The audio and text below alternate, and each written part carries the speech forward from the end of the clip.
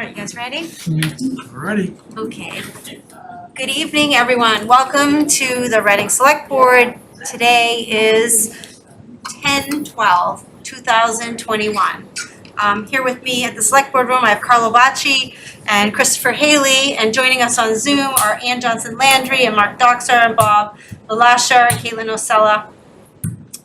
And I think that's it for the moment. We have a very large agenda for this evening, but this is a talented select board and we're going to get through this.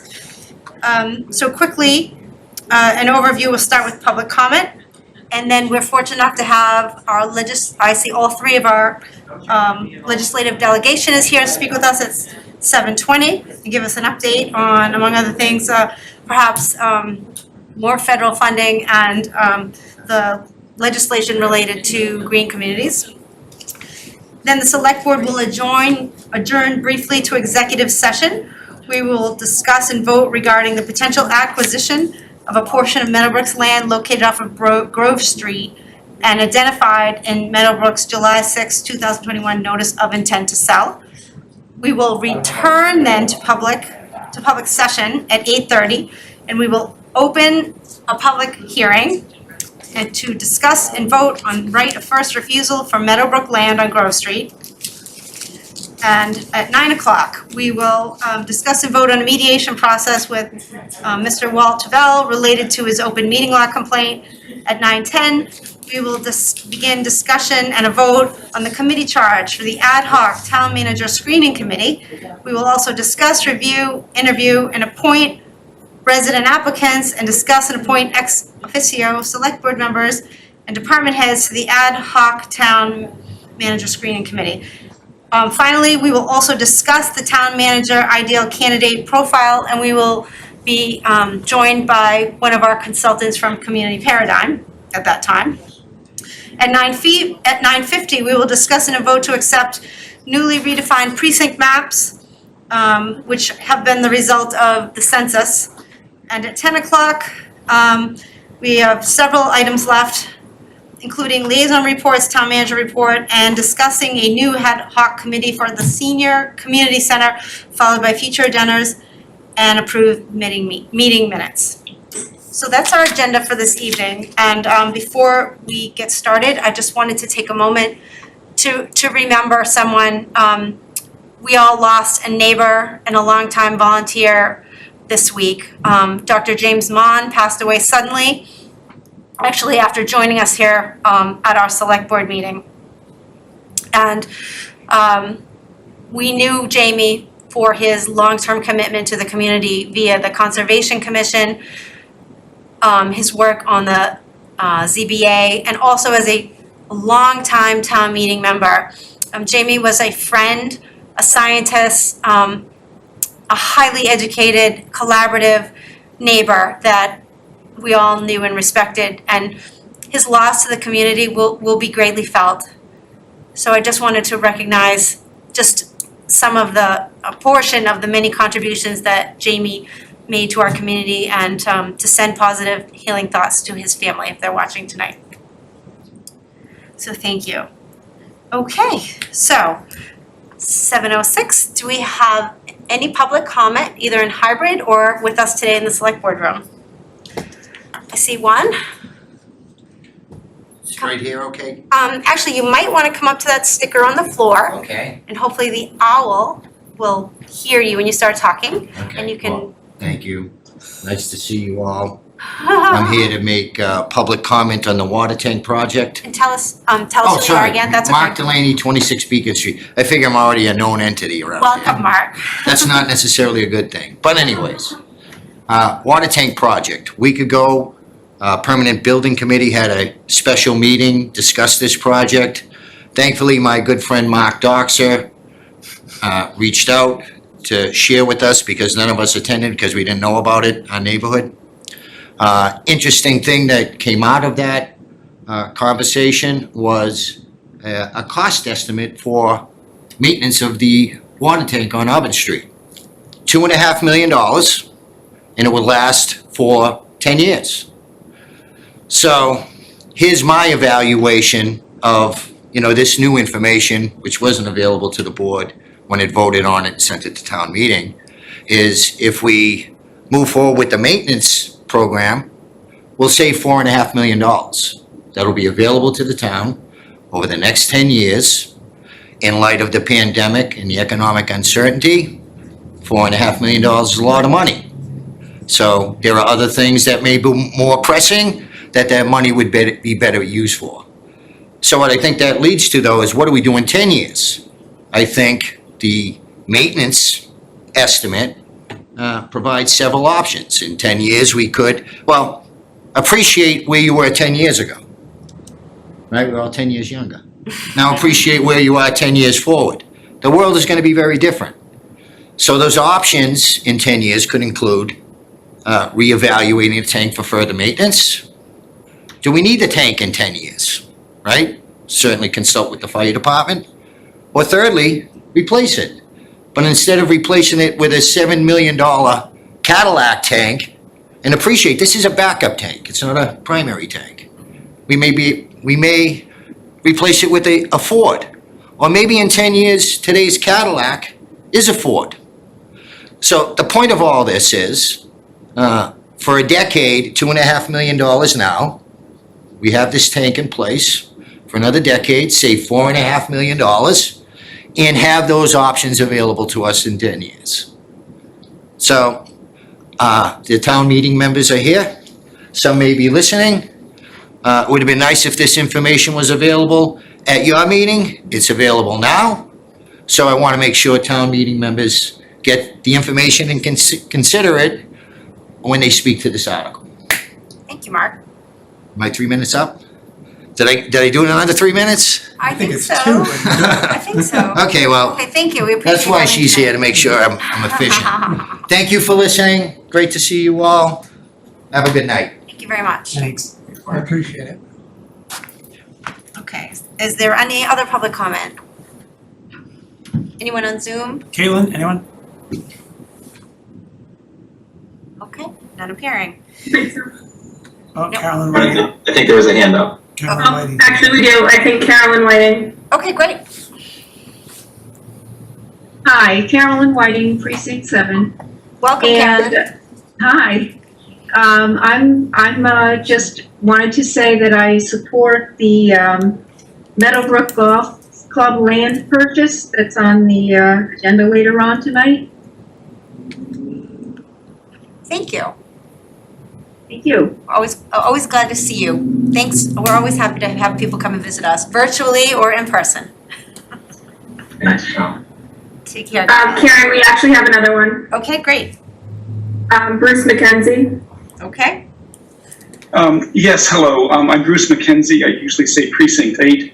Welcome, Bruce. I have some comments about the golf course.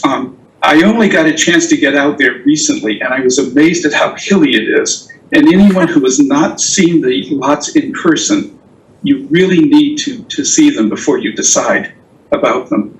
By the way, I'm in favor of the town exercising the right of first refusal to buy all 5 lots, or to negotiate and buy more than just 1 lot. Comments, lot number 2 and 3, it would be very hard to build a safe driveway within the lot boundaries down onto Grove Street. And I think if we actually own the lots briefly, we could put restrictions on there and make it a lot safer. Basically, there's a stone wall and then a lot of ledge. It'd be very hard to dig blast through and dig a safe driveway. As far as the suggestion for a parking lot on lot 5, it is very hilly, very irregular. The best place for a parking lot is right up front. And I would actually recommend a parking lot at the front of lots 4 and 5. And you might be able to save a lot of money, sell all 5 lots.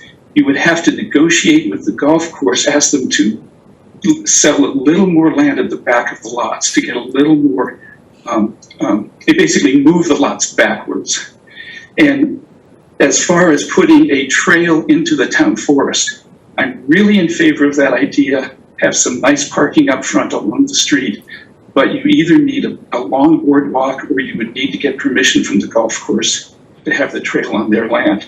So there's a lot more thought.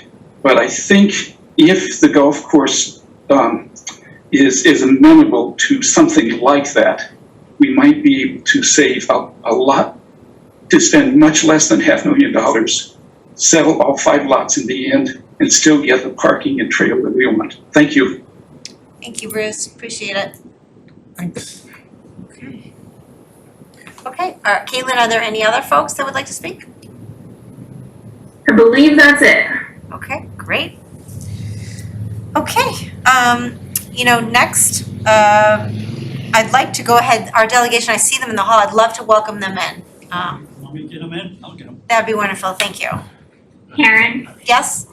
Yes, Leah? I'm so pleased our legislative delegation could join us, but I'll recuse myself from this segment of the evening as I'm a state employee. Okay, thanks, Ann. Alright, so we should text her when we're done.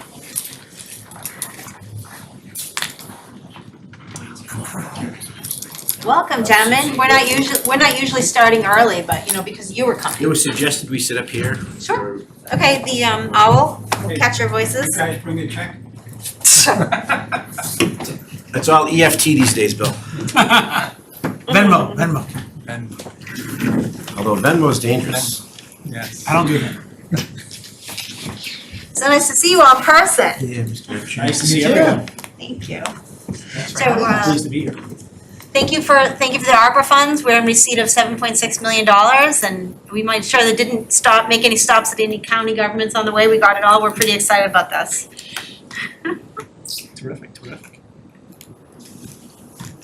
So I didn't know if you had legislative updates that you wanted to present to us specifically. I know we, I can speak. Hopefully, I can speak for the majority of the community members, and that we love money coming from the state. So that if there's more coming our way, we would love your guidance as to how to be ready for it. And I know you've been doing hearings, and then Brad, you are so willing to come up with new legislation for green communities to help us, and joined by Rich and Senator Lewis.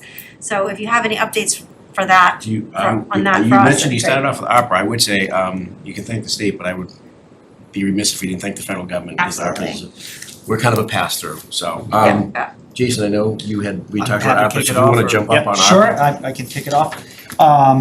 Well, I appreciate the invitation for the delegation to join you tonight. It's good to be in person, and I know we have folks participating remotely, so I think this is the future of public meetings, and I applaud the town of Reading for being out in the front on this. I know a lot of towns and cities are still struggling with how to do these kinds of hybrid public meetings, so kudos to you for that.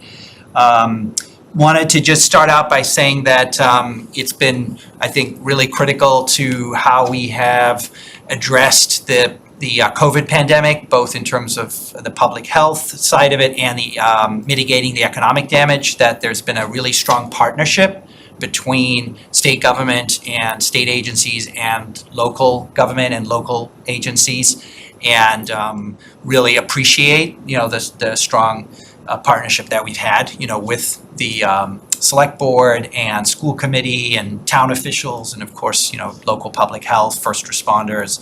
We've kind of all been in this together, and I think thanks to a lot of assistance we've gotten from the federal government, from Congress, and as well as state funds, I think this last year and a half could have been a lot worse. For our towns and cities, could have been a lot worse for our businesses and residents, and of course, it has taken a huge, heavy toll, on many of them. But I think we've been able to cushion that, and that partnership's really important. And I know, speaking on behalf of the delegation, that we are very committed to continuing to support the town's economic development efforts, local, downtown revitalization, and other efforts to support, business growth and so on. The state budget that we passed back in June, the governor signed it in July, did fully fund what's known as the Student Opportunity Act. So that's a very significant commitment that the state made in 2019 to supporting our public schools. That that's going to help the Reading Public Schools with some additional money for the special education circuit breaker, as well as some increases in Chapter 70 over time. So this is the first year of implementing that, and we are very committed to continue to implement that new law. There was also worth mentioning, there was $200 million for road and bridge repairs for local efforts, but there was also another $150 million that we included, which is for things like reducing traffic congestion, complete streets improvements, improving streetscapes and things like that, because we know that that's really important. So I wanted to mention that.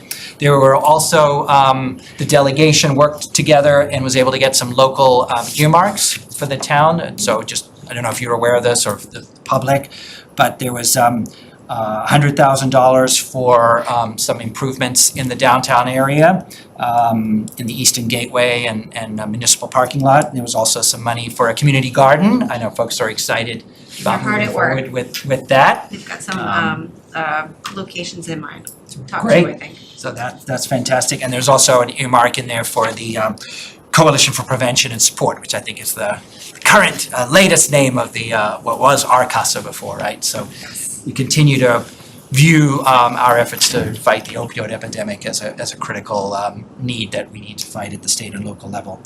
On the ARPA funds, so as you mentioned, there was funding that went directly to towns and cities, and that's the approximately $7 million.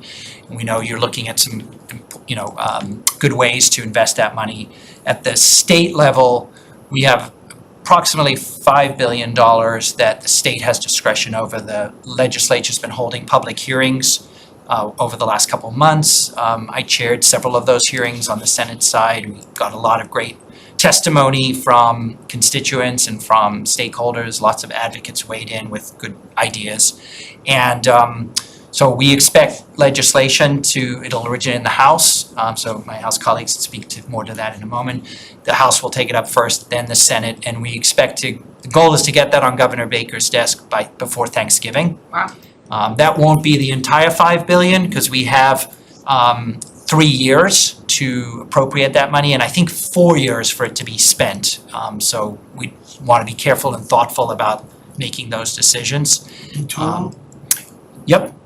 So the exact dates are, the funds have to be appropriated by the end of 2024. So all of the $5 billion have to be appropriated by the state legislature and the governor by the end of 2024, and they have to be spent by the end of 2026. Okay. By the end of so again, there's some time, and we know there's some urgent needs right now that we want to meet, but we want to balance that with also, really making sure we get the biggest bang for our buck for these dollars. And there's also some state money, because we ran a surplus last fiscal year. We will likely look to invest some of those dollars together. So there would be the federal ARPA money plus some state surplus from last year. So it gives us a really great opportunity. We have no decisions have been made yet exactly how the money will be invested, but you can imagine what the big buckets are, for housing, for particularly affordable housing. That's a critical need in the greater Boston area. Helping cities and towns with climate resilience, things like responding to deal with flooding and other extreme weather conditions, transportation needs, workforce development. We have a huge need, we see for hire signs in almost every window, and we still have a lot of people that are out of work or changing jobs. So workforce development, job training, more focus on career and technical education, things like that, I expect will be part of it. Local public health, they've been on the front lines of the pandemic, and we know that we need to do more to support public health so we can continue to fight not just this pandemic, but be ready for future ones. So we'll certainly, a priority for me certainly is to steer as much of the funding as we can to our local communities, like Reading, for economic development, local, the kinds of downtown improvements and things that we've been working on. But again, we won't have details on that probably for another month or so. Okay. So I'll stop there. I do have some, if you want to talk later about the climate bill that we passed earlier this year. I think Chair Eric, you had some questions about how that's going to unfold. So, Yes. What's going to happen, that law passed earlier this year. There's a lot in there, mandate, and I'm happy how we respond to, to the mandate, really. I'm happy to speak Okay. to that maybe after we. Right, and I just wanted to let you know, so Ann Landry had to recuse herself because she's a state employee, but Mark Doxer's actually on the screen behind you. And he can see us, even though we think he's looking at the back of us, we Yeah, realize he he's can looking at see, the I front think of he us, can so. see you. Okay. Thank you. Where do you wanna jump next? Just to expand on ARPA, we're gonna start, three things. Our Ways and Means Committee is gonna release a bill tomorrow, what we call FY 21 closeout, final deficiency. So it's sort of a pay the final bills, any accounts of deficiency. We'll also do what's called PACs and funds, which means the prior appropriations continued forward to go ahead. And then a big chunk of money, and I'm gonna just say around $1 billion, is gonna be kind of set aside in an escrow to be paired up, like Jason said, with some ARPA funding. And then we'll go through a continued process of giving all the members another opportunity to share their ideas. Again, with the goal towards getting a bill done in the House to then go to the Senate and get something done to the governor's desk. As everyone can imagine, whenever there's money around, there's not a shortage of ideas. And from what I've heard is even though there's $5 billion, there's probably about $25 billion worth of ideas, perhaps some better than others, but a lot of them having a lot of merit, and trying to get the most bang for the buck to be able to do it in a responsible fashion that will be, spread out over the next several years, to really try to address some of the areas that the money's intended for. I know communities are also trying to figure out, such as Reading, you got your $7.5 million. What can that be used for? What can potentially that the town was going to do that federal money be used for, and then maybe the town steps up and does another project that the federal money wouldn't cover. And that's a conversation that's going on with whether it's administration of finance or federal office holders about exactly where that money goes. I know I just went through a project like that with the town of Linfield about what's something they could cover, what's something they couldn't cover. I had a conversation with our town accountant today, and she's finding that working with the federal government to figure out, they're being more strict than the state has been, so she's concerned about not making mistakes. Right, and that's Right. exactly to make sure that you spend that money where you should, so you don't find yourself in trouble on an audit. But then hopefully maybe finding something else that the town was gonna spend their local dollars on, and says, oh, Right. we can cover this with federal dollars. Right. Free up local dollars to go spend on something that might not be covered Right. through the federal dollars. So that process is underway. The good thing is, I think for us as well, is that FY 22 revenues thus far through the first several months of the year have continued to come in at a terrific clip. I think we're at $500 million ahead of benchmark thus far, so hopefully that trend continues. I'm sure again, there'll be opportunities to spend it, but obviously it's better to be faced with those decisions than decisions of where to have to cut. Yeah. I know you asked for an update on green communities. And obviously, I think there's 4 pieces of legislation filed. I know Senator Lewis had filed one that was similar to the one that we filed in the House. Yep. Senator Eldridge and Representative Stiller have filed one, and they got involved because of the town of Boxborough. Okay. It was the first area of hearings for the telecommunications TUE committee, which Rich and I are both on. And we have a meeting coming up on November 1st with the chairman. The House chairman was new to the committee, so he's kind of been ramping up in all the different areas. He was gracious enough to schedule us for the first hearing. No bills have been released, and we're going to sit down with some of the professional advocates, if you will, and hopefully pitch 2 or 3 or 4 ideas that maybe we can get them to embrace as ways to try to open up that opportunity for the town of Reading. And thank you to the local officials too who participated in that first hearing. I know Mark Doxer did, I know Dave Zeke did, I know others sent in I communications. did, Colleen from RMLD, Yep. the general manager, She was great. also, yep. So that We appreciate support that for the bill opportunity. is terrific to be able to make the case to the committee members and to the chairman.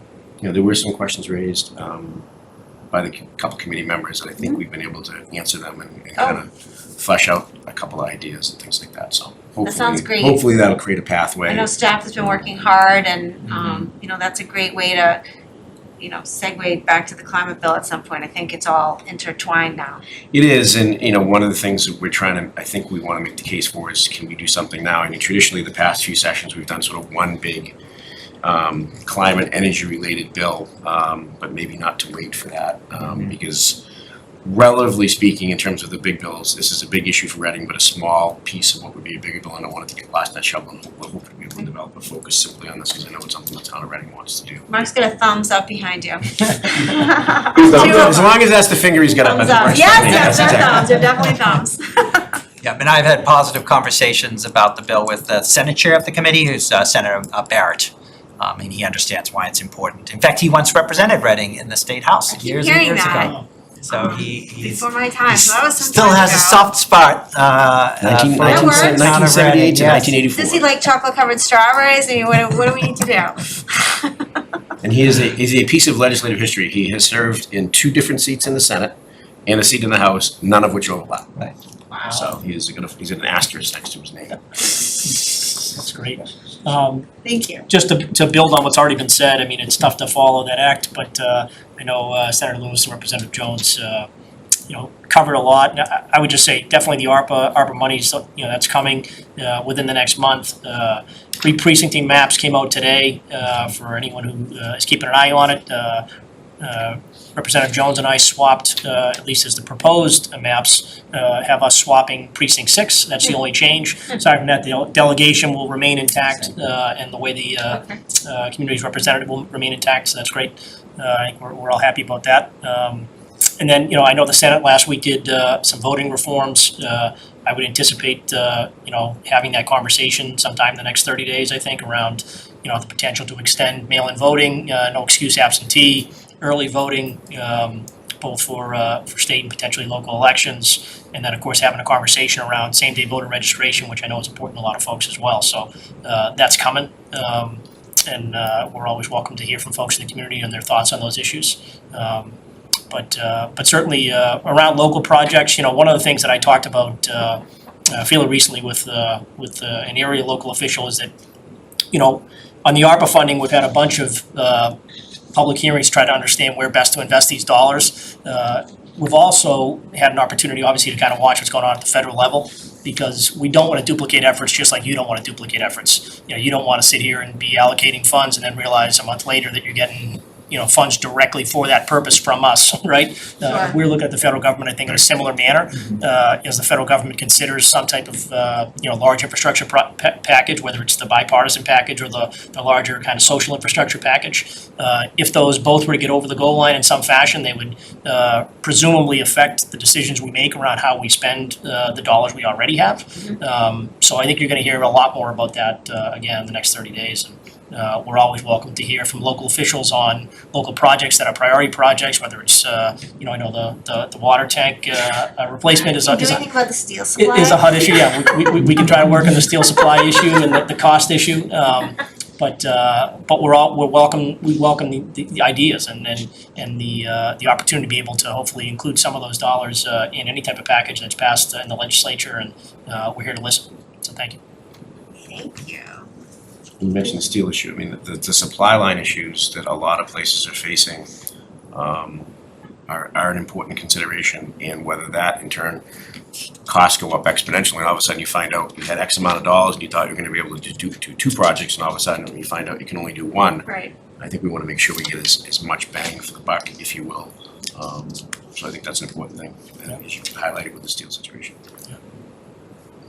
Thank you. Question from board members? answer questions.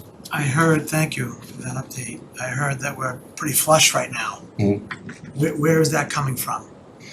What receipts are up? Pretty much everything's up beyond every expectation. I mean, if we had this meeting, and Jason, please feel free to jump in, but when we first got into the COVID situation, we were talking about, a delta of $6, $7, $8 billion in revenue shortfalls, and in many respects, it didn't materialize. We're far better off sitting here this evening than I think any one of the 3 of us would have predicted a year ago, in part because of federal money, in part because of the resilience of our economy. So as many struggles as there are, people that have still managed to work and do well and send in receipts. I think it's going to take some time to really kind of go through the numbers and figure out where the people guesstimating were off. And where we are now, and also dealing with the fact that we have, is witnessed by our meeting tonight, this is gonna be a reflection of how our economy runs. How many people in Boston say, hey, I don't have to go to Boston 5 days a week, I can go 2 days a week. And how our whole economy is gonna change, in some respects permanently. But I think it's gonna take some time to kind of sift through all those things, but it's sort of all cylinders. I don't know if there's any specific area that's really, really weak, but between the money we got from the federal government, we thought our rainy day fund was gonna be wiped out. We're now probably in our strongest position ever. Maybe not ever adjusted for inflation, but darn close to it, which is great. And as I said, the first few months of FY '22, revenues have come in ahead of our monthly expectations, so that we're already starting to build a surplus in FY '22. There are obviously issues out there, where energy costs goes, and what does that mean for building and inflationary pressures and this and that? What do all those things mean? Food prices, and particularly people that are at risk with food, and what does that mean to meet, food pantries and things like that? So there are a lot of issues to navigate through, but it seems across the spectrum that revenues are meeting and exceeding expectations. No, that's good, and where I was going with that question, that's good to know, but is there any discussion on Beacon Hill about helping us out with payroll tax reform? We're getting hit from all sides. Labor shortage, supply chain, increased costs. Mhm. And it's. I think one of the ARPA funding debates is what happened to unemployment and whether some chunk of that money should be utilized to cover that $7 billion that basically we said, okay, the business community, we gotta make this up. And I think, I certainly for one have expressed some desire to use a portion of that funding to replenish that hole. Whether the will is there legislatively remains to be seen, but I know that I've expressed some support for it, I know the governor has. But that's still gonna be. Specifically on payroll tax reform? Unemployment insurance. Unemployment insurance. Okay, Yeah. Yeah. that's one aspect. Right. The legislature did pass 2 bills now to try to mitigate the increases in unemployment insurance rates, right? Because of the impact of the pandemic and how many people were on unemployment rolls.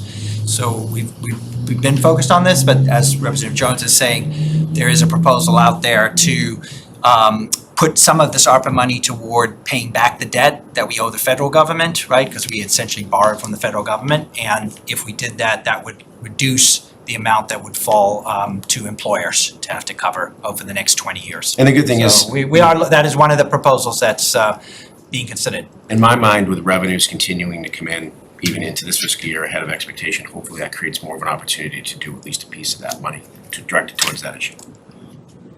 Yeah, I think. Yeah. The more the better, because we're getting killed. One of the areas, no doubt, the fraudulent claims issue that we all face, I think, on the UI stuff over the course of the pandemic is definitely an area that has to be looked at. So I think your point's well taken. Well, yeah, we don't have enough time tonight to discuss all that, but yeah, But that took out hundreds of millions of dollars. Yeah, no, I know that. I qualified and I had to contact DUA and say, this isn't me, and then I got notified I qualified in Hawaii and had to notify DUA to contact Hawaii, so. it was a cluster, you know what, wasn't good, for all the states, so. I think Mark's got a question behind you. Okay. Mark, can I recognize you? Thanks, Karen. Thanks, folks. Jason, Brad, Rich, thanks for all your efforts to get us more than our fair share of the monies. We really appreciate that. That's how we like to work here. One thing that's coming up in front of our community is a discussion about a senior community center. And the board's going to be talking about that in the next several weeks. Town meeting already allocated some funds to the staff to work on some ideas there. But one of the things that I'd love to engage you on is to think about what resources of the state, what resources of any kind of funding and other activities we might be able to leverage toward our efforts on that front. So I imagine that the Council on Aging or the board or a committee we're talking about may want to reach out to you in the very near future to talk about this and kind of get that discussion going and see how we can leverage some funds and put something together for the town. Happy to engage in that conversation and get an update on how far along you are in that. Because some of that may dictate what's available and when it's available, but whether there's some upfront money for schematics or design, and obviously if you have land that you already have, that's a big delta, which can affect the project. But happy to have that conversation. Yep. Yeah, Mark, on that point, I know that I spoke specifically with our congressional delegation around making sure that if there is new monies coming, if they get the bipartisan infrastructure package over the goal line, then the hope is that there won't be quite as many strings attached as there were as part of the federal dollars that came in back during the 2008 crisis. Everything back in 2008 had to be shovel ready, right? And people were doing projects simply because they were shovel ready. And this is an example, I think, of a perfect project that would be needed and necessary and important all at the same time. Perhaps not shovel ready, but critical to the community. So I think it's a point well taken.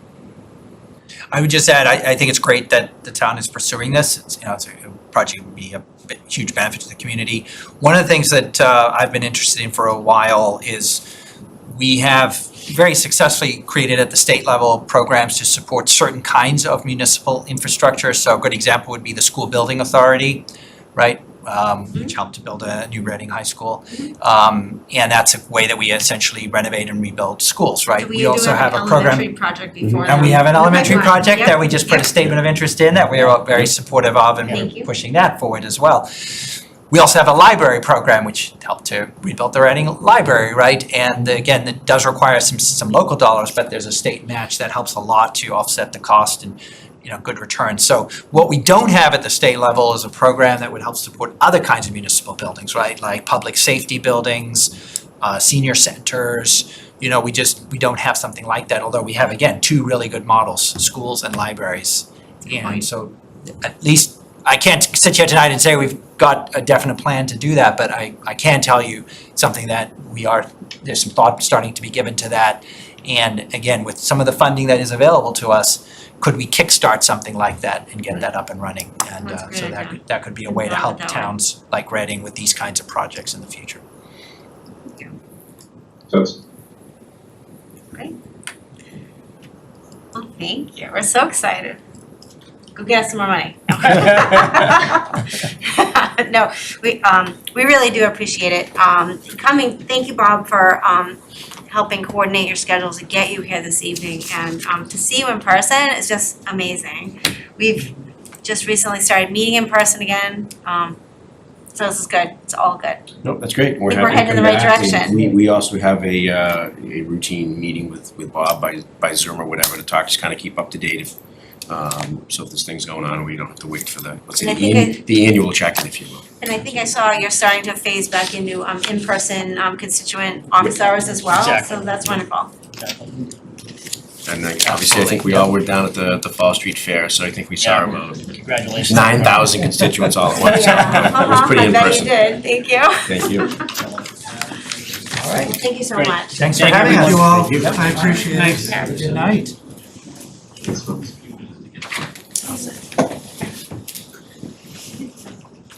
This owl thing is not moving.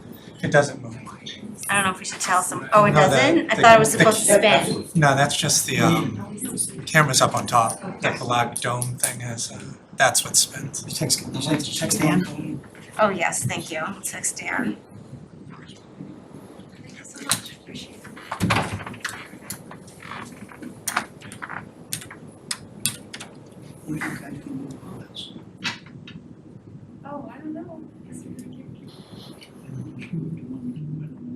All right.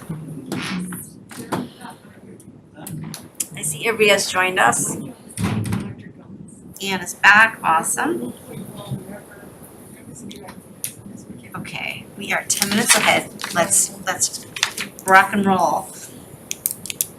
Okay, we have all board members here. Ann Landry has rejoined us on Zoom. Ivrea, welcome. Okay, Mark, does this require a motion? I think that there Oh, may no, be no. information shared first before a motion is. Okay, actually, so the next item on our agenda is actually discuss approve license with RMLD for EV charging stations. It's actually a consent agenda item. Karen, do we want to see if we can get any of the re-precincting work done, being mindful of staff time? Mhm. I don't know if it's actually going to be enough time. Okay, But I know let's see. we're hoping to get more in. Well, it was 10 minutes. Bob, would you be able to reach out to Laura and see if she'd like to come in and talk to us now? Yeah, I'll go walk down the hall. I just want to get Colleen O'Brien's presentation ready in case you want to talk to her also. Okay, thank you.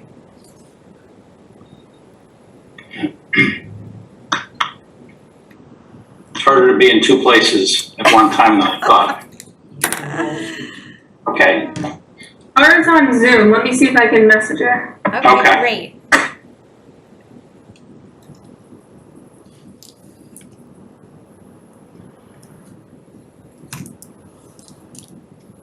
I can take a walk too.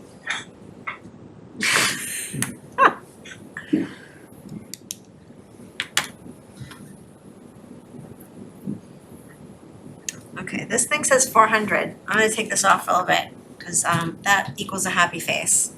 So there's good airflow.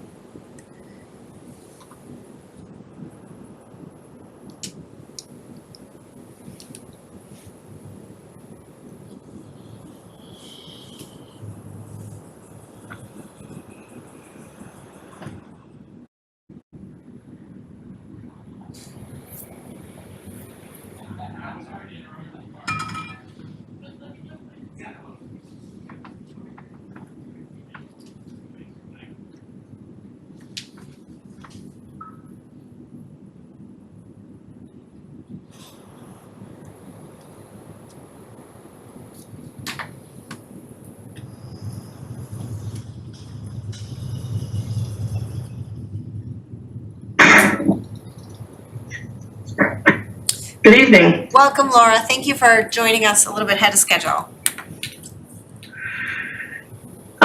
So, Bob, did you have the presentation? Can I share that on the screen? Certainly, but I'm out of breath. I'm sorry. Let's see. I was chatting with our representatives there. So which one, Laura? The presentation that I sent earlier today that didn't make it into the packet. Okay. I think it came in at a around 5:30 updated packet. Yeah, it's one of my last minute things. Does it say federal census legal description? Oh, this must be it. The other one, the PowerPoint. It's a PowerPoint, 2020 federal census. Yep.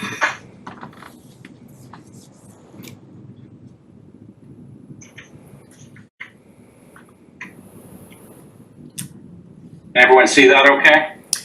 It hasn't opened here, Bob. We're seeing your menu of choices. Really? Try again.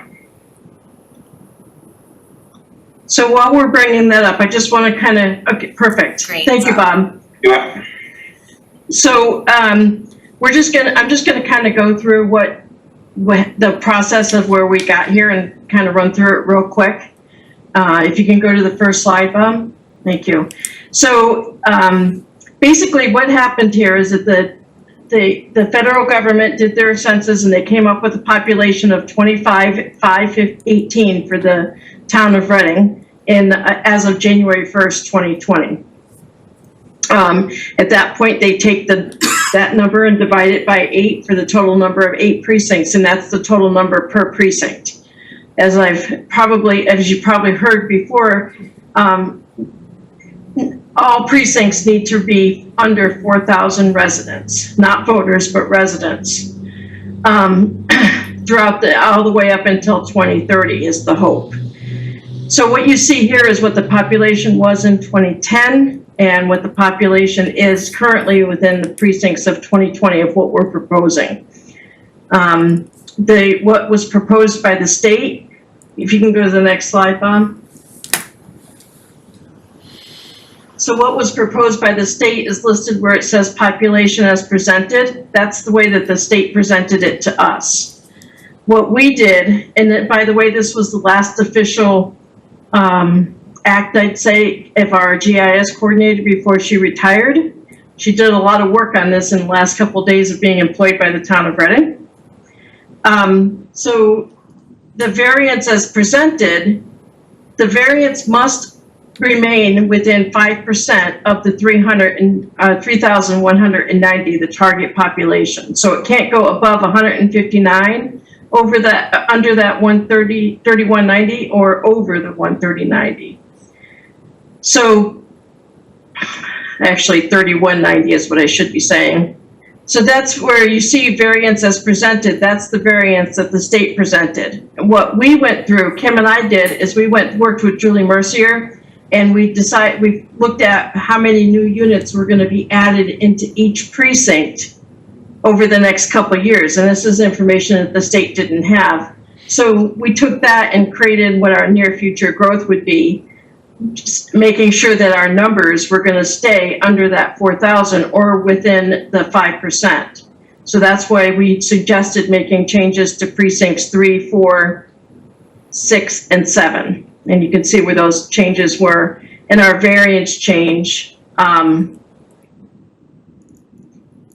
the population requested is the change that we did. We worked with the state. So the map that you're looking at, or that I presented to you, the map that's hung up in the select board room currently, and that I presented to you in the packet, is what we're recommending as the changes. We just moved a few of the blocks. So to take a step back, basically the way this works is that the entire state is, or actually the entire United States is broken up by blocks. The blocks are very small areas. In those blocks, they determine the population within those blocks, and that is made up of, those blocks are used to make up precincts. A block cannot be separated.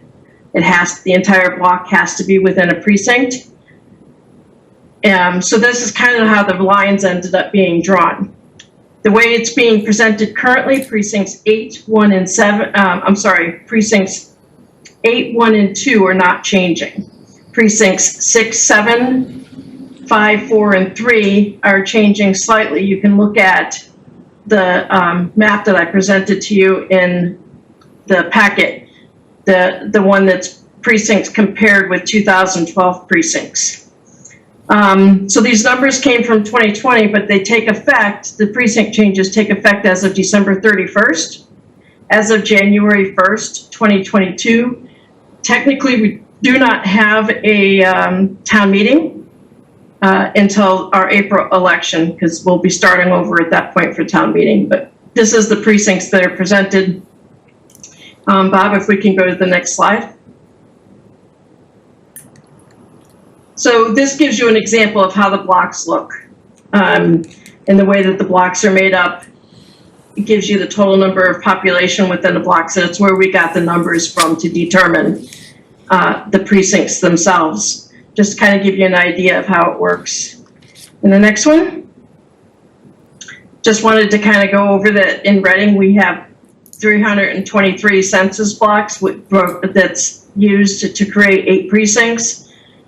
And statewide, the numbers for the congressional, senatorial, and representative districts have not changed from 2010. We still have the same numbers. The draft district was presented today, and our Senate district is not changing.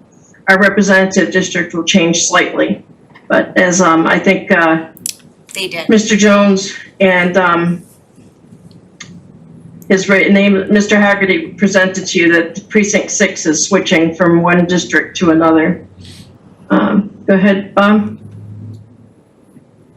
This just shows you the population real quick from 2010 to 2020 census, and the way that the districts are laid out, and the way that they're working on the population per district the same exact way as we are for precincts.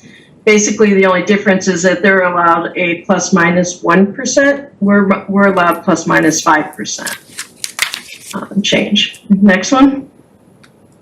That's it. So I'll leave you for questions. Go ahead, Ann. Sure. I guess I have a number of questions, but wondering about the timing of this with the release of the House precincts or draft House precincts today, or districts today. The map that I saw from the state is very small, so it was kind of hard to tell, but it looks like the draft uses our old precincts. Kind of hard to tell. It was small.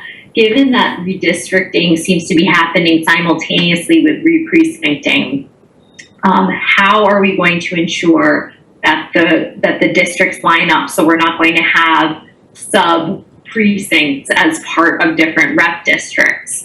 I think that I understand that the legislation recently signed by the governor gives the re-precincting process like 30 days after the redistricting. So are we going to expect to, come back after the redistricting maps are approved by the legislature to revise our maps, or are they going to revise? Is the House plan? Are you going to be in touch with the House redistricting committee folks to see if they can amend the maps presented today to comply with what we're proposing? So that's one question. So, if you give me two questions at a time, I'll forget both of them. So I'm going to jump in if you don't mind. Please. So things are working a little bit different this time. So, Right. technically, we have to set the precinct districts, and then they take that and use it to set the rep and the Senate. Historically.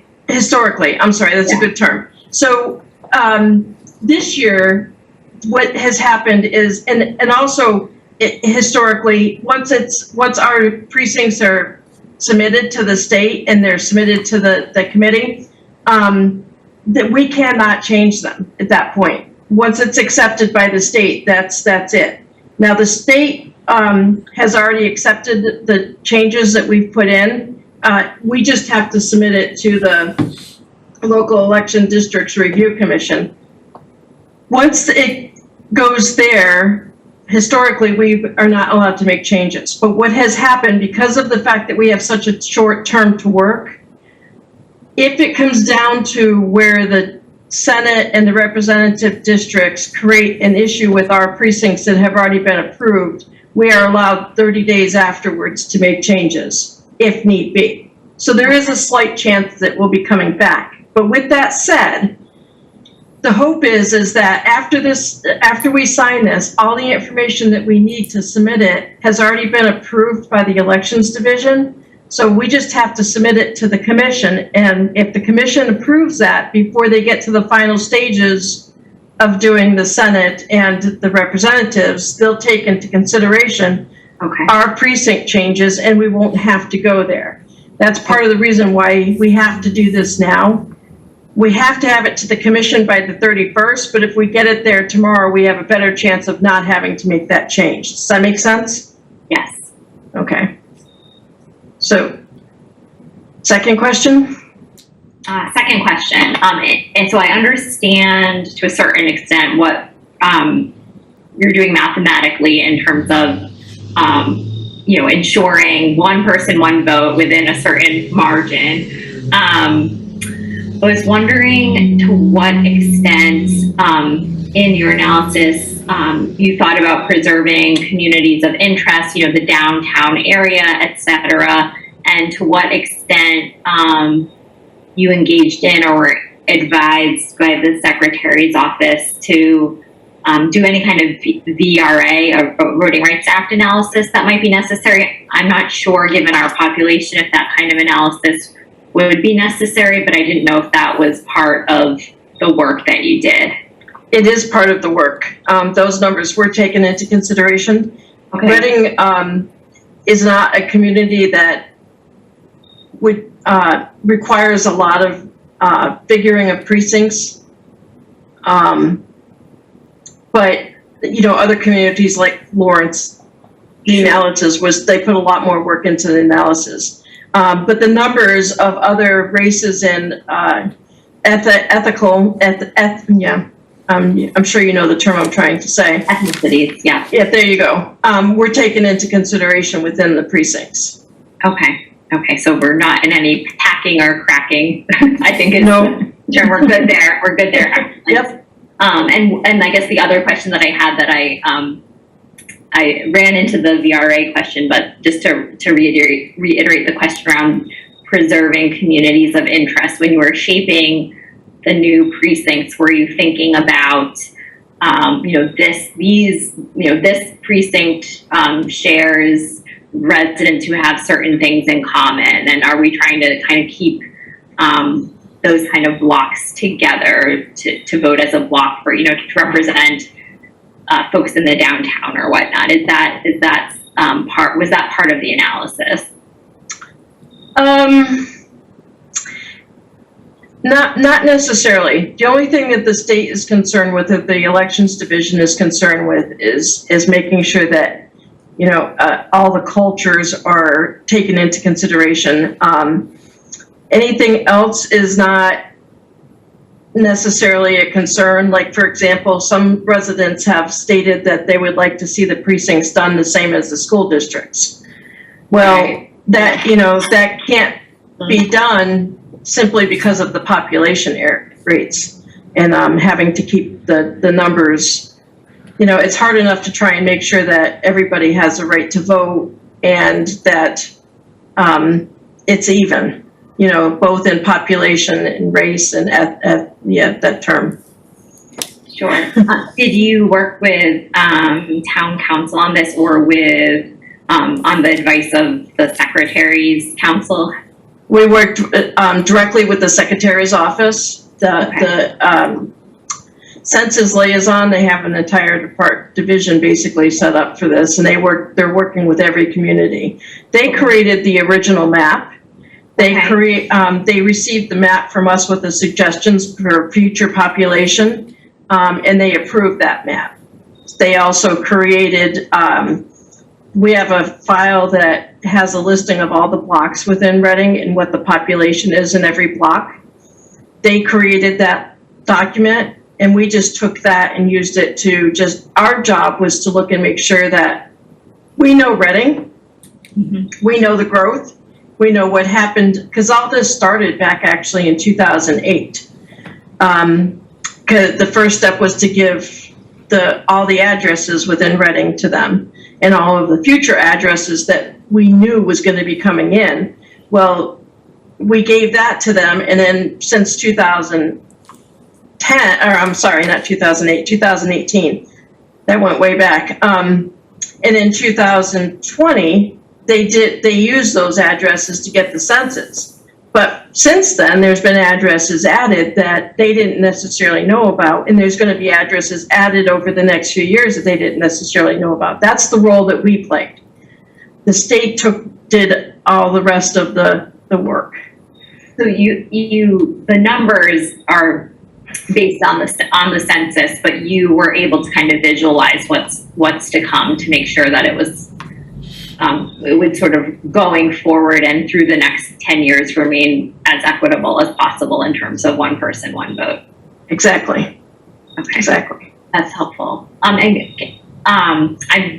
just now seeing the spreadsheet and the numbers, but could you talk us through a little bit how it is that certain precincts ended up changing and others remained the same? Like, what was the mathematical or practical reason for some remaining unchanged and some changing? It all has to do with shifting of population. Within Reading, the shifting of the population goes with the growth of the apartments. So that shift is the only thing that really plays a role in the changing of the precincts, and also the shift of other races moving into town. We've had a growth in Asian, American Indian, and Black or African American. So we've had that increase, and that had to be taken into consideration as to where they are.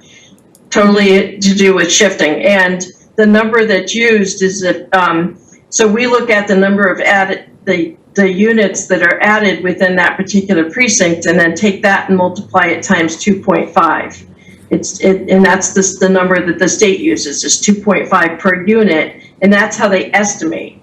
So that number that we got back a few months ago, that's how they came up with the total number of estimation. They took the total number of units that are in the town, and the units being households, or houses, or apartments, condos, the whole 9 yards, and then they take that and divide it by 2.5, or I'm sorry, multiply it by 2.5. So that's where we came up with the growth. For example, in precinct 6, there's 205 units that are going to be added in the Johnson Woods area. So near future, we're going to have an additional 520 people added to that particular precinct.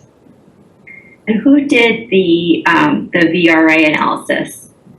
The state, The state. the Census Okay. Division.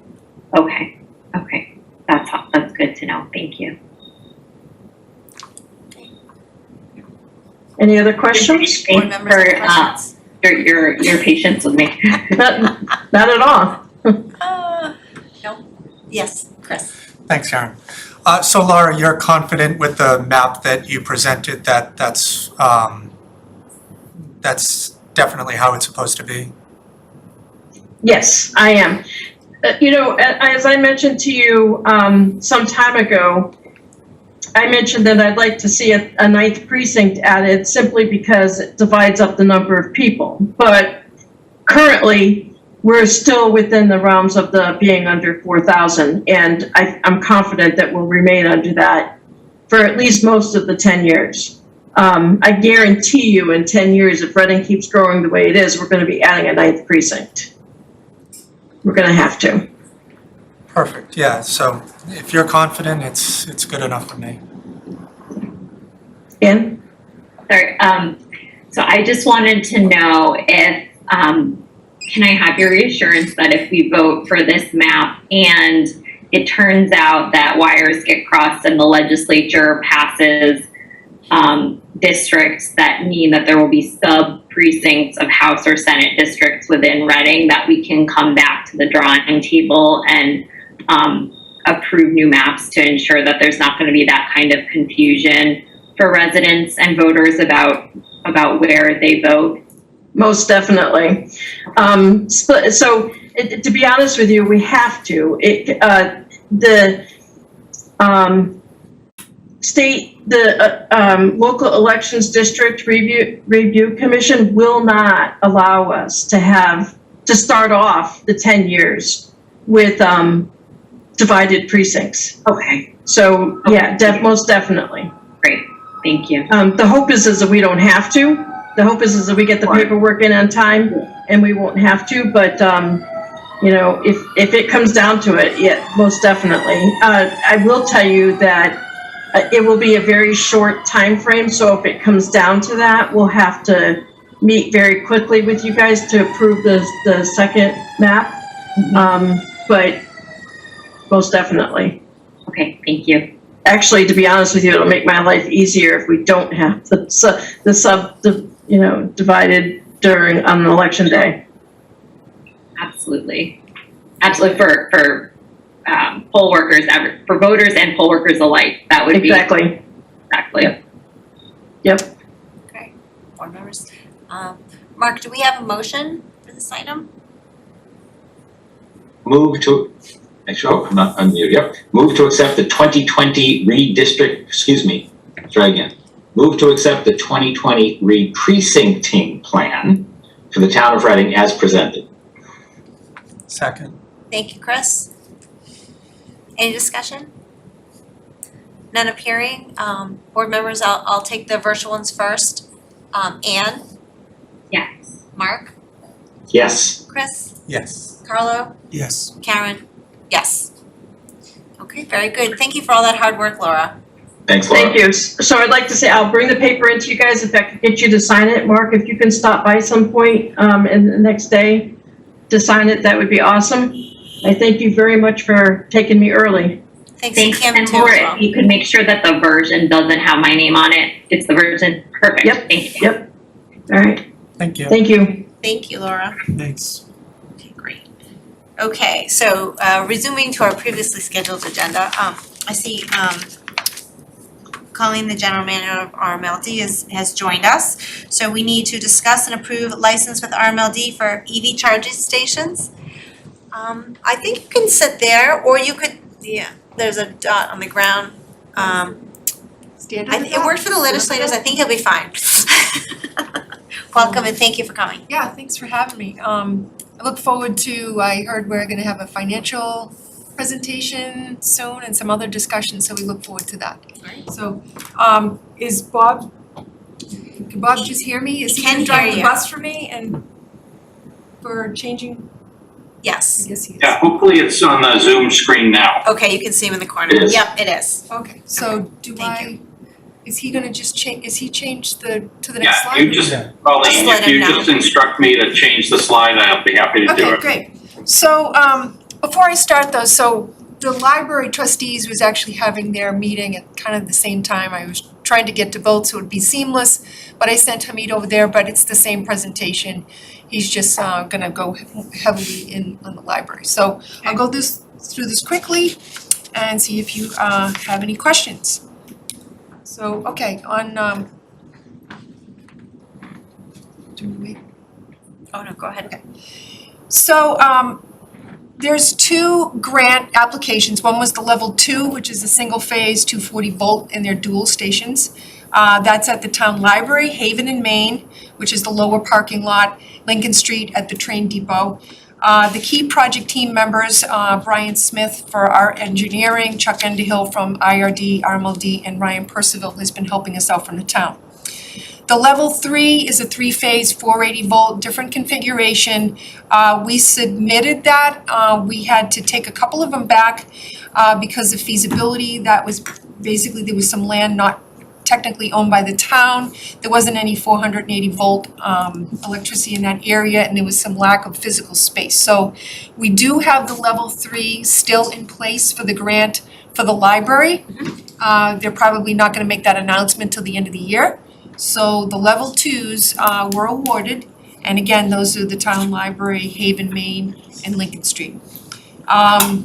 For future, and I did mention this to Bob prior, I'm really looking for an assigned selection team. I mean, right now we have Ryan helping us out. What I'd like to do is maybe get someone, you know, from our engineering team, someone from the town planning team, and someone from town construction like Ryan, that we can look at different sites. So if going forward, I'm going to try to put an electric vehicle charging station in each of the 4 towns every year in the budget to see if the commissioners will approve that. I'd like to have a list that's coming forward that we can look at the feasibility study for. And so if we can put together that, you know, maybe the EV site selection team, we can kind of keep this rolling and keep it going, because as simple as it looks, it's really not that simple for the construction end of it. So, next slide. And I was just taking notes. You needed someone from construction, and what were the other? I would think someone like from planning, Planning. like parking committee planning, someone from engineering like Ryan, Engineering, and we can assign a project manager from our end. And then we'll always have integrated resources. If it's a grant submittal, we'll handle all of that area. It's more of just trying to get the places where the town would like them to be, including if it's private property, hey, it would be nice if we had something in this area. You know, if we're moving it along, we can I've spoken to the looking at person who owns the REI shopping center. She wasn't completely sold on a public charging station, but yes, we could have other conversations with other business Yeah. owners, yep. things like that. Okay. Okay. So, next slide. Okay, that's good. So just to go back over the grant requirements. So there's a minimum of an 8-foot space required for the level 2s. It can come in an 8-foot hatch section, or it can come in a 5 and a 3-foot hatch section, and that's for ADA compliance. You need one ADA compliant charging if you have up to 20 chargers in, say, a parking lot, okay? So that's the state's 5% requirement. I'll show you the language.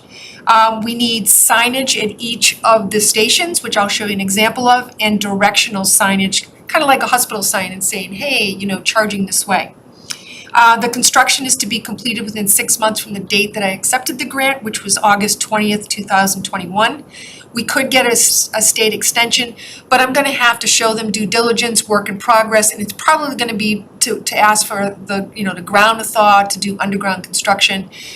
Those would probably be the only reasons. So we're probably looking at a May installation. Once we get started in the construction, it's probably only gonna take about 2 weeks. It's a lot of the construction bid process, writing the operating procedures and stuff that we're working on now.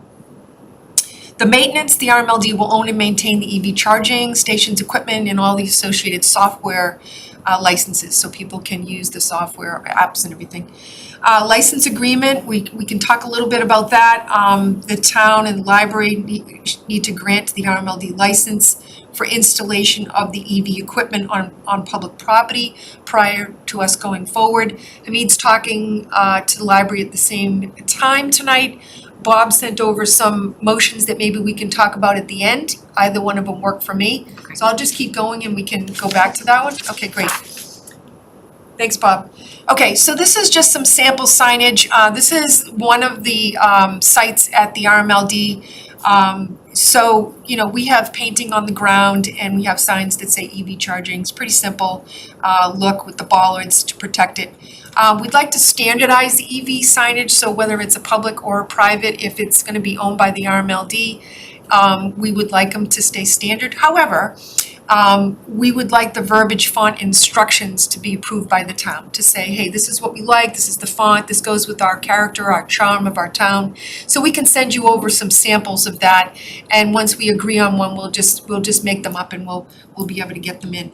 Also, where you want that hospital sign, like where would work best. For example, if we're talking about down near Christopher's, where would you want a sign that says, hey, there's EV charging over here. So we can talk about that. Again, that little site selection team would be a great place, right, to say this would work really well. Okay.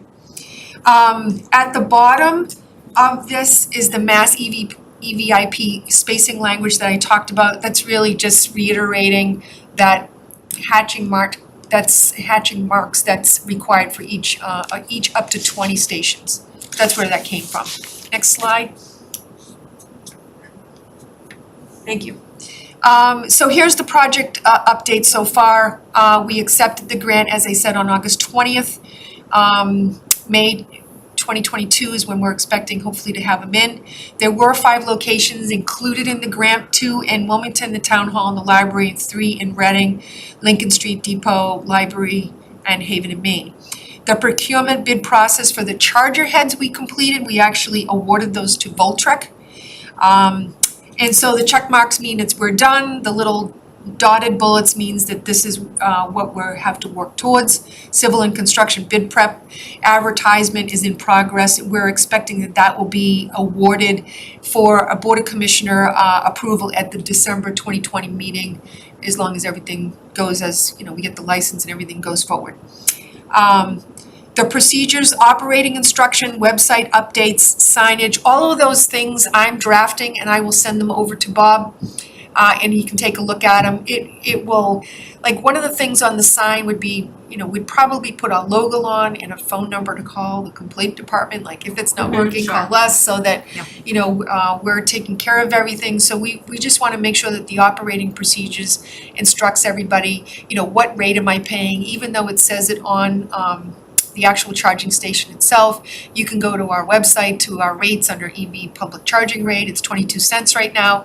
So we'll put that all in a document and send it over with the samples for the town and the town manager to review.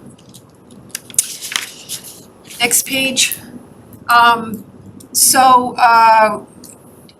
We meet weekly. The town, and the RMLD team meets weekly. Any construction costs above the grant money will be paid by the RMLD with the existing approved budget. So last year I got approval to put a station in every town, a dual station. So if the grant doesn't cover everything, so for example, at the library, we have to direct bore into the retaining wall. It's probably going to cost a lot more than what we're going to get for the grant. So we'll cover it under the funds that we have. If there's anything left, we'll roll it over. And then I'm requesting another 4 sites for next year for each of the towns. So that's how that will work. And I already talked about the where you can find the rate, 22 cents. The bottom is just to show you that we keep very formal project timelines and stuff like that, try to not miss anything. I don't know if you want me to go into the library site just real quickly. We are coming up from Deering Street, going core boring through the retaining wall up into a handhole that's in that island strip. There's only 2 spaces required instead of the 3 there because they already had a 9-foot hatch. There's a meter panel pedestal that will go right next to the charging station. What Hamid is going to be asking for tonight is that, because we have the level 3 grant in, I would love to be able to put into the construction bid to stub off the conduits. We're already gonna put in extra conduits between Deering Street and the library, but to go down, so we would have to go down the spaces in order to put the level 3, and we could put back to back in front of the level 2, another level 2. So if I knew that that was a possibility, I could put it in the construction bid, and I can just get it done now to cause, have least disruption to the surface. The electrical construction, as I just said, we're gonna be pulling it underground, and there'll be extra conduits and stuff, so hopefully Hamid gets an answer about that tonight, and that will be great, so that we don't have to do that later. Next drawing, okay, great. Level 2 and 3, this is just kind of a plan view. So when you're looking at this map, the library is actually in front of you. And to the left is Deering Street, so it would come over, that dotted line is the underground feed to the box and the island, and then the EV charging station. The hatch mark on the left, the 9-foot hatch mark, is already there, so they don't lose any spaces right there. So if you go down to the right is where the level 3 would be, and if you go in the 2 spaces in front. So again, we think that the state is saying 1 hatched ADA requirement per charging station, which means none of the other ones would require it. But I am getting clarification on the level 3. I don't know if they would require us to have another ADA for level 3, but we'll check on that and make sure. Next one, just at the library, we had a staff meeting the other day. Joe Huggins was like, double check on the drainage system, so we did. So that top drawing, again, in front of you at the top is the building. The lines that are coming down are the drainage systems, and the line in the middle is actually the island. So we technically have 44 feet from the edge to put a couple of units in order to not get anywhere near the drainage system. So I think we're good with that. So no issues that I can see there. The next slide is just showing you the satellite view as it's coming over from Deering Street. Okay, the next one is Lincoln Street, the depot. The civil is that we're going to relocate the existing handicap, and this was all okayed with Ryan, so he was great about this. Existing handicap parking to the other side, the inside of the parking, and I'll show you the plan view in a sec. 3 spaces are required to meet this because there was no existing hatching. This will be a 9-foot and 3-foot hatch. We're gonna reline the spaces. There'll be 4 safety bollards instead of 2 because there's sidewalks. And for plowing, for sidewalk plow, we just wanna make sure the equipment doesn't get dented. And we had to work to configure this because we didn't want people stretching the cords backwards because you have spaces coming from both sides of the sidewalk. So we don't want someone to be walking down the sidewalk. So Ryan helped us with making sure that the cords weren't gonna be long enough or they were gonna go at a particular angle to prevent that from happening. The handicap ramp and island will have a partial reconstruction. I'll show you that again. The electric service is gonna be pulled underground there's a pole, and the meter panel will not have its own box. We'll actually put that on the pole. So the next drawing shows you that plan view. So when you're looking at this plan view, the train is in front of you, in the top of the drawing. So presently, the handicap is where the spaces are now. That's gonna flip around to the top, and they'll redo that handicap island there and fix that up. And then the 2 spaces will be there. The pole is down on the right, and it will run underground to a charger right in the middle of those 2 spaces. So that's kind of what that will look like. The next is a kind of a satellite view that gives you a better idea of what I'm talking about. So in this particular one, we do lose a space. So the next one is Main and Haven Street site. The highlights on the civil there is there are 3 spaces, again relining, 2 safety bollards. And based on my discussion with Bob the other day at our staff meeting, I'm going to address the garden club and get a vote from the Board of Commissioners to see if we can adopt that island, because that comes from below the line money. As far as we'll regrade the soil, but I want the garden club to approve the beautification. I want them to have what they would like to have there. And, you know, as long as, I want it to be mutually agreed, because I don't want any roots, you know, disrupting the assets or anything, or causing a fault in the machine. So we can come up with something really pretty, and I think it would be great, so I'll take that forward. Electric is going to be pulled from a manhole that's in the driveway there, over to an existing traffic box, and then over to a meter pedestal, and then over to the charger. So if we go to the next drawing, we can see what that looks like. So this is the lower parking area. So you can see where the electric box is, over here where the brick is, this electric box, up to the traffic box, over to a meter box, and then over to the charger that'll be in front of the two spaces. And then we'll beautify the entire thing, however it is that they would enjoy to see that. Okay, and I think it will look great. The next drawing is just another plan view, so you can take a look at how it's gonna lay out. That is in front of Christopher's. It's the lower parking lot, right? So you have a high, yeah, you have the upper one here and then the lower one towards the street, so, yeah. And then the last drawing is just some examples of the signage.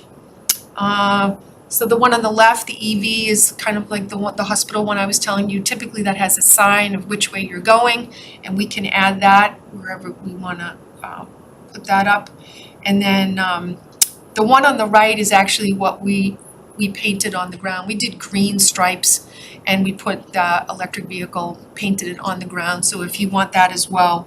But the grant does require that we at least have the post with the signs. Something similar to the green ones would probably be appropriate. So that's where we're at, very exciting. Is there any questions? Thank you, Bob, appreciate that. Mark has a Okay, question. Mark's got his hand up. Mark? Thanks, Karen. Hi, Colleen. Hi. Couple of questions. What's the, I guess, anticipated type of usage at the different stations? So for example, I assume at the depot, people may be leaving it there for the day. I assume at Main Street, it would be, they'd be leaving it for up to 2 hours. And then I guess at the library, I'm not sure what the answer to that one would be, but what sort of cycling of cars do you anticipate would go through there? Our estimate is based on about between around 25 kilowatt hours a day. And we did our cost benefit analysis on that. It takes it out. This is more of build and they will come. I don't want to raise the rates to collect this in a doable amount of time. I want to see how the electric vehicles start to come in town. But even if we got more electric vehicles, each station is probably only going to use about 25 kilowatt hours a day.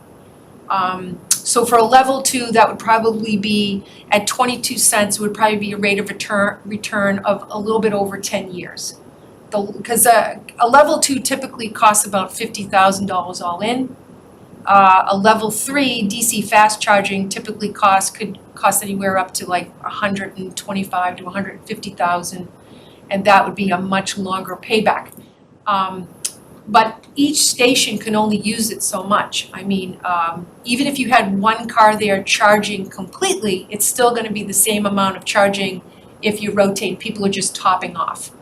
But Yeah, no, I actually was thinking how many cars would be cycling through more regularly, but that kind of covers it. Second question, in terms of responsibility, so there's a pay station. RMLD is responsible for that, so if someone's having a problem or a dispute, that all goes through RMLD? that's correct. Thank you. Board members, other questions? Chris? Thanks, Karen. Is there any plans for a home rebate for people to get the charging stations at home, or is there already one that I don't know about? Yeah, currently we offer up to $750 for a network-enabled charger for your home. We've been running that program for a while, so it's still in place. God, it was so crazy. Karen just got one, yeah, so. And how many people in Reading currently have it, would you estimate? Oh, I knew you were gonna ask that. I didn't bring that More or slide. less than 50, we'll go with that. Oh, no, it's more than, you know what?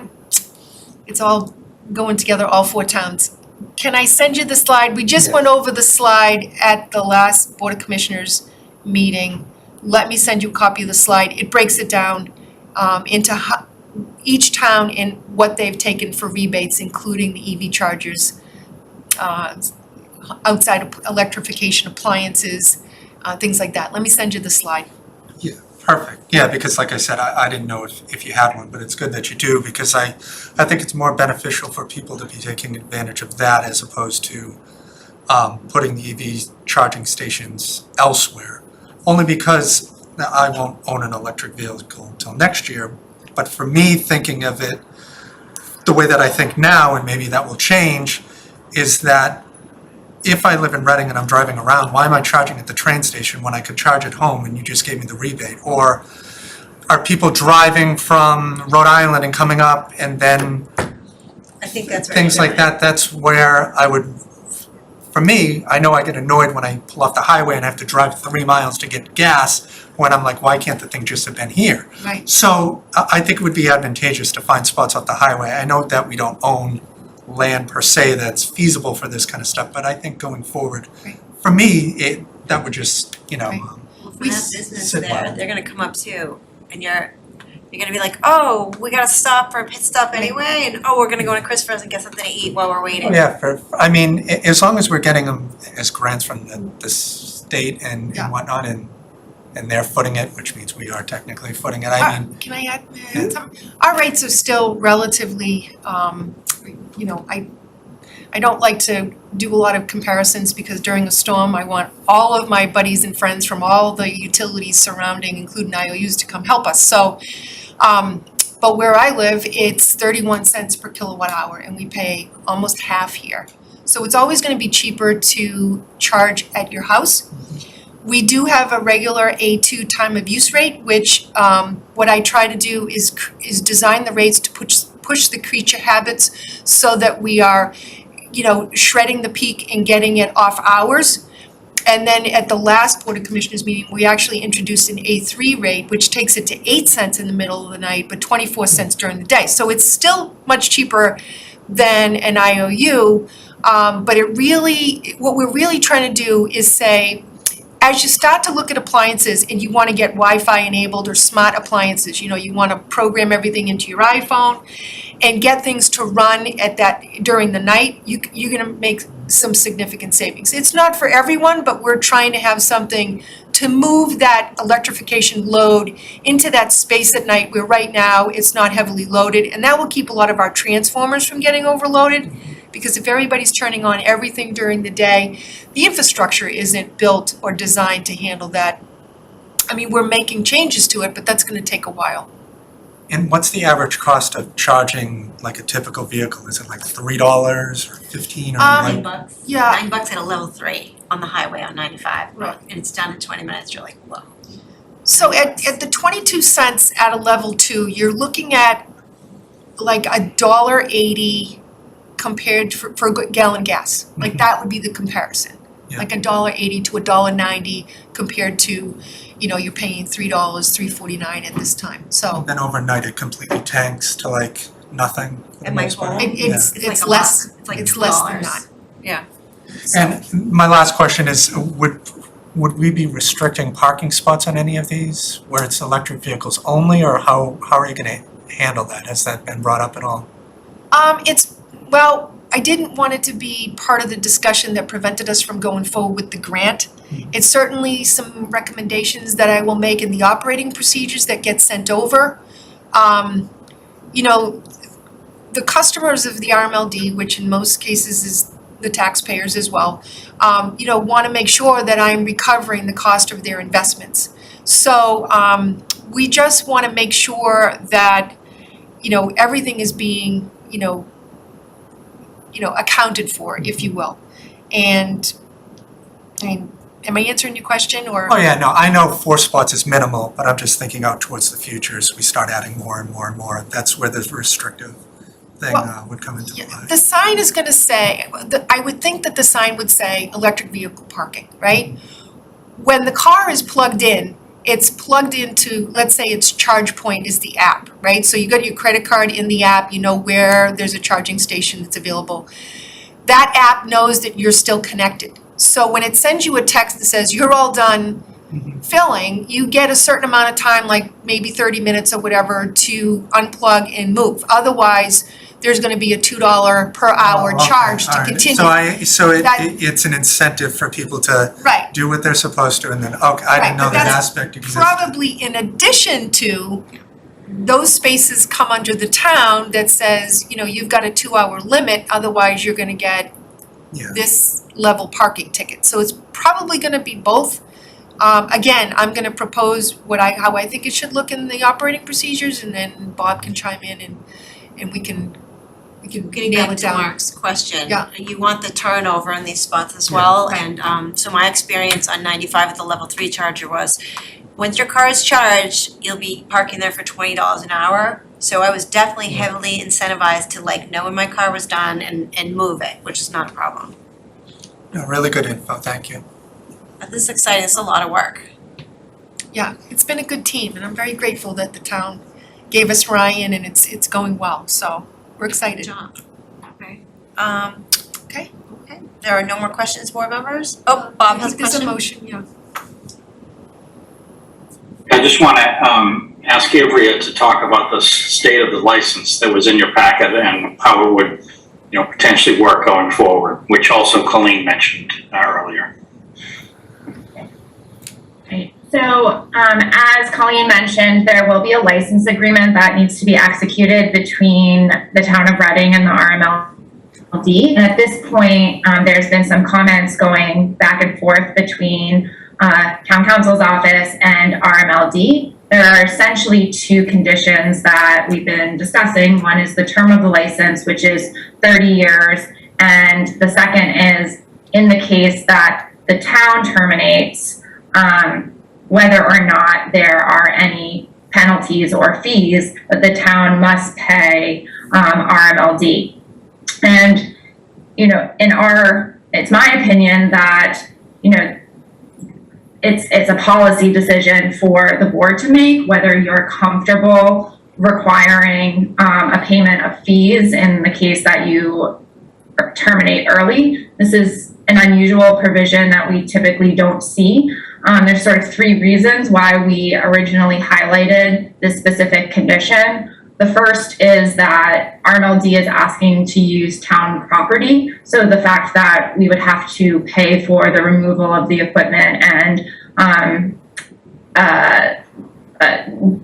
then so it's a calculation, it's the depreciated value of the equipment plus any reasonable site preparation, installation, and commissioning costs. That would be the early termination fee. So it seems sort of unusual that the town would have to front those costs when RMLD is asking to use our property. The second reason is that town meeting hasn't appropriated funds for this. So we would essentially, in the case that the town does terminate, would have to then go to town meeting to request an appropriation of these funds.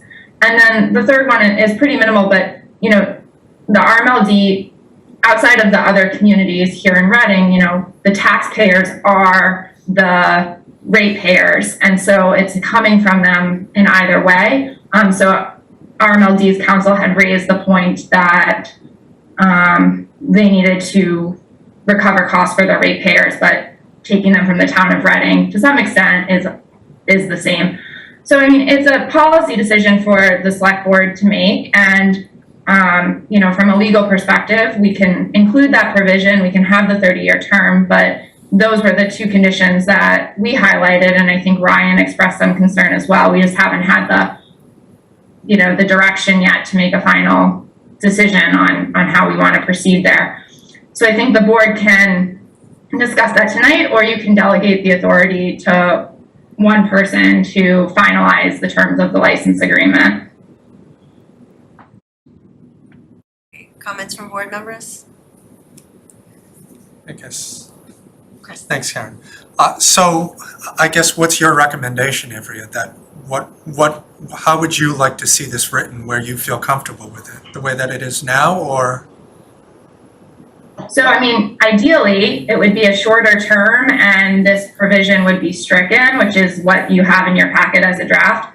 But it's a policy decision, not a legal decision. But in the interest of the town, obviously, early termination fee is not something we'd want to see. But there may be other considerations the board wants to make here. I guess for me, I just wonder why we would terminate it anyway to begin with, especially with only like 4 spots currently, or 3, whatever it ends up being. So this would carry on for future ones as well? Anything that we approve now would be the same policy going forward for 25 more spots? Not necessarily. There could be either an amendment to this agreement or you'd have to have a new agreement. This is just for these specific spots and has a 30-year term. So to the extent that you continue past that term, you would be able to renegotiate the provisions. Thank you. Mark. Thanks, Karen. Avery, are the proposed fees for removal related only to the physical removal of the equipment? There's nothing about amortizing the cost of things. It's specifically if it costs $10,000 to remove it, then that's what they're asking us to include. So the term as drafted reads as follows. The lessor, that's the town shall be obligated to pay an early termination fee equal to the then depreciated value of the equipment plus the licensee's, RMLD, reasonable site preparation, installation, and commissioning costs, plus the licensee's reasonable cost to remove the equipment as documented. So. Is there cost involved? So these are, my understanding is we're getting grants for at least a substantial portion of the cost. Is that true? Yes, I think Colleen can speak more to what she would expect to see in those cases.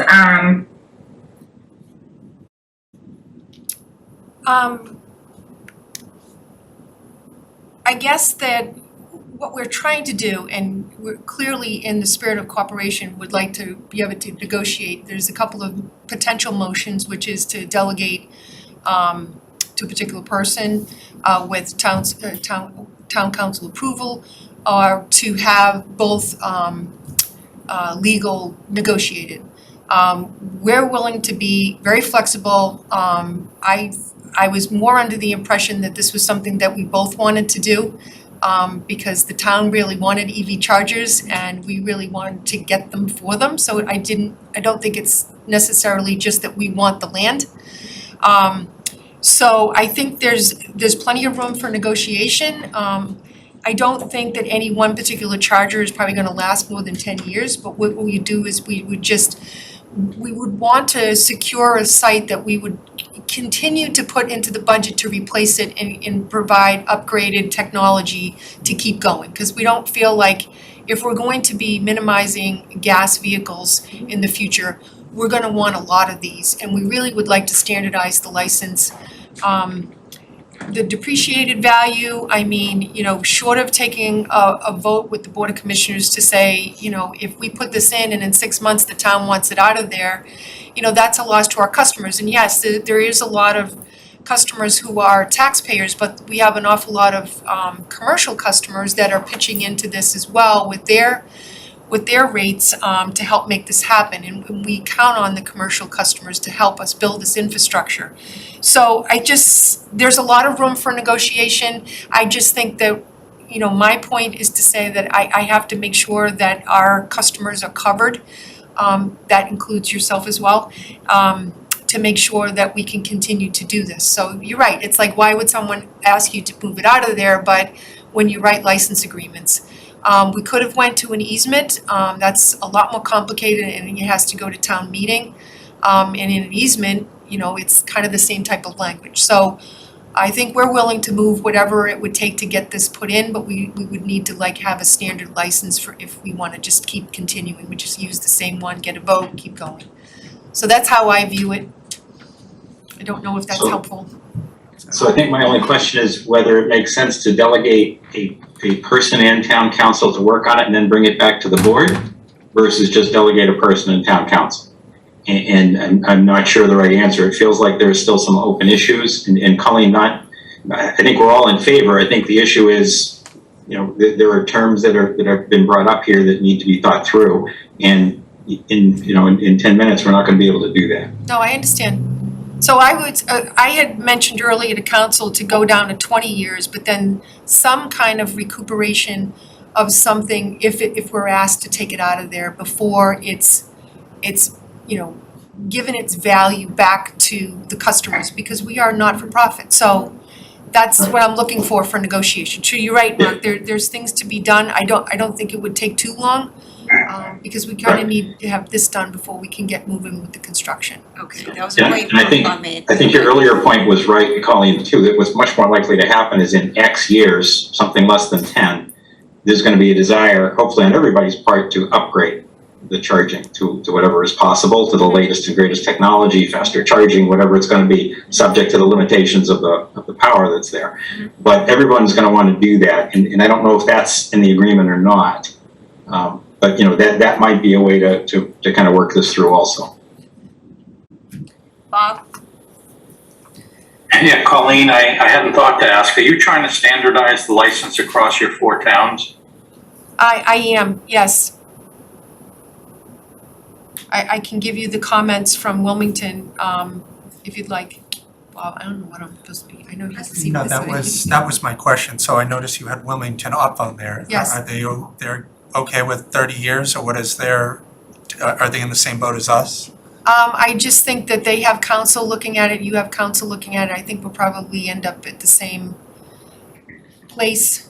I think everyone, both sides has the same issues, and I just think there's a soft spot that we can land and just move forward and just make sure everyone's hard-earned money is protected, that's all.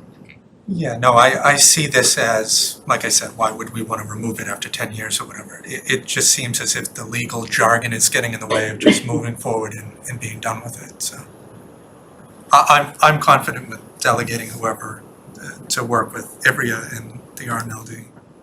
Carlo, do you have a comment? Just look, on the 30-year agreement, and this gets us to area, can it be 10, 10, and 10? Can it be 10 with options? Or it doesn't have to be fixed, does it? Straight 30 years? Well, it was originally picked as 30 years because everything that we have as an asset is depreciated over 30 years. So Okay. we won't get into a discussion about why a computer is 30 years or an EV charger, but No. that's basically the depreciation period, regardless how many times, I guess, we would replace it. That would, Once the infrastructure is in, under the ground, right, unless something crazy happens, let's say in 20 years, with, 10G or whatever we have then you may have to go underground again, correct, right? yes. Never mind just replace the charging station. So I can understand why you wanna recuperate, if, in 2 years we say, we're done, we're gonna do it on private land, they're gonna pay us rent, and, we're gonna make money on this. I agree with Chris, and I think this is a great opportunity for the town, but I understand your point of view, obviously. But, I'm gonna defer to town council on this one, I'm not an attorney, but I'd rather see it to be options. I know what you're saying about depreciation, but I think it would make sense because of the payback was about 10 years, you said, roughly? For the usage, Yeah, if we don't raise the rate. Right. So it makes sense to revisit this every 10 years or so, but that's just my opinion.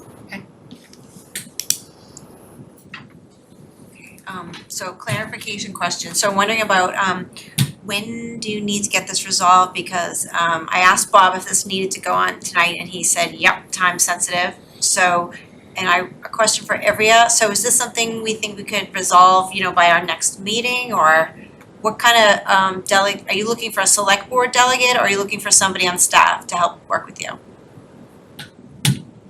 It's up to the board how they want to deal with it. I think that it is something that could be handled between now and the next select board meeting. It seems like both the RMLD and the town are committed to this project, and so I think because of that, we should be able to accomplish this.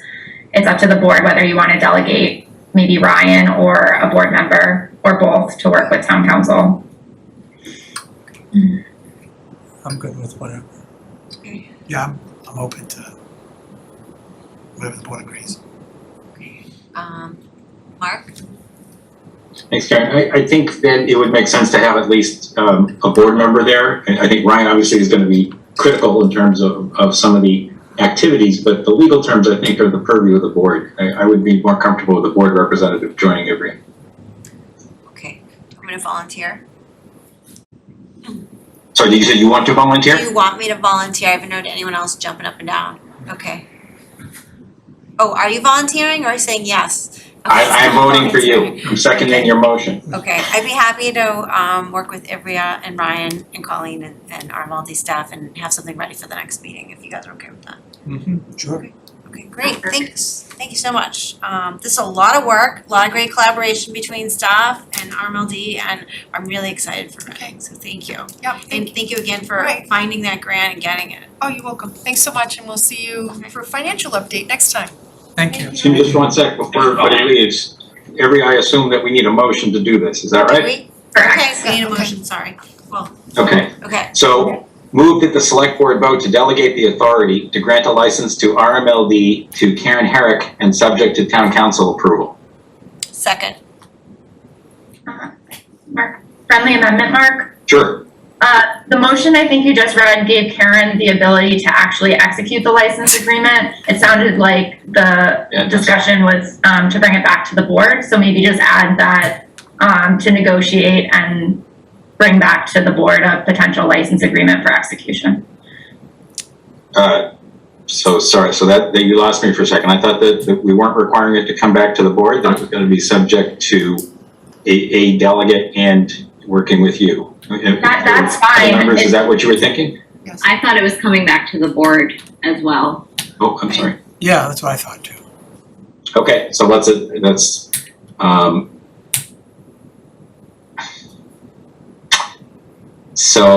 can you help me craft this a bit? Yeah, so I think the motion is move to authorize Karen Herrick to work with town council's office to negotiate a license agreement with the RMLD, and present said license agreement to the select board at its next meeting for consideration and approval. So moved.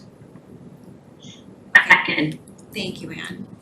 I just have one quick question. So, no word from Hamid. So, did we decide if the library, have to get the same motion at the library? Will that come back to the select board for the library installation, or is that the trustees I think can do that's that separate, I think. separately? Does it go through the same town council? Good question for Ivrea. Uh, Ivrea, how would we handle the yeah, so- library? Yes, correct. Yeah, Bob, is that correct, or does the library, I'm unaware of this other agreement with the library at this point. Yeah, I asked you, so I don't know. I Okay, know from the building project at the library that the trustees had, if you will, they owned from the walls in, correct, and the town owned from the walls out. right. So the So I ground guess, technically. what is the so I guess I would need to know more about what the license agreement with the trustees is, but I'm happy to work with them. But they would have care, custody, and control of that physical building, Right. itself. And I chatted with Amy just a little while ago, and she wasn't sure how the trustees wanted to approach this. But she thought they might be interested in sort of delegating this to the town, if you will, with very broad language. So that it didn't have to come back to them, but I'll catch up to her, at some point tonight. It's the same license template that the library has, so, right, so if the delegate is, instead of Karen, it's the town, through town council, then that would work perfect. Well, same, That's a good point. We need to coordinate if you're looking to standardize, it all needs to be the same. okay. Okay, Ivrea, does that motion cover that too then?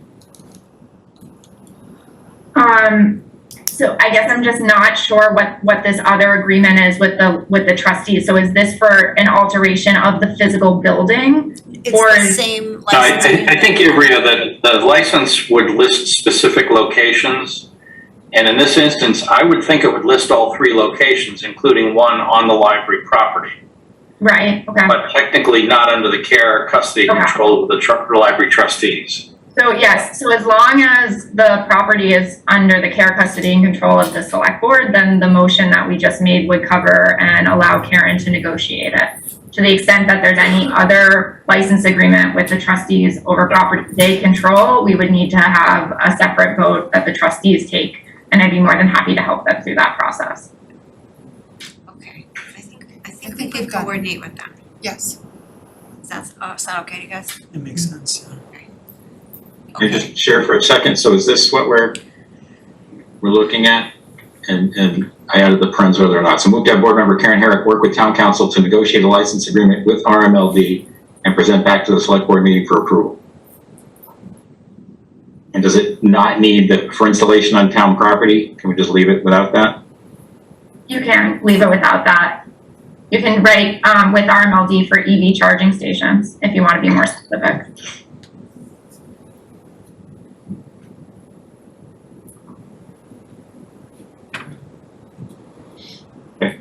If my memory serves you right, the library trustees have control of the land too, and I believe it's deeded to them under.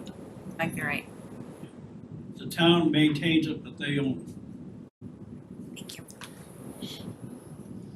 When you turned it over from the school department to the library. And that's a long time ago. My memory bank is still there. Okay, any further discussion, board members? Okay, are we ready for the vote on the motion before us? Did you get a second on it already, Karen? I'm sorry. Yes, I believe it was Ann, correct? Yeah, okay. So board members, as I see you on Zoom first, Mark, Yes. Ann, Yes. Chris, Yes. Carlo, Yes. and Karen, yes.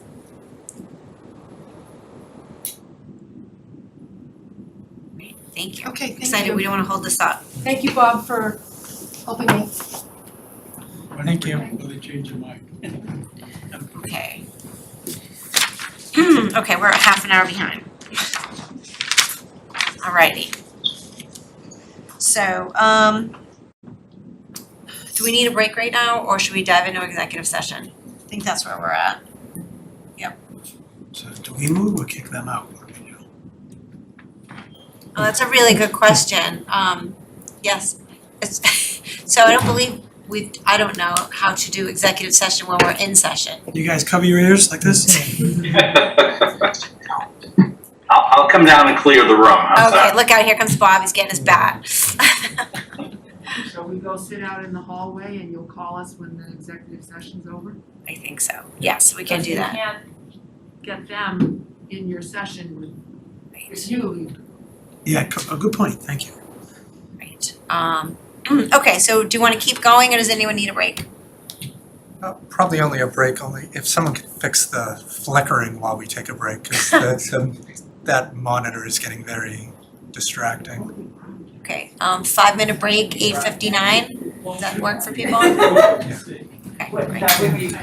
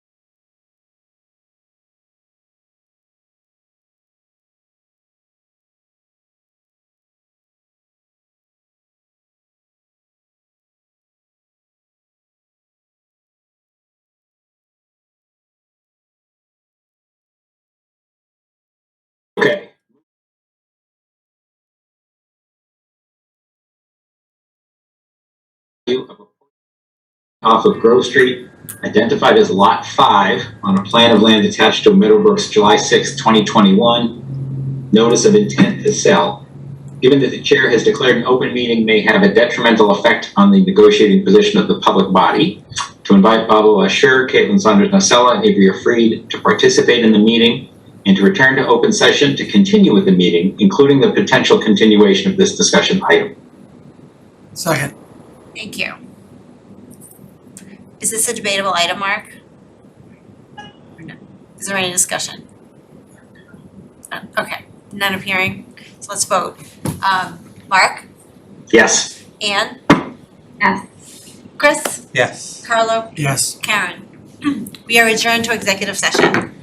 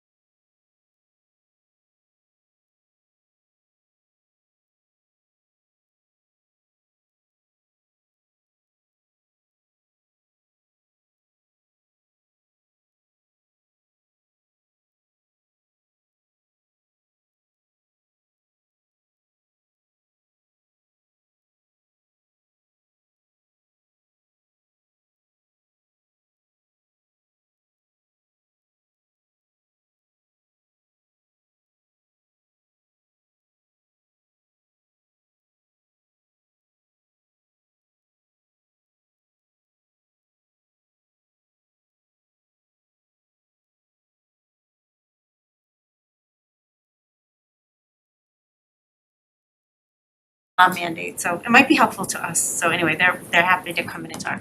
Okay. Okay. All right, Bob's back at his desk. Okay. Welcome back and thank you. All right. On agenda. Okay, so Mark, then if we're gonna start our public hearing, you have a notice of a public hearing? Thank you.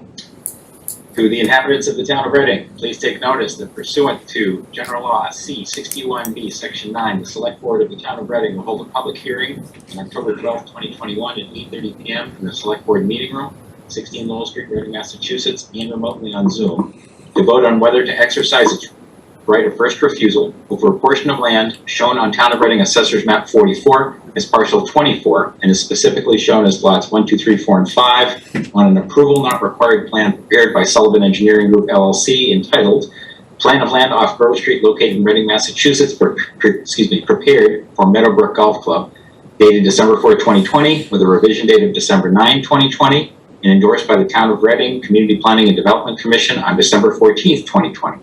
The land is currently owned by Meadowbrook Golf Club Corporation of Reading, DBA Meadowbrook Golf Club of 292 Grove Street, Reading.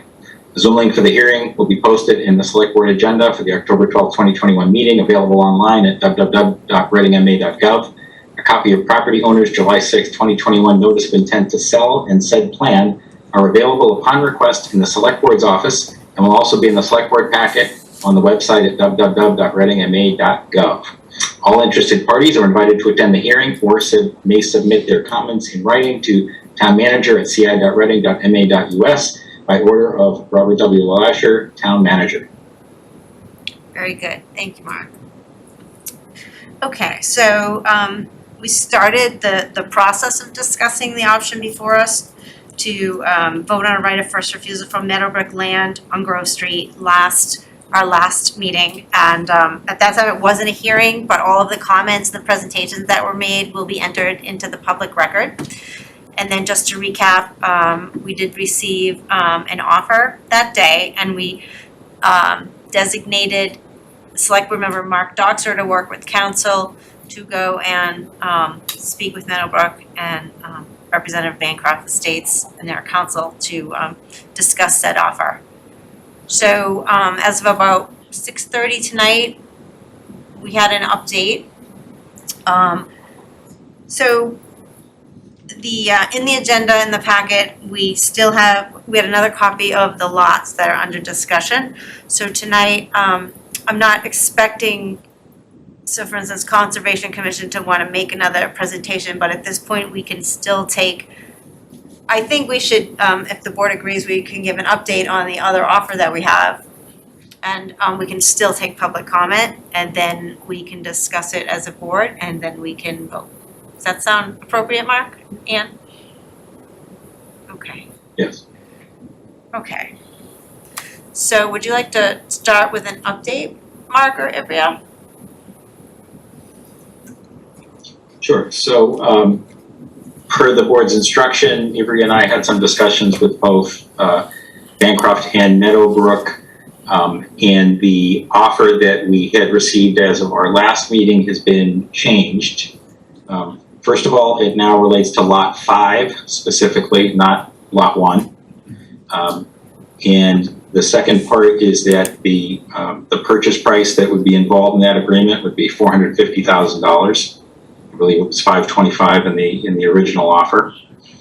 And further, the restrictions related to that lot, and Avery, correct me if I'm wrong here, related to having a vegetation setback of 10 feet on the front face other than curb cut opening, and also on the side.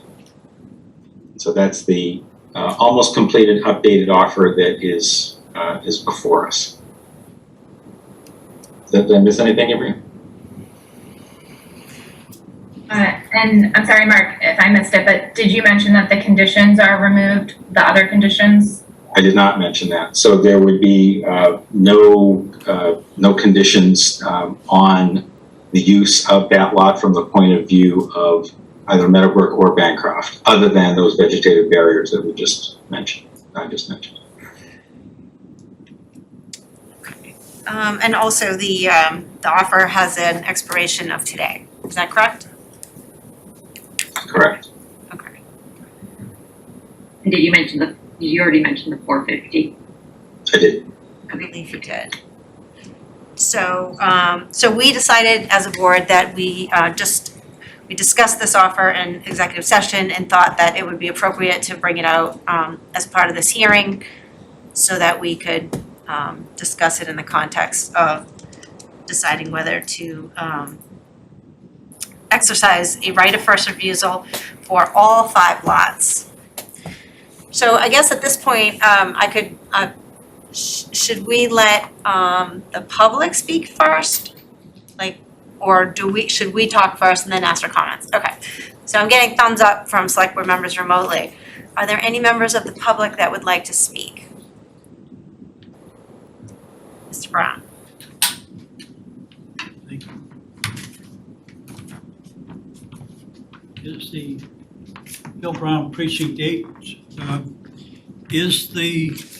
the proposal is to put 18 parking spaces, am I correct? That was the presentation Now, that is was that all put going to together be last week. facing on Grove Street? Or is it going to be separately driveway into it?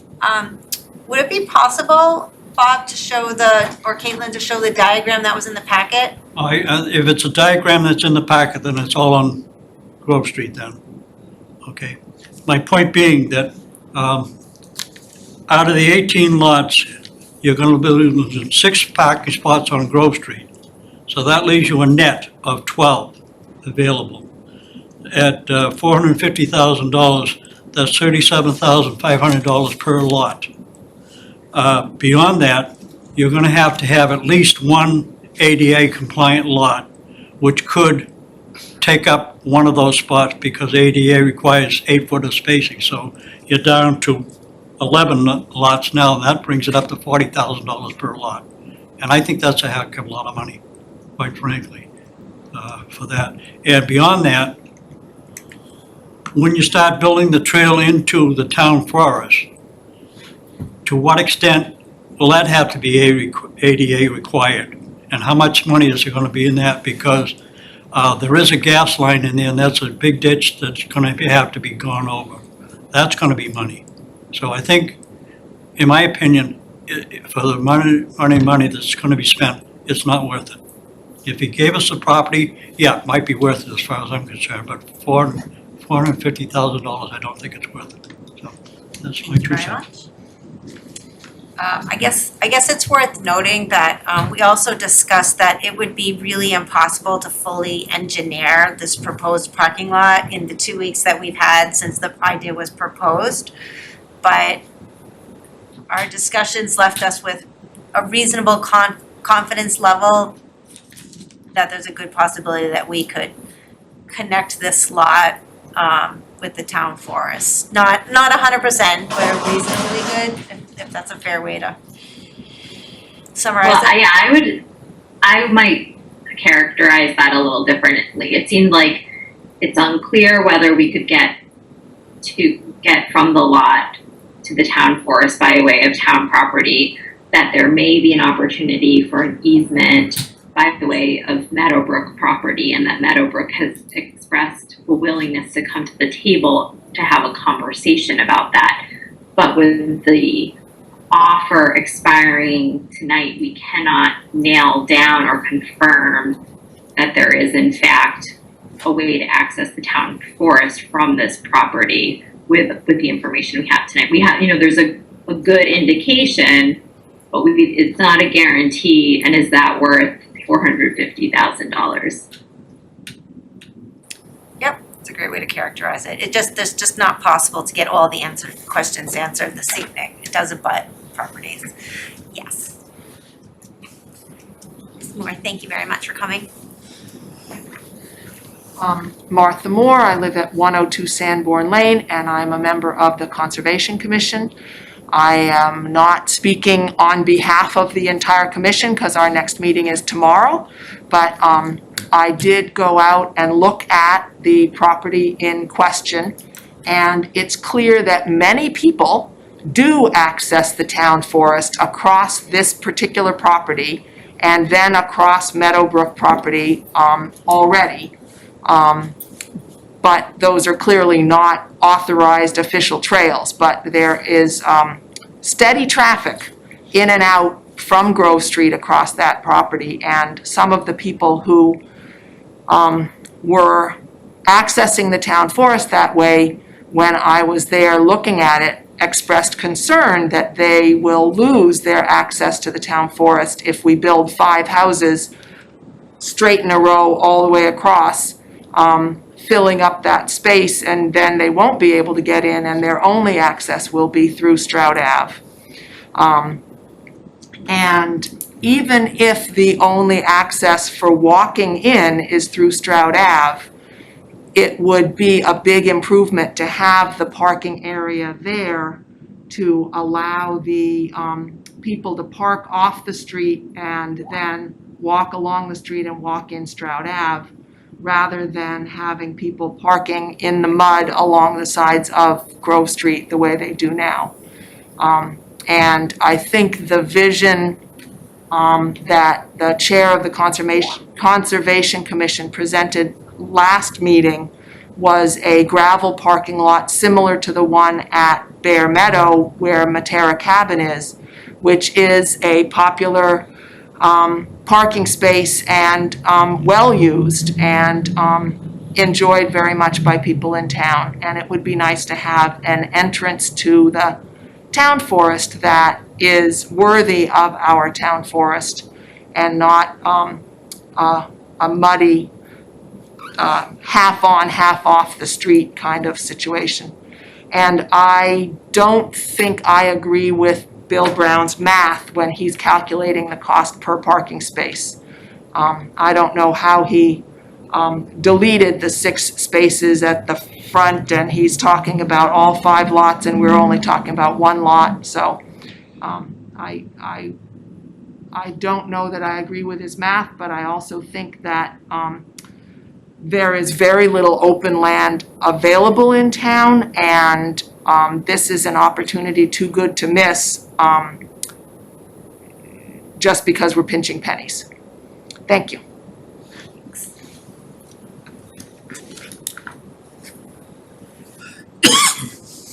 Other members of the public like to speak this evening?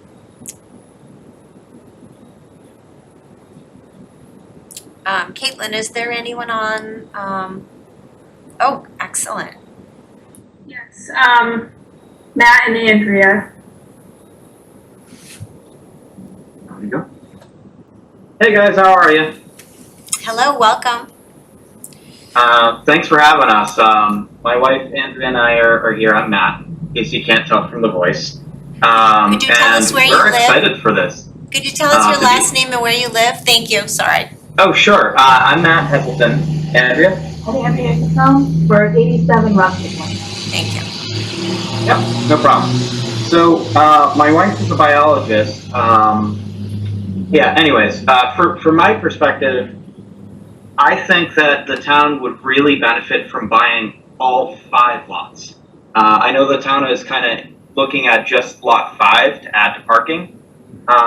One of the concerns that I talk about with my friends on a regular basis is when we go to the compost, there are a ton of cars parked up and down that road, and I'm really concerned about kids and parents with dogs and all sorts of stuff when we're going in and out. It's always a little bit busy down there, and I think adding parking would be spectacular. On top of that, with everything that's going on with climate change, it would be really beneficial to the town to invest in expanding the town forest, if at all possible, and conserving that land. The benefits we have on our side of town with the marshes that are separating us between us and Linfield, the wetlands, thank you, are, you can't even count. like when rain kind of comes in, that just floods up and protects the town. So to be able to have such a great opportunity, I think it would be a huge miss for us not to protect our lands, to potentially expand parking, to prevent potential accidents with, pedestrians. I think it'd be a great opportunity. I think it'd be a shame to miss, especially for something that's not a lot of money.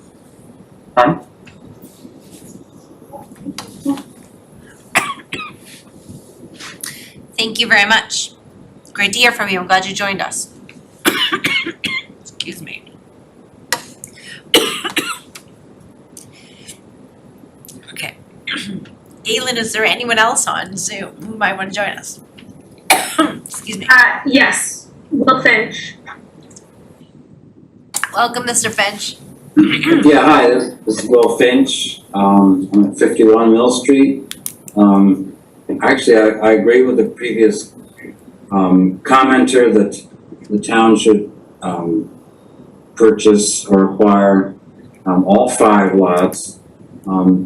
That way the town has control over all the lots, and we'll have more time to determine how much space we need there for the parking places. And then in the future, if we determine that some of the lots are not needed, they can be resold for presumably a couple houses, 2 or 3 houses. But this is an opportunity that the town has rarely taken to, when we're presented with the right of first refusal.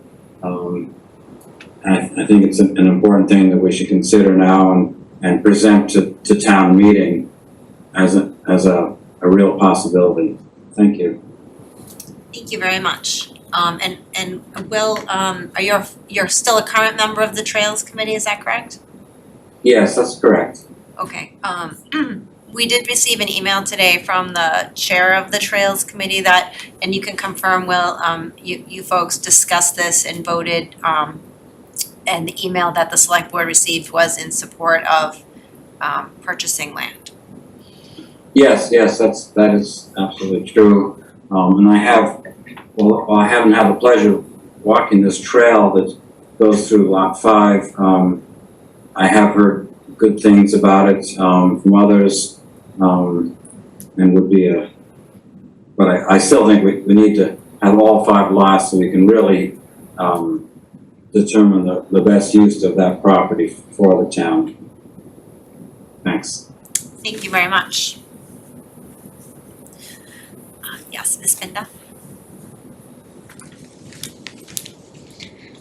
Angela Binda, 10 Orchard Park Drive. I'm in favor of acquiring all 5 lots. There are very few opportunities when land becomes available. I think the town needs to think about what it might do with it. The land, we did acquire land not that long ago, a year or 2 ago, and we're not even sure that it's buildable. We're not sure what we would do with it, but land doesn't come available very often. And I do agree that if we do have the land, we are not under pressure to decide this evening what we can do if Meadowbrook will work with us. It gives us, we are in the driver's seat, and 5 lots that are on the street, it's important to control or to keep control of that frontage, and to give the town more opportunity to decide what the town can do with the land. And if it's decided to sell it in the future, we could do that also, but it's an opportunity that doesn't come around very often. Thank you.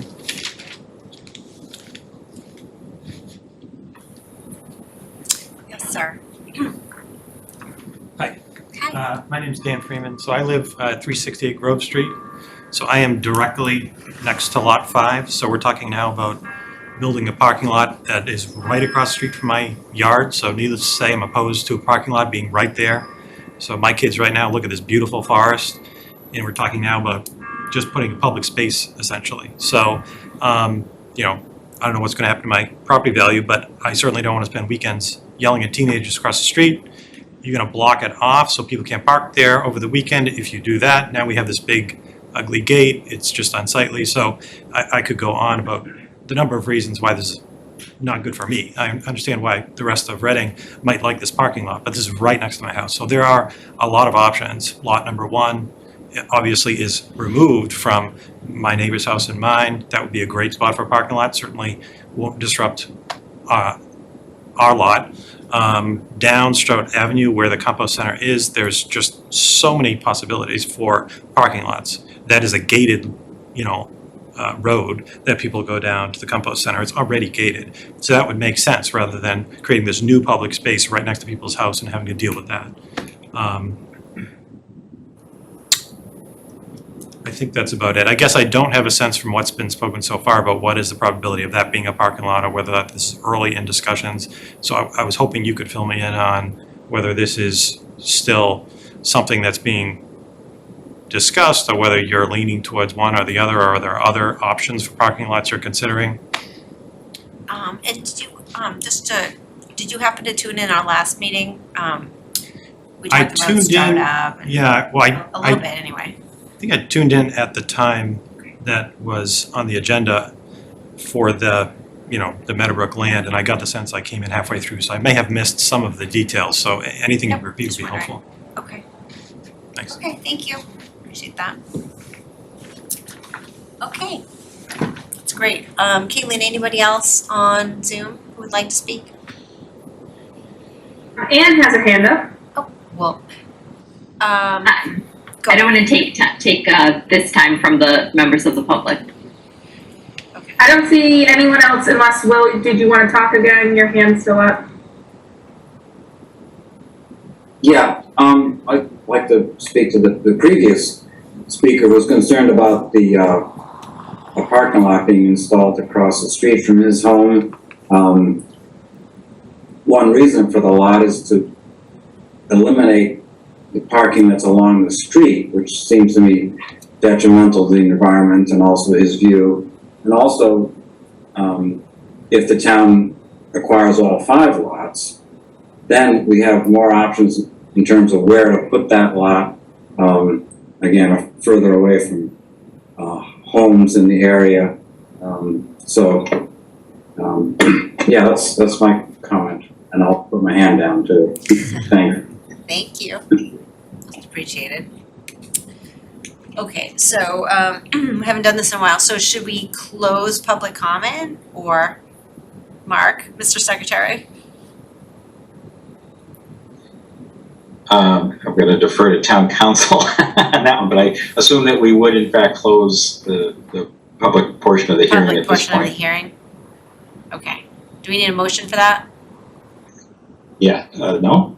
Okay. We haven't done this very often, okay. So if you want to close public comment, you can take a motion to close the whole hearing, but then no additional testimony could be submitted. Okay. So you may just want to start your discussion now, and that gives you more flexibility in the case something new comes up. And then you can, when you're ready to vote, you can vote to close the hearing and then vote. One of my comments was, or questions followed one of the residents' comments, and I'd be interested in resident input on this question if we don't necessarily have a complete answer from the board. So what was your question? Sure. So this was a question that I could not have asked in executive session, but I did ask with respect to lot 5 was that how sure are we that there's access to the town forest? And it seems like likely but not entirely certain that the conversation we can't nail it down with Meadowbrook, as of by the time the offer expires tonight. How certain are we of access to the town forest with respect to lots 1 through 4? And I've heard, I heard some comments from residents about, their lived experience with accessing the town forest through, and it wasn't clear to me if she was saying through lot 5 specifically or through the property generally. Yeah, or group.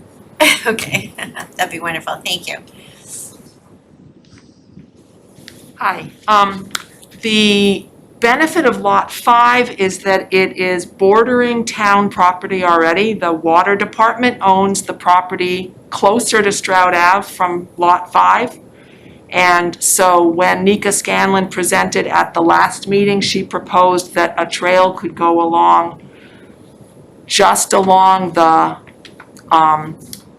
property boundary with the water department, so it would be on water department land, but that there would be a place where it would need to cross wetland, possibly on one of those bridges like the Boy Scout Eagle projects have built in the town forest elsewhere, to get onto the town forest land from the water department land, crossing over the place where the gas pipeline goes across. There's a wetland crossing there. If Meadowbrook was willing to make an easement on their land, then it would be easy to go across Meadowbrook land from more than one of those lots. But the benefit of the Lot 5 is that it's adjacent to the town land and would require the shortest amount of easement over Meadowbrook land to get there. And what do we know about 1 through 4? In order to get to the water department land, you'd have to go past 5 to get to the trail from 1 through 4. So one proposal Nika had made was you could have a easement across the back of all 5 properties to get from 1, 2, 3, or 4 over to the trail in, unless Meadowbrook made an arrangement for people to cross over Meadowbrook land to get to the gas pipeline and into the town forest. Very good, thank you. Mark and Ivrea, does that jive with your understanding and conversations as well? So, didn't really have any conversations about this, other than the noting that Lot 5 is contiguous to town property, and that there seems to be an existing trail that goes over Meadowbrook land that's being used currently. No other information. Right, it makes sense you wouldn't be talking about 1 through 4 when the conversation was about 5. Bob, do you know from, from town staff perspective, what access might be possible with lots 1 through 4? I agree with the prior speaker. There is no direct access to town forest from any of the lots unless you go through the water department land. Okay. So any of the other lots would face similar hurdles if there's no other alternative. Either go along Grove Street or go through Meadowbrook land in the rear. And can you use water department land with 2 through, 1 through 4? Well, ultimately, only the water department land would be accessible directly to the town forest if you don't go through Meadowbrook land. So, and I would venture to say that the lot most near and contiguous to the water department land would seem to be a natural fit there, and the other lots, if you skipped over that lot, then I don't see the logic of that. But if you want to add other lots, I would suppose it's the same as buying one lot, that all 5 could have access through the water department land if you owned them all. If that answers your question. Thank you. I could see it being another form of a buffer that I understood that Meadowbrook was looking for. I've had discussions, or I've seen other trails put in place in town where it kind of skirts along the edge of properties, and there's some additional hands raised here. Would select board members be okay with hearing more from the public? Sure. Just Guy Manganello, resident 20 Eaton Street and also the purveyor of the land. So one of the things I think needs to be addressed is that 1 through 4 abut their driving range. And if people are walking along that, they run the risk of getting hit by a high velocity golf ball. I don't think that's something that anybody's really discussed at this point, and a little shocked, so something you may want to consider. Very good, thank you.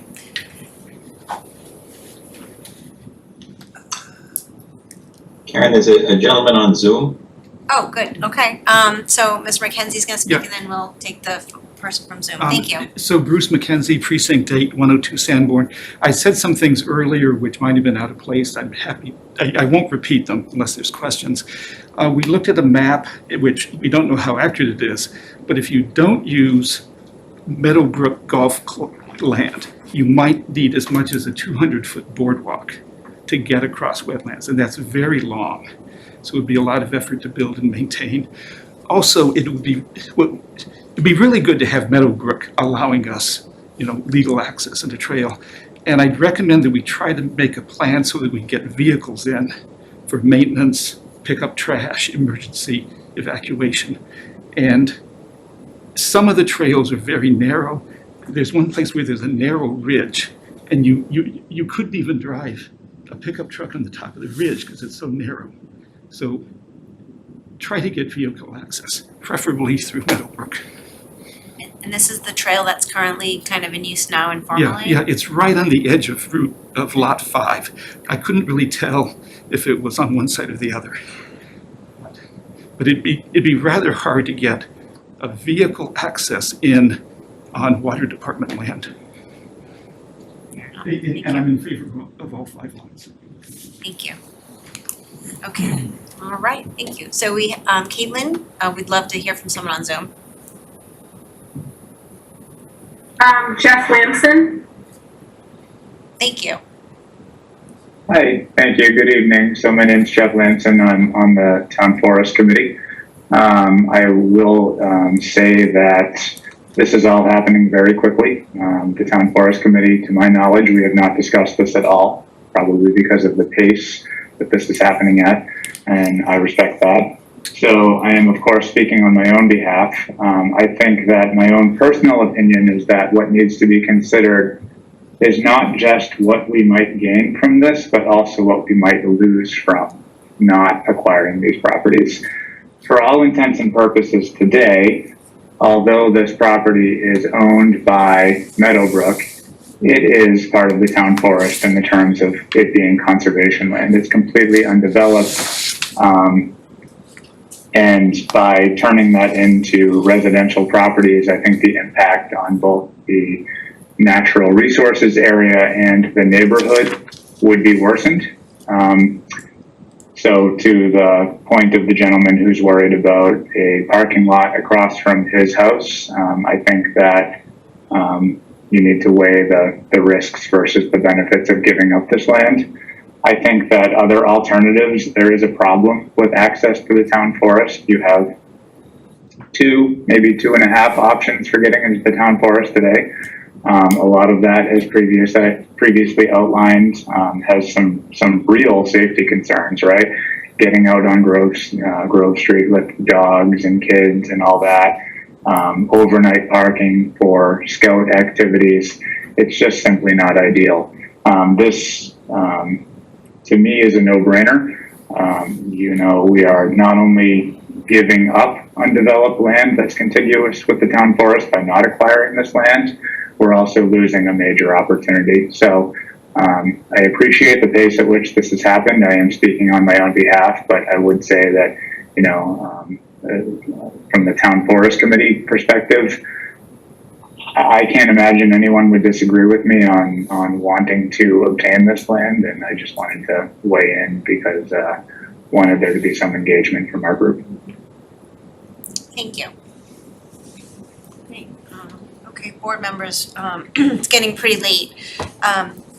So please go, Chris. Thanks, Karen.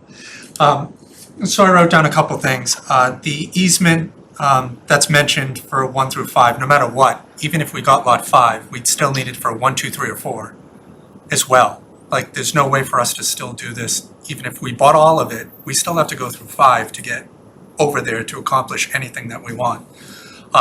And to the gentleman's point about the driving range, it was mentioned that Meadowbrook would, Lot 5 is at the end of their, the driving range, and the trail already goes through there, so they're more likely to grant us the easement. To go 1 through 4 and just go that route, it just doesn't seem feasible that they would agree with that portion. I mean, they're giving up something anyway, but it just seems as if it was me, I'd be going with 5 with them. You have to weigh the cost of doing the bridge, like that was mentioned, plus the cost of the land. So the bridge we have no clue if the bridge can be constructed, how much that's gonna cost for that to happen. And there's a reason why that 5 lots, 2.5 acres is going for $2.25 million. It's because the lots themselves, the houses that would go on them are multi-million-dollar houses. We would lose the tax revenue as well if we didn't go that route. So for me, I said I was against $2.25 million green space. I still am, but it depends on how many acres you're getting.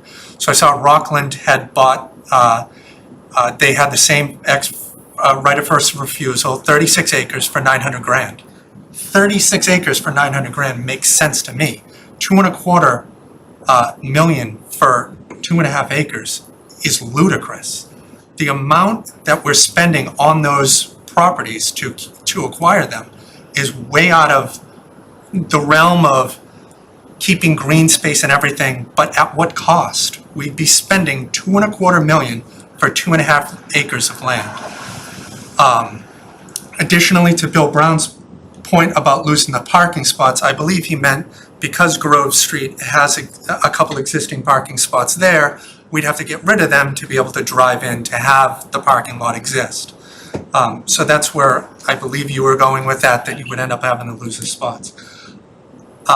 Where I digress is, yes, the 40 grand or whatever it ends up becoming per parking spot is kind of ridiculous to me. I agree. That's like your Cambridge or downtown Boston parking spot pricing. I agree. But in terms of this, the safety and security and having the potential to have access to the town forest for the $450,000 price just seems worth it to me, to a happy medium between all of it. We get the parking lot. If we can't do bridges, it's, gonna $500,000 to do an ADA bridge or gas line or whatever scenarios we still can't do it. At least we can still have a parking lot there to get people off of the road. I think that's the happy medium. Just losing all of that tax revenue and spending this premium, it's a premium for a reason. It's buildable home lots. Obviously, land isn't being made and created, whatever analogy you want to use, but 36 acres for $900,000 or 2.5 for $2.25 million, it was way out of whack. And I'm not sure how much the Zani, I thought the Zani property was what, 700,000? But how many acres was that? 14 acres total. I mean, none of these. 3 house lots. Yes, so for me, like, the numbers are just not accurate. This is a happy medium that satisfies the potential to have town forest access, as well as, we still would be getting revenue and whatnot from the other lots. I don't think we're in the real estate business as a town. There's no guarantee if we bought all 5 that we would sell them, we would do anything with, like, all this stuff has to go to town meeting. We could agree all right now that we wanna buy the one and we wanna sell all 4 lots for $1 million each. But then town meeting could just be like, yeah, we're not doing it, and then it doesn't happen anyway. So the guarantee right now is $450, we get what we want, it's safety and security and the potential to get into the town forest with something that Meadowbrook seems to be acquiescing to allow us to do. To just go off script and just buy something for $2.25. It does not sit well with me. And I think I laid everything out there. Okay, all right. Carlo? Yeah, I thanks. I said this the last meeting. There's a lot of good things were said tonight from the public. We got a lot of emails, and anyone can correct me. I think most of the emails that we got were get lot 5, get lot 5, get lot 5. And so here we are today, with an opportunity to get lot 5. And at a very reasonable price comparatively to what we would end up paying. And obviously, everything is up at a plus to it, you know, 450 plus, 2.25 plus. Of course, there's the tax revenue, but, you know, I get the idea of green space and open space, but this is not the first, and nor will it be the last development in town where trees have been taken down and habitat's been disturbed. So that just goes without saying that that has happened, happening now, and will continue to happen. I don't disagree that we want to avoid that as much as we can, but Reading is a desirable town to live in. So I think this solves a lot of problems that Conservation has mentioned and Trails Committee has mentioned. The gentleman for Town Forest Committee, I don't know why they're having that opportunity. This has been going on for months, so I don't know why they haven't discussed it.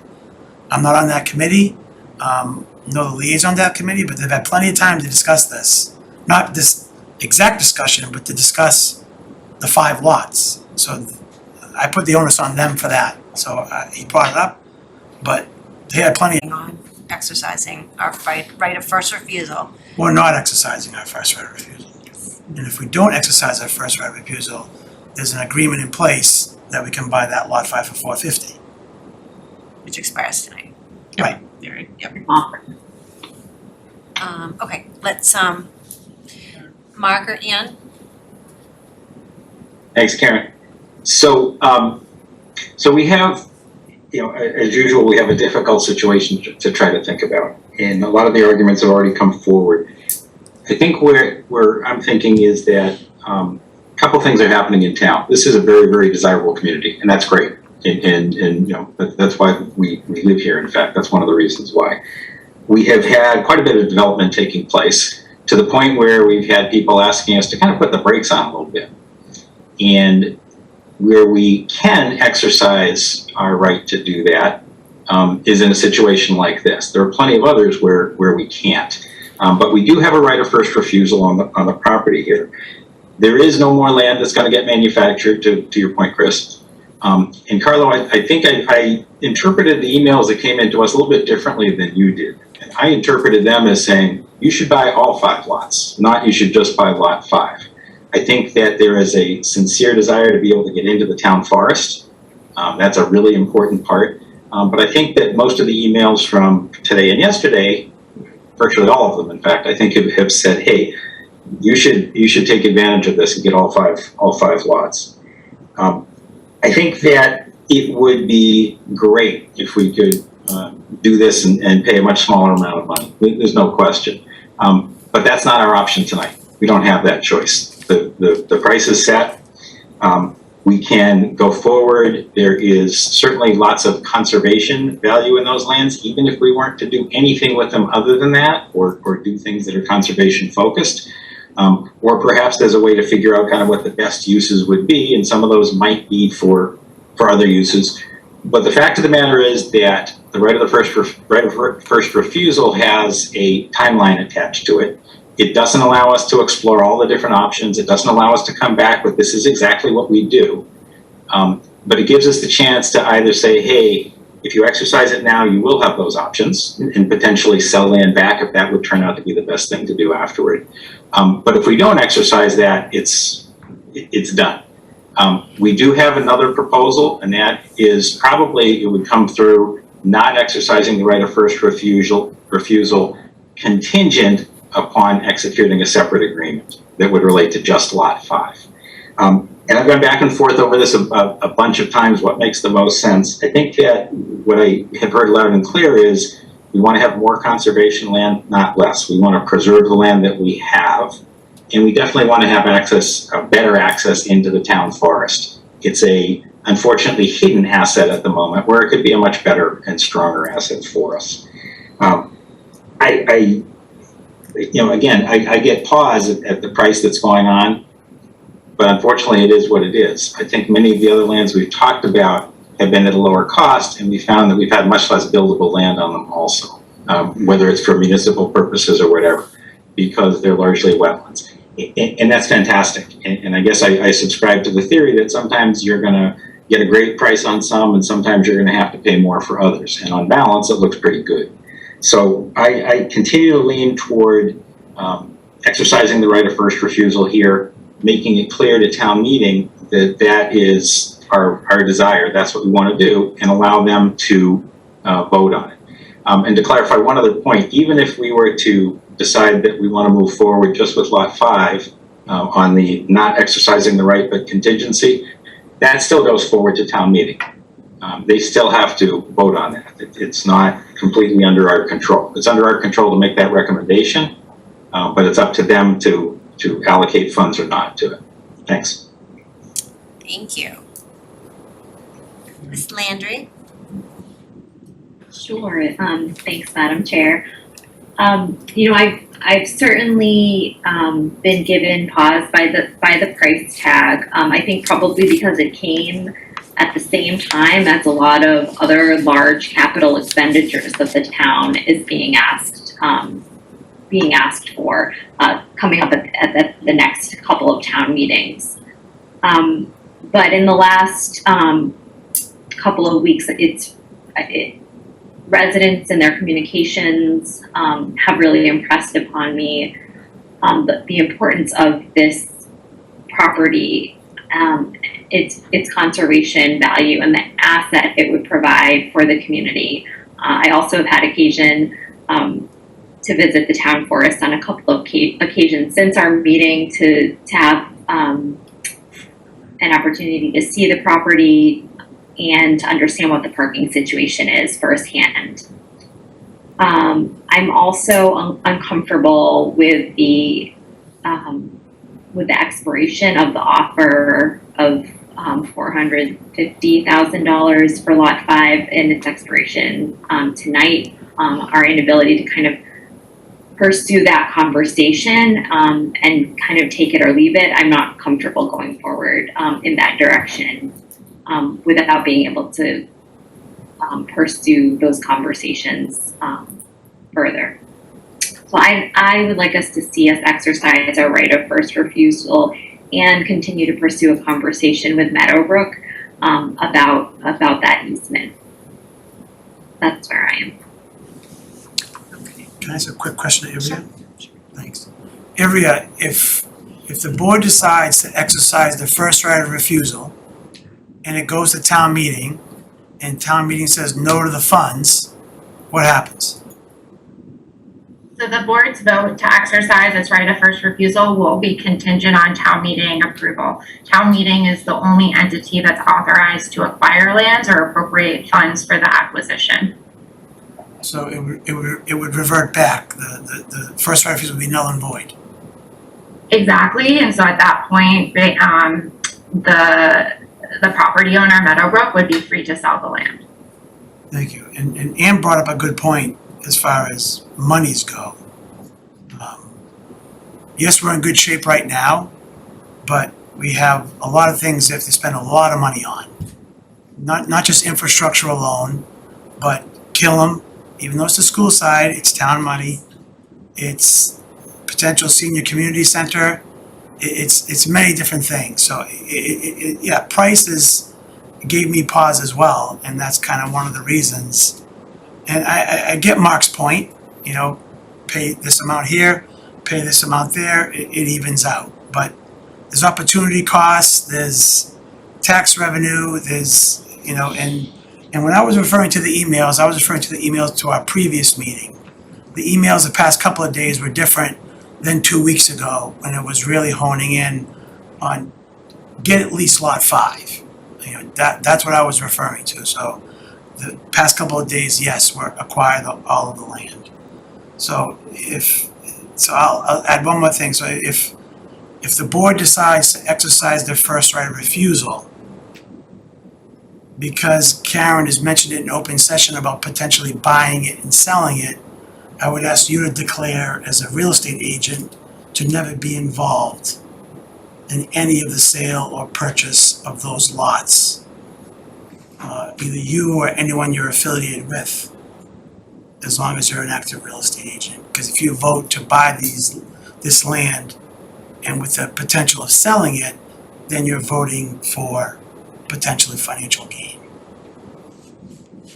I'm not asking you to recuse yourself, I'm asking you to declare an open session that you'll have nothing to do with listing a property for the town, acting as a buyer's agent for any particular lot because you would benefit.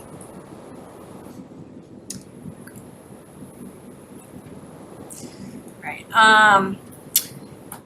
so just for the record, I have filed a disclosure that I have no relationship to the developer or anyone involved with this project. Have had no conversations, have no buyers, have absolutely no, and that is on file with the town clerk. And then to your point, that's definitely covered under ethics law, so yeah, absolutely. I've always complied with state ethics laws in all of my 15 years of serving on town boards and committees, so. And I think it's important that we all do, fair enough. I can't say any better the points that you all have made, and I appreciate all of the emails that we've gotten. People do really care about open space in this town, and it's been 90 years since we did anything for the town forest. And I had the privilege of joining our 90th celebration with Senator Lewis joined us. And we had to do it at Wood End because it's too dangerous to do it on Grove Street. But nevertheless, we value our forest, and Ann, I concur with Ann and Mark's comments. And I would like us to exercise our first right of refusal for all 5 lots. I would like Reading to have the option to decide what is the best use of these, how would we best use these? And I would like town meeting to weigh in on that option. So I would be in support of exercising our first right of refusal, which is a once in 100-year opportunity. And it's the right thing to do. Yep, sure. So I think I'm hearing, and thank you all for the feedback, so I think this is good for us to understand this as a potential suitor. So from what I'm hearing, I feel like everyone feels like there needs to be more discussion and more input from the town holistically in entirety and specifically at town meeting.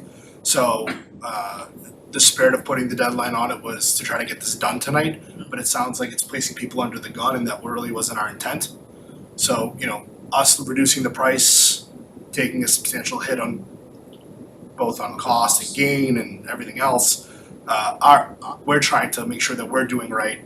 One, being fiscally responsible, because to Carlos' point, we do have an immense amount of expenditures coming up, and I think that this is completely not being addressed.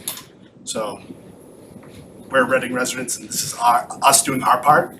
So if it needs to go to town meeting, I want to make it formally understood that I'm willing to allow the offer to stand through town meeting so the town has options and more minds can weigh in on it. I think that's paramount to this process, so. I don't know what has to be done, Josh, you're on the call, to formally make that part of it, so. Thank you. Great. Chris, we're gonna need to move on. We have like mega big Bill Brown things has to do. handed for a long time. I know, and he's already spoken a few times tonight, so it's 10:30 and we're not done. At 9:10, we were supposed to vote on the committee charge of the ad hoc committee, so everyone has spoken. Respectfully, I just have 30 seconds.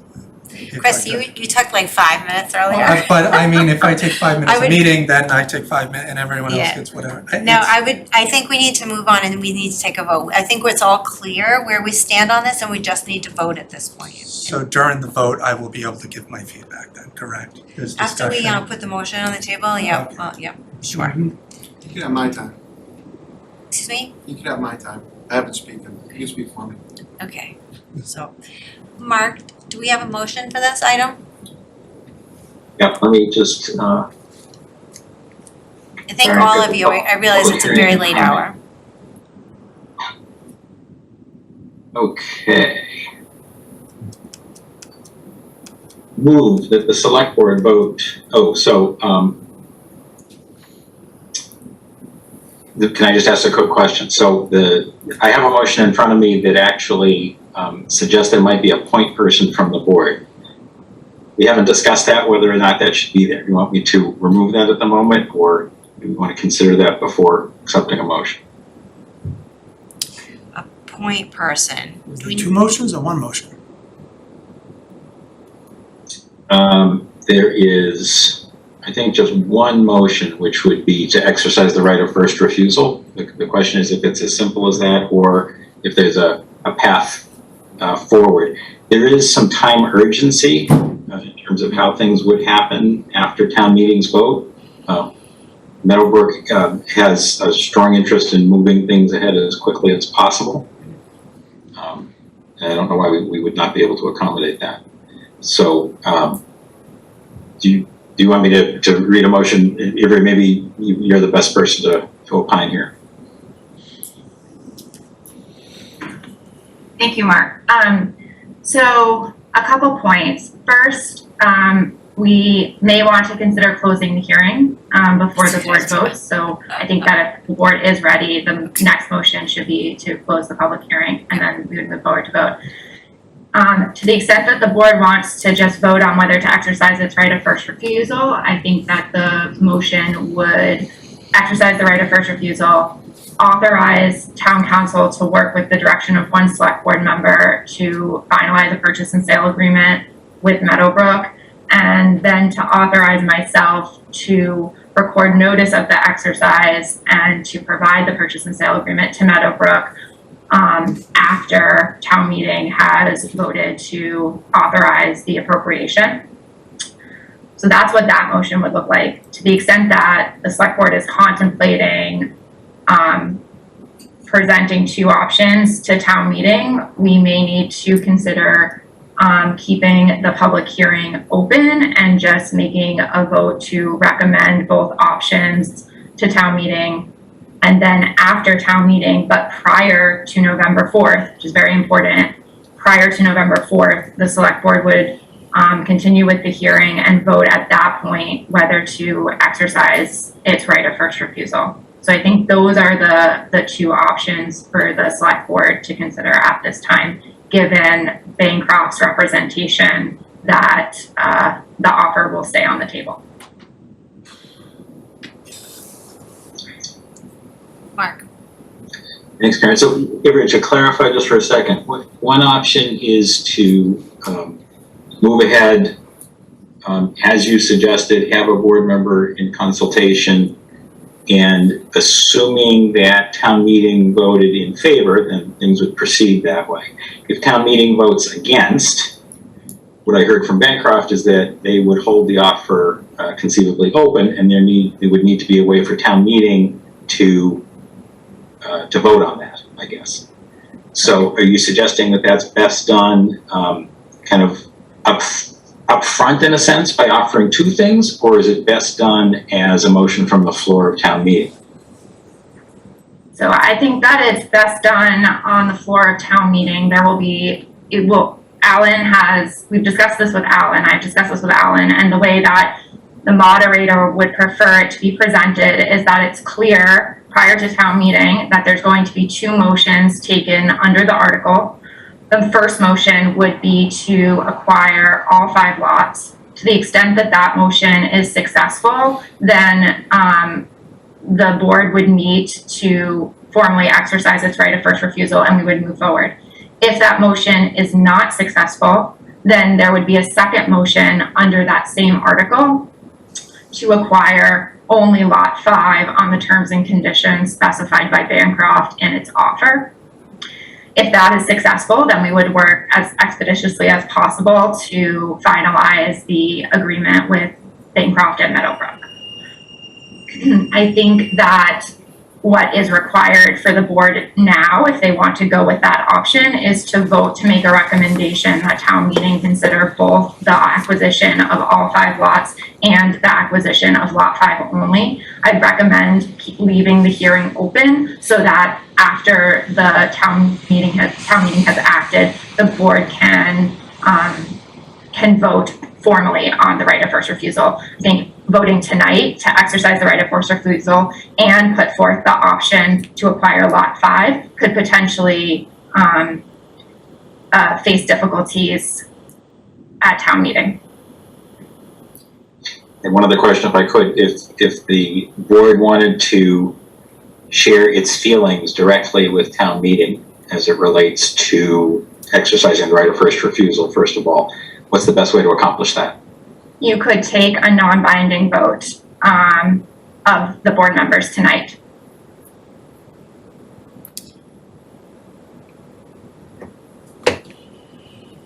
Okay, so I'm hearing we will not do a motion to close the hearing, and I'm hearing we can take a non-binding vote and we can share that with town meeting and proceed to town meeting. And continue with town meeting. I think, sorry, Karen? Yeah. Sorry, Karen? Everyone, yes. Okay, I think if Josh Latham is on the line, I would just, and I would like his confirmation. Right now, all we have is an oral confirmation from his client. I would like to have his confirmation as well. Good evening, board. Yes, on behalf of Bancroft Estates, I would like to confirm that they have proposed to withdraw the time constraint for the offer that they presented. I've been texting with my client offline, and he has authorized me to go ahead and confirm that for the record. Thank you. Thank you, Josh.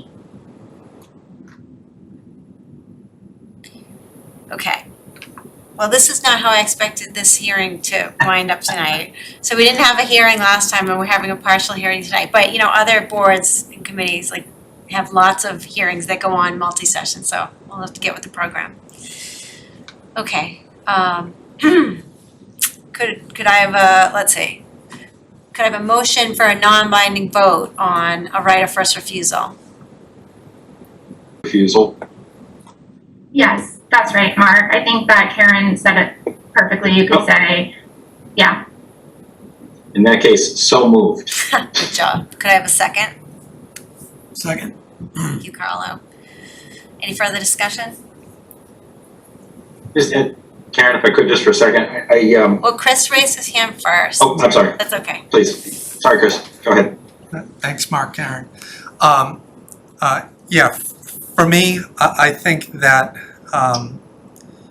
by them removing the time condition from it is great, but it's kind of hypocritical that we are imposing a time condition 5 minutes before this. So for them to have the ability where we would end up putting 450,000 to town meeting or 2.25 million to town meeting minimum, because we don't know what it's going to be beyond that, seems easier for us to just go the 450 route, which is guaranteed right Okay, well, now. Chris, you already said that earlier, so what? But I'm having my discussion. I mean, No, but you're repeating. I understand that, but Okay. my repeating is free as opposed to all the lawyers on the call. So for me, once again, you are rolling the dice by having this go to town meeting for a higher figure and then losing. Chris, I've been on town meeting for 20 years. Town meeting likes to weigh in, and actually, maybe I should bring that up as a point. The select board frequently, town meeting spends the money. So you might wanna consider whether we should definitely give them an option either way. I'm definitely, of course they're gonna have the Alright. option either way, but for 450 now, done and dusted, seems a lot easier than 2.25 minimum. So for you to say that it isn't, I mean, you know, you're the expert, but I strongly disagree with that sentiment, that you are rolling the dice to lose this property because you want to have all of it. We wanted to have Lot 5, access in, parking lot, safety, the whole thing. You run the risk of not getting it at all. Who are you talking to? I'm talking to you Why? because because you put the time Okay, conditions okay, on me. Chris, I'm just letting. Chris, it is time to move on. Mark This had a is question. discussioning about the non-binding vote. This is my portion of it. I'm just making it vocally known that I, in this position, think that we are running the risk to not get it, because what bargaining does Bancroft have with us if town meeting declines the 2.25? Chris, I hear you. They can just get the whole thing. I hear you loud and clear. You're running, you're just, I you're hear running you the loud and risk. clear, we just need I strongly understood. disagree with with the way that you're going. You can get what you want right now. And it's not just me, it's but you a don't. board of five. That's It's a fine. board of five. Mark? So, what I wanted to say is a couple of things. One, I think that I really appreciate working with both Meadowbrook and Bancroft on this with the board. They've been very good to work with. I think we've been able to have candid discussions about kind of what each other's needs look like. I really appreciate the flexibility that you're offering here. I think to one of your questions, Chris, they have allowed us not to roll the dice and in fact allow town meeting to really weigh in on which option they prefer. I think it's also important that we make sure that town meeting knows the leanings of the board, and that's the purpose of the non-binding vote that this motion is, so that they hear that. And then this is kind of a chance for the town through town meeting to really buy in on this decision without the downside and to see where they want to go. And I think that's a great place to be. Thank you. Any further discussion? We have Carla. So we're weighing in now. Decision because not enough information was available at the time. And gathering more information, I think, is really what we want to do so that we can make recommendations toward town meeting. This was a specific vote called for this evening. In fact, it required basically because of the triggering of activities. And having more information, I think, is the right way to make sure that we're moving forward. Thanks. Ian? To that end, I did abstain on this article when we moved to close the warrant, but am prepared tonight based on additional information that I've received to give a sense of the board. Thank you. Okay, all right, board members, as I see you, on the non-binding motion before us, Anne? Yes. Mark? Yes. Chris? No. Carlo? No. Karen, yes. Okay. All right, that's all we're gonna do on this tonight. Thank you all. Right, do we need to, yeah. I was gonna say, do we need to vote to bring both options before town meeting? So I move, and I'll take any friendly amendments that Avery might suggest, but I move that we bring both the option to exercise the right of first refusal, as well as the offer extended by Bancroft this evening to town meeting. Second. Very good. Any discussion? Not appearing? Okay, Anne? Yes. Mark? Yes. Chris? No. Carlo? Yes. Karen, yes. Okay.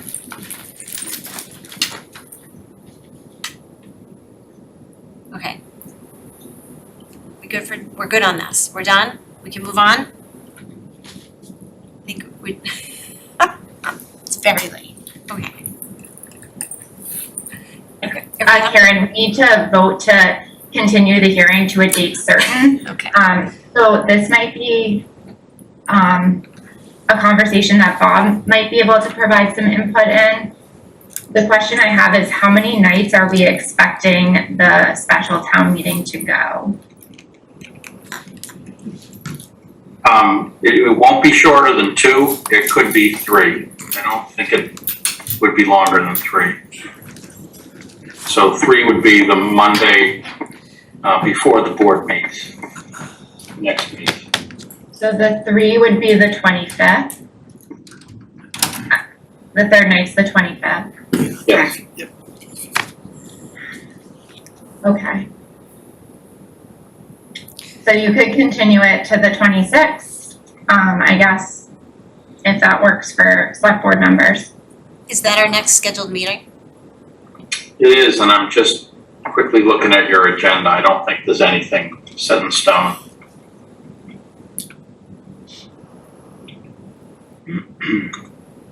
Okay, yeah. Let's see. Caitlin, have you advertised the tax classification hearing yet for Victor? And so that would be 8 o'clock, so. You know, I'd go 45 minutes later than that, maybe, 8:45. Victor's usually done in 30 to 45 minutes, depending on board's questions. Maybe 8:30?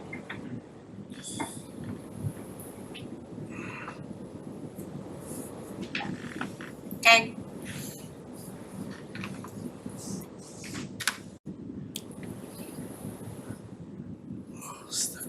Okay, motion to continue this hearing until October 26th at 8:30? We need to do that specific?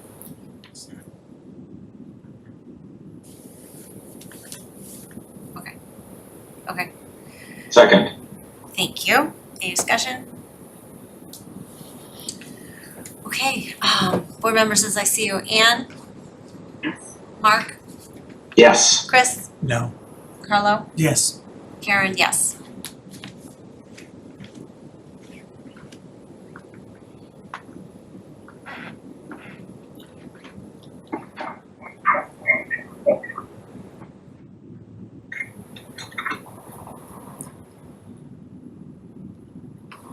Okay, I believe the next item on the agenda, if we're finished, we get it, we get everything? Okay, thank you. Discuss and vote on mediation process with Mr. Walter Tavel related to the open meeting law complaint. So when we spoke last, the board voted to engage in mediation with Walt Tavel on all of his complaints 1 through 8. So the question before the board is, how do you want that mediation to occur? The options are an open session with a quorum of the board, an executive session with a quorum of the board, or with a designee of the board, just mediating between that member and Walt. And it's my recommendation that the mediation occur in executive session. The whole point of mediation is that a mediator can interact with each of the parties individually or together. And it's important that there is that kind of sense of confidentiality and openness between the mediators and both parties when they are discussing the matter separately. And so it's very important that this executive session occur, in my opinion. I conferred with other attorneys in my firm, and we are all unaware that there has ever been a mediation that's occurred in open session. Executive session is the process. I spoke with the Attorney General's Division of Open Government. They also said that these mediations occur in executive session or with a designee. That's the process that is utilized. So I think from my perspective, executive session, he is unhappy with the board's choice. He can always say that he does not want to engage in mediation. If he doesn't want to engage in mediation in regards to complaints 1 through 4, appeals have already been filed and the Attorney General's office will be required to review those complaints. To the extent he decides that he doesn't want to proceed with mediation in regards to complaints 5 through 8, then the Attorney General may, she's not required to, but she may decline to review those complaints. This is a board's decision. Mr. Tavel cannot force the board's hand and require the mediation to occur in open session. If the board wants to have the mediation occur in executive session, you are absolutely within your legal rights to do so. Okay, thank you. Mark? Thanks, Karen. I think Avery is spot on this thing. I think that the purpose of mediation, the purpose of offering mediation was to try to speak and see if there are ways to resolve this. I think it's done in executive session. That's the point of hiring an outside mediator to come join us. So I think that's what I had in mind would take place, and that's what I think we should pursue. Chris? Thanks, Karen. I believe Mr. Tavel has sent in emails reflecting that he wanted everything else in open session. So I would tend to agree that he would want it in open session. For me, voting to go into executive session is exactly what got us into this situation in the first place. And we are going to do it again. I strongly, once again, advise against going into executive session. I said that we shouldn't have done it before, every single time, and all that's come of it is legal fees, and now a mediator. So I strongly disagree with us going into executive session for this. It's what got us here in the first place. It's an open meeting law violation. It should be done in public, in the open. And that's all I got. Okay, other board members?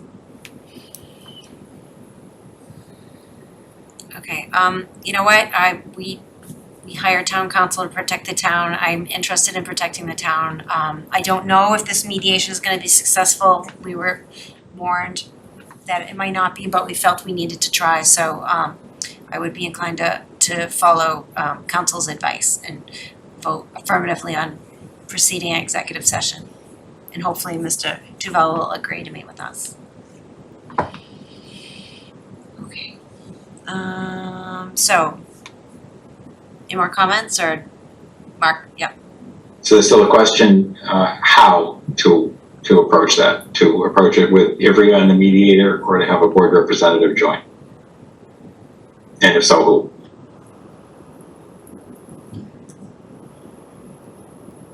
Well, there's not an option on the table to have it just be Ivrea.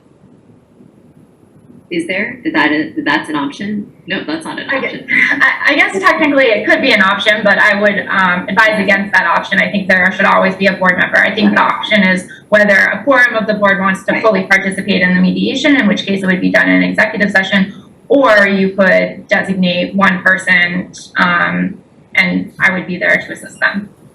Got it. Thank you. That's, Karen, to ask you a question. So if it's done with one member, then it is, what are the rules surrounding that encounter? So it depends on how you want to delegate it. If you want to delegate that individual to make final decisions, you can do that, or they can bring it back to the board. They should have some authority to make some level of decisions, because generally mediations are sort of, give and take processes, and so you don't want them to be started and stopped every single time you need to go back to the board. So, I think to the extent that the board is looking for an expeditious resolution here, having a quorum participate seems like the quickest path forward. So to confirm, Anne, as a public employee, you will not be participating.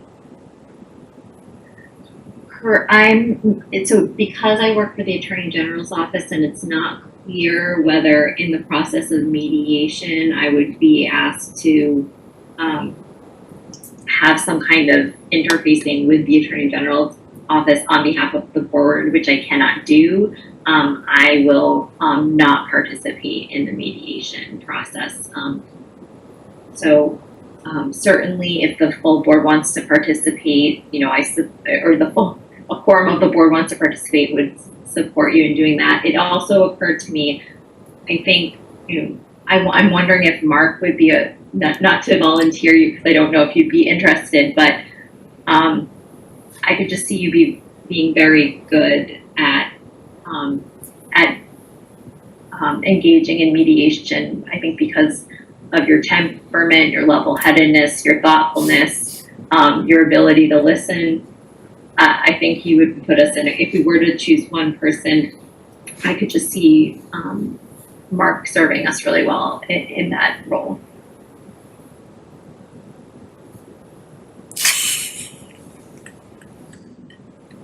But you may not want to take that on. Very nicely said, Anne. I can't argue with that.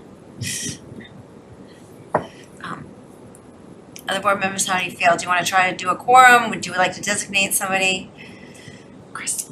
Thanks, Karen. I'm in for the quorum instead. I think it was filed against all of us. It should be all of us minus Anne because of, for her reasons. So that's my stake in it. Okay, Carlo? I concur. Okay.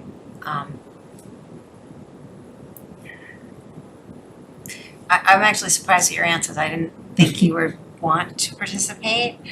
I I can go either way. We have 4 people, so at least 3 of us need to be involved, right? I'm fine. Mark, what are your thoughts? Do you prefer a quorum or a single person? Even if it has to be you? Strength in numbers. So, 2 sides. One, I think it will be more effective if it's one person, but I respect the fact that folks want to be involved. So I think that we should have everyone involved. Less Ann. Okay. I would tend to think that. Rita, does that work for you, do you think?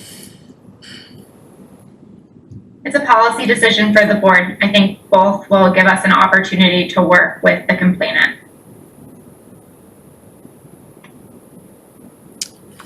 Okay. How about move that the board vote to participate in mediation with Walt Tubell in executive session? Second. Bob's raising his hand, yes? Just want to ask, Avery, is mediation available morning, evening? Is there a time constraint? So the mediator has indicated that she prefers one longer session. So that would likely be during the day, but she has also said that she doesn't want to talk about scheduling until after the board has decided how they want to proceed. So to the extent the board votes to engage in executive session discussions, I think we could make things work, but it would probably have to occur outside of the normal select board meeting schedule. And is remote participation available, do you know? I'm sorry, I should have clarified. She is requiring remote participation at this point. Okay. Oh, okay. Thank you. That's helpful. Okay, so we have a motion that's been seconded. Any other discussion? Did it get seconded? I do believe it was seconded. Did I second it? I think you did. Thank you. Okay. Getting late. Thank you. Okay. All right, if there's no other discussion, then board members, as I see you, Anne? Or are you gonna vote on this or no? Yes, I can vote on it. I just can't engage in the actual mediation. Okay. Yes. Okay, Mark? Yes. Chris? No. Carlo? No. Karen, yes. Okay. So can I ask a question now that we've made that vote? Is it possible, so we're gonna have 4 people, because Ann's not able to participate? Yeah. So is it quorum 3 or is it quorum 2? A quorum is always 3. And just to ask the obvious question here, are we gonna be able to achieve a quorum? I think if Walt comes to the table, we're gonna be there. Okay, just checking because you voted against. Yeah. Oh, no, I voted against executive session, but I'm open Okay. to the board voted 3-2, so I'm going along with it. Very good. Just, Yeah. great question, Mark. Okay, just wanted to Thank sure. you. Okay, and remote will be helpful. Good question. Okay. Okay, so I think we're done with that item. Are we done with that item? Probably not, but yes. For tonight. For tonight, we should Okay, excellent. That was clarify. quick. Okay, next, discuss and vote on committee charge for the ad hoc town manager screening committee. Discuss, review, interview, and appoint resident applicants, and discuss and appoint ex officio select board members, department heads, and I will dispense with the reading, but we need to create our ad hoc manager screening committee and discuss the town manager ideal candidate profile. And that's next up. Since Sharon is here, why don't we start, since it's 11:07 and Oh. Sharon is here and joined us at 9, Sharon, why don't we start with the work that's been prepared by Paradigm? Very good. You'd like to start with the candidate profile, and I do sincerely apologize. Thank you for joining us. Oh, of course. Okay, so, So I guess at this, go ahead. We've had three versions of the candidate profile, I guess. Do we have any other feedback on the candidate profile? I had a question for Sharon, thanks. They were hard to read every word, word for word after the first version. I read the first version, I couldn't see any major changes. Was it No, tweaks? Was it typos? Was it? No, there might have been one typo, but there were some minor wording changes for the most part, a change in bullet order, a removal of one or two of the bullets for ongoing projects, but mostly just some wordsmithing. Okay. It seemed like the structure and the description of the job and the portrayal of the town was the same in all three versions. Okay. I'm good with it. Free cash is certified at 17 million. 17? 17, yep. And So if the board, wants it to go ahead as is, I thought it was excellent. I really appreciated all of Sharon's work and incorporating feedback as well. I did have, in reviewing version 3, was thinking it may be worth mentioning 2 new positions that have come online or are coming online, voted in by town meeting, that reflect community priorities. One being the clinical social worker position that's going to work with the police department, as well as the director of equity and social justice that's going to fall under the library. There are 2 new positions coming online that the town manager will have occasion to work with and support. Sure, I can add a line in about that. Okay, awesome. Thanks so much.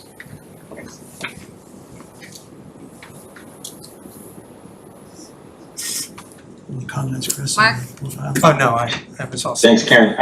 I think it looks great. I'm comfortable with it, and I'm anxious to get it out there. okay, I am excited. Thank you for all that. Thank you for all that work. And Thank you. Likewise, I'm very eager for it to get out there. I know you mentioned it's going to go to be distributed through the MMA. I was wondering where it will be published and posted in line with sort of the vision of having or working towards a diverse and qualified applicant pool. So the MMA, where else are we thinking of posting and publishing? Bernie, do you want to take that? You're muted. We'll be posting this on the MMA. We'll also be putting it through the ICMA, International City and County Management Association, and they have a number of add-ons you can in which you can place it in various locations that are affiliates of the ICMA that are directed towards people of color or women managers. We will also be, we also are charter members of the Emerging Local Government Leaders Organization, which is a new organization that's been formed in the last 2 or 3 years. So we'll be posting it there. And then we typically post it through a number of the job boards that are affiliated with the public administration programs of universities throughout the region. That's great. So that would go to their alumni as well, presumably. Correct. It's really not geared towards the current students or even the recent graduates. It'll be towards their alumni. Oh, fantastic. Thank you. And I will note that there is a relatively new organization here in Massachusetts affiliated with the National of Women in Local Government that will be, they don't actually have a job board, but we're closely aligned with the members of that organization. We'll be distributing it to those as well. Great. thank you. Okay. Okay, so I don't think we need to vote on this if we're all comfortable with it. We just say thank you to Sharon and Bernie for putting this together and keeping us on a tight schedule. Thank you so much. Thank you. It may not be posted tonight, but it'll be posted first thing in the morning. So. I should thank you for the. Get some rest. Gotta keep up with us, Bernie, come on. We should thank you for the community forum as well. Certainly. I thought we got a Hopefully good turnout. Hopefully we got some good feedback from that. So we know we got some good information. Very good. Thank you both. Thanks. Great. All right, Okay, ready to go? Great, thank you. Thank you. have a good night. Good night. You too.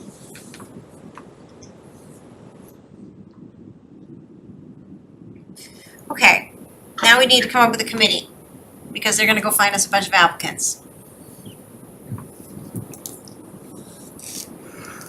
Chris. I propose a novel idea in terms of getting this over and done with in 2 minutes. Meaning, that's how quick I think that the selection would end up taking. Having seen the way that this was organized, and I think that if we each, because there's 7 spots on the committee, 2 select board members, so that's 5 openings on the committee. I think the fair thing to do would be to have each one of the board members put up a name, and then we just go that direction. We can 5-0 every single person that we put up, and we each got an opportunity to put somebody on the committee, as long as at least 1 or 2 of the members of the committee were gonna be members of town staff or whatever. So if all 5 of us wanted 5 residents, it isn't gonna work.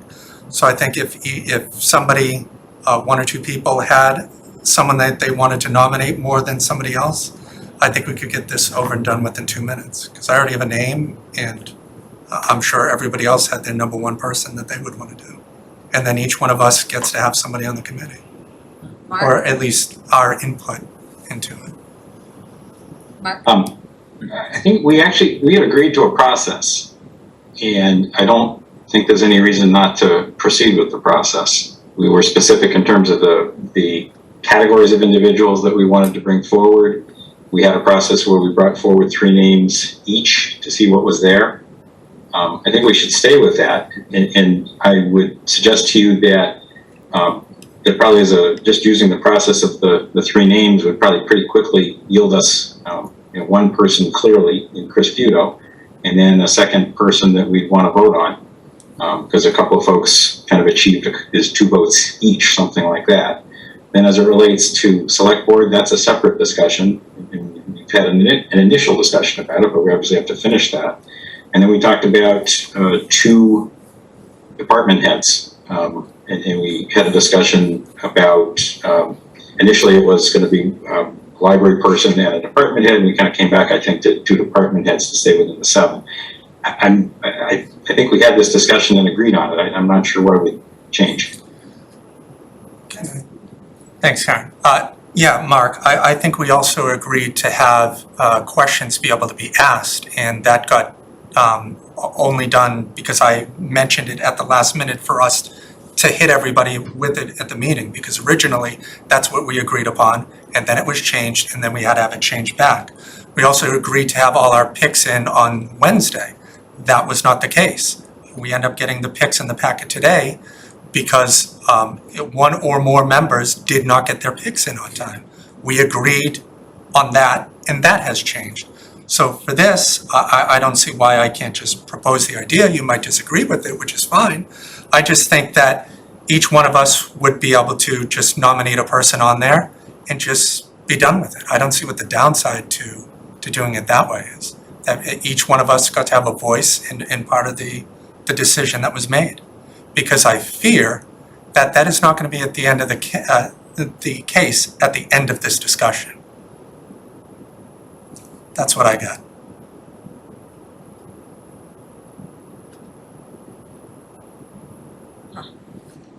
It's radical, different. I'm just saying. It's I always have. I appreciate you trying. What order should we go on, guys? Should we do the staff first, residents first, us first? I think we should start there, maybe pick an order of how to start the process for the committee. I don't think Carlo liked my idea. I think that's what I just heard. No, I want it on the record that Carlo I disagreed think it's a with me. novel idea. It was a novel idea. It's a novel Yep. idea. Super novel. Yep.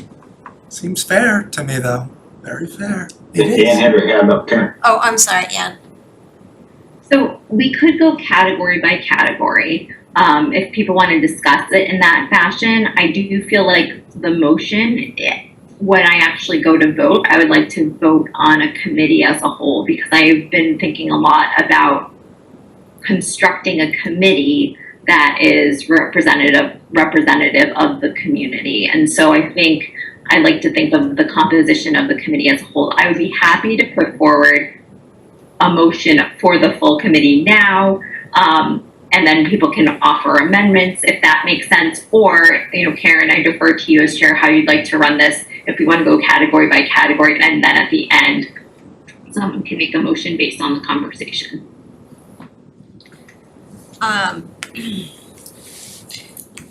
Maybe to take a pulse of the board, I might say let's go through category by category, if we could keep it as quickly as possible. I agree with you, Karen. Is that what you were saying? Well, Did no, get it? in this, I mean, it's, I got 4-1 Alright. hypothetically on my scenario, so I'm more comfortable, category by category. Okay, so basically, are we saying each of the five of us would run through the names that we'd have on the committee? Is that what we're saying?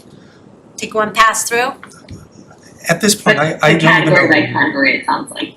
Okay, so getting back to Carlos, okay, so if we start with the select board, okay, so who would like to go first? Would you like to go first, Dan? Sure. I recommend the chair and the vice chair. Okay, Mark? I also recommend the chair and the vice chair. I think that's what we've done in the past, and I think that makes sense here. Chris? Can I ask, so we're going with, by recommending the chair and the vice chair for Ann and Mark, are we going with, that's how it was done previously? That's why we're going with it, or is that previously meaning the precedent that was set, or previously meaning the last board meeting that we agreed to? That would be my question, Yeah, that's a question for you, Mark. Mark. So I don't think we agreed to anything at the last board meeting. Well, at the September 8th board meeting, or whatever it is, where it was mentioned, the chair and the vice chair with precedent.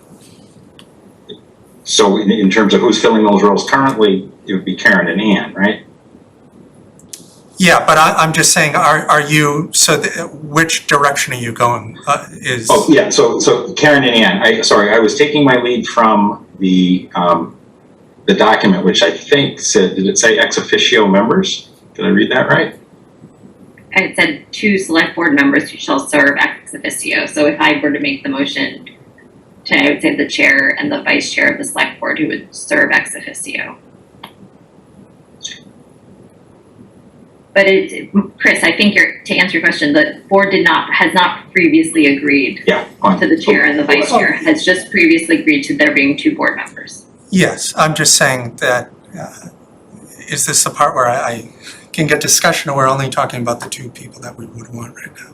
I think we're going category by category, and we've just heard 2 select board recommendations from 2 members, so. Right now we're going around and asking each person which 2 select board members would you put forward? I think that with the amount of email that we received last month, and that came into us with the majority of the residents saying that, to go with precedent and whatnot, I find it's hard for me to deviate from my decision that I made, but I said that when I came here I was going to be, open to everything. So I've changed my mind on that and decided that I think we should go with the precedent that was set in 2012 for the committee. And I just had a question, a point of information, a clarity that I need. The September 8th board meeting minutes was that the board had discussed how they would pick the 2 select board members on the committee.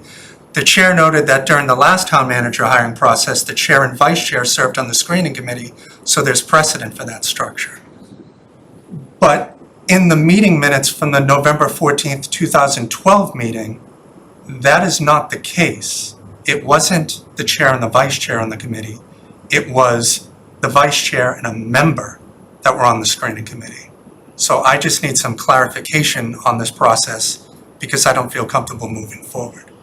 Because That's not what the precedent was in 2012. Yeah, well, so it's like after 11, and we don't have time to dig through all of those meeting minutes to sort of clarify all that, so. It's not digging But through. fair enough, so, but you need to put forward a couple it doesn't matter what the It minutes does, say. you set precedent that That's didn't right. exist. That didn't We exist. don't have time to go through all the meeting You don't minutes have again. to. Ivrea sent us the document Okay, that Chris, where the Ivrea process. sent us the document Yep. that outlined that the two members on the committee were Yep. Ben Tafoya Yep. and James Bonazzoli, Yep. which is vice chair and member. And you went, along with now Ann and Mark, precedent was set. And by adding that to the meeting minutes as well, because Caitlin didn't have it in there, it made it even more reinforced 10 years from now or whenever the next thing comes out, they're gonna use precedent that didn't exist. Or they can change it. They can't, like, you just changed it? Precedent didn't exist. I'm not sure is that what- that is the case, what I'm saying is It is that. the case. Chairman Stephen Goldie was not on the committee. It's end of discussion. So I would like to know why it was referenced. Because I believed I read some other documents that indicate they were Which other shared. documents? If you're not willing to read the meeting minutes or the. No, I did Or read the Chris, thing so that Ivrea Chris, if I sent made a us. mistake, I apologize. Do you know what your mistake led to, Karen? No, Chris, so we have a Respect. task in front of us right now. We really do. So Respectfully, Karen, we received close to a dozen emails from residents citing precedent that didn't exist. We received close to a dozen emails calling Carlo and I inferring that we were misogynist and sexist because of the selections that we made. That's what your mistake led to. That by me just mentioning that I want to have the VAST members that you appointed, Carlo and Mark, not me. I didn't appoint any of them. So we can never So have a you- disagreement because. It's not a disagreement. You cited precedent that didn't exist, and I'm not then even what? sure I'm not sure You you're can- accurate at this point, How at can this you- time of night. I'm Here not it is, sure. Chairman Stephen Goldie, even Ivrea's memo that we all read Chris, listed. you know how we have minutes and humans make minutes? Yes, I understand that, Well- but you said it, everyone referenced it, and the same thing, the screening Like, committee, what can I do if I? you can recuse yourself from the, Okay, from no, the I'm not screening gonna do committee. that. No, Of course you're I'm not not gonna going to, do that. because precedent was Chris, already I guess, set. are you here to serve the people and to get our important Absolutely. work done? As Or I- are you as- here to, I don't know what you're doing. What I'm here for is because at a prior meeting, I had mentioned about Ds and Rs and things next to people's names. The only letter next to my name is R Ds for and Reading. Rs? That's it, Okay. is All for right. Reading. And Yep, you I set hear precedent that didn't exist, and now Mark and Ann are going along with precedent that didn't exist.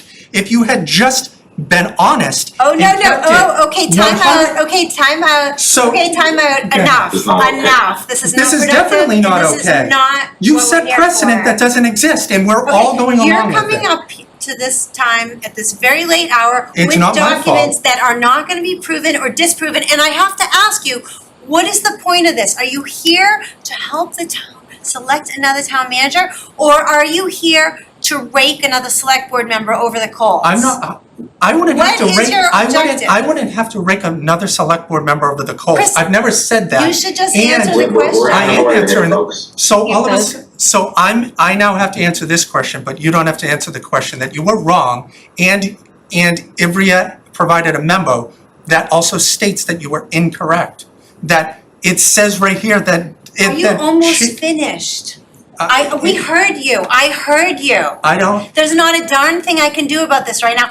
I'm allowing the possibility that a mistake was made. it's, And but if I you made it, realize. I apologize. Do you rea- No, Chris, I'm making an apology. So the appropriate response is to accept my apology and move on. That's if I agree to accept your Move apology, on. but like I So said, I we don't feel Order. confident in this process moving along, because if Point of order. someone is willing to do this, I'm not sure what else somebody's willing to do. You massively I'm gonna need to misled. gavel you. You need to stop talking. You massively misled this It committee. needs to stop.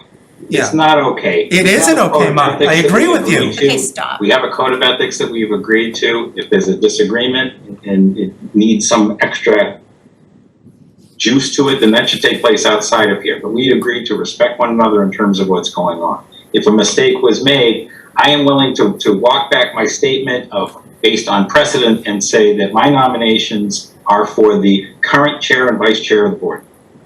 That was the correct way to do it back on September 8th. Instead, because I mentioned the VAST committee members being selected, Karen had to go another avenue rather than the one that selected 30-plus people on this committee. And because of that, Carlo and I both have only daughters. To see the emails that came in through from your own campaign manager, Chris, Karen. again, I'm gonna ask you to get on task. Yeah, I am on task. You're not on task. We have asked you, 100%. you have stated your case. We have listened to you.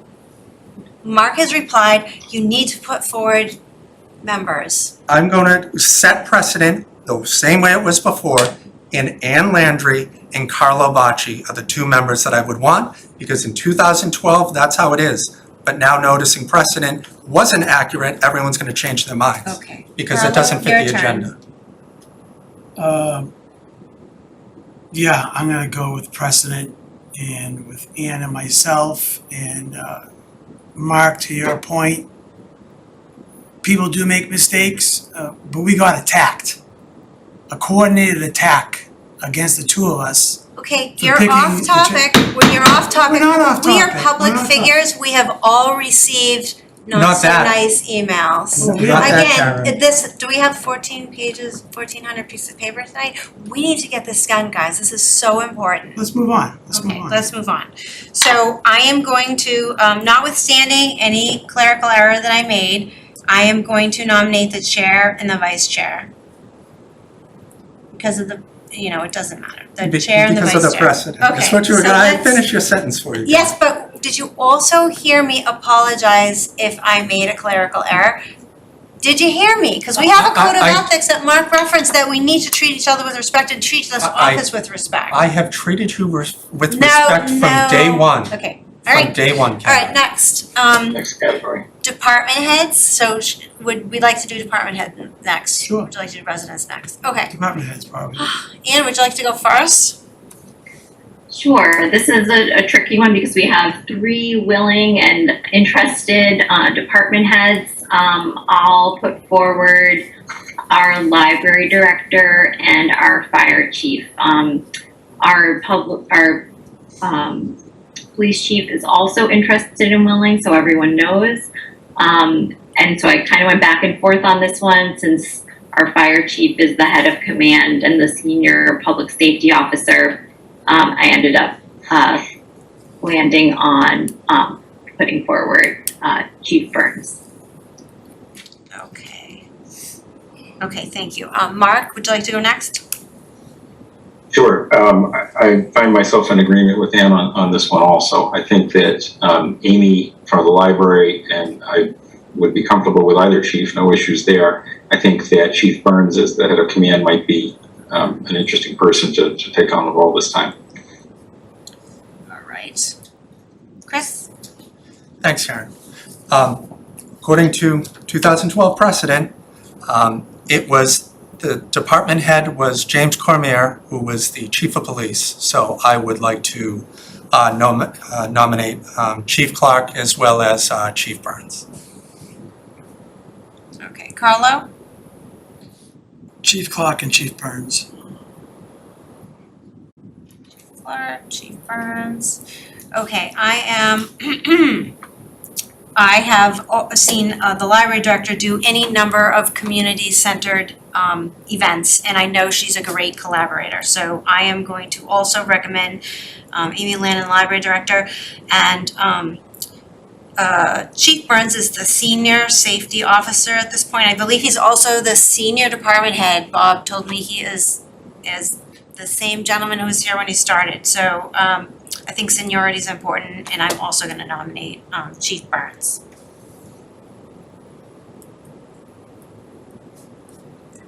Okay.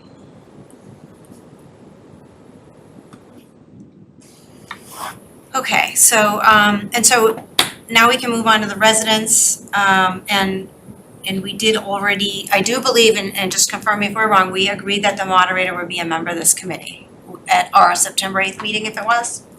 correct? I would prefer to have another resident, but I mean, it's not gonna matter at this point. I think we decided it. Correct. Okay, just checking. Okay. So, any thoughts on how to do, so we have 2 resident spots, so we could do the same thing, we put forward 2 names, or if you have other suggestions on how we might do this. So just one suggestion, there's one person that if you allow for 3 votes, that person, I believe, garnered 3 votes. There's only one person who would fit into that category, Christopher Feudo. Right. And so I think that he would make sense as one of the choices. And then I think there are some others who garnered 2 votes, and we can look between those. That would be my suggestion. Okay, so,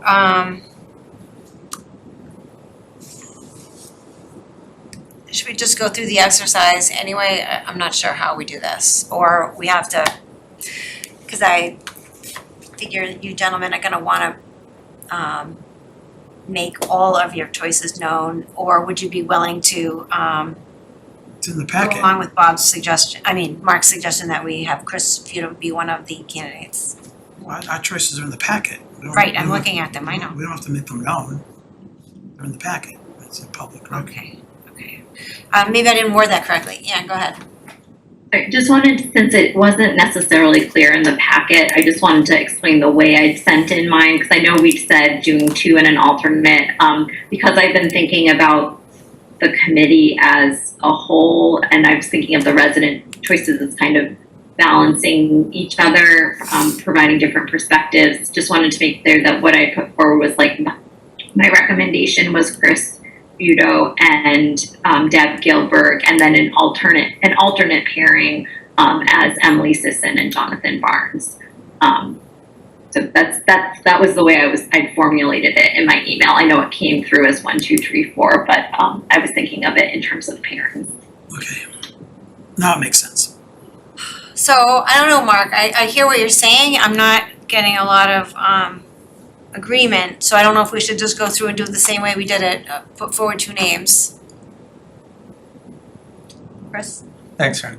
I'd just like to give clarification for my names in there as well. I made the statement at the last meeting that I wanted to have a night and day candidate, and my night and day 2 differing candidates is one with town experience and one without it, but still being experienced, obviously, in the hiring in the field. So that's how I came down with Barry Berman as being the town experienced person, and then Nancy Twadros and Chad Smith as being the residents with no town experience, yet having relevant experience in their relative fields.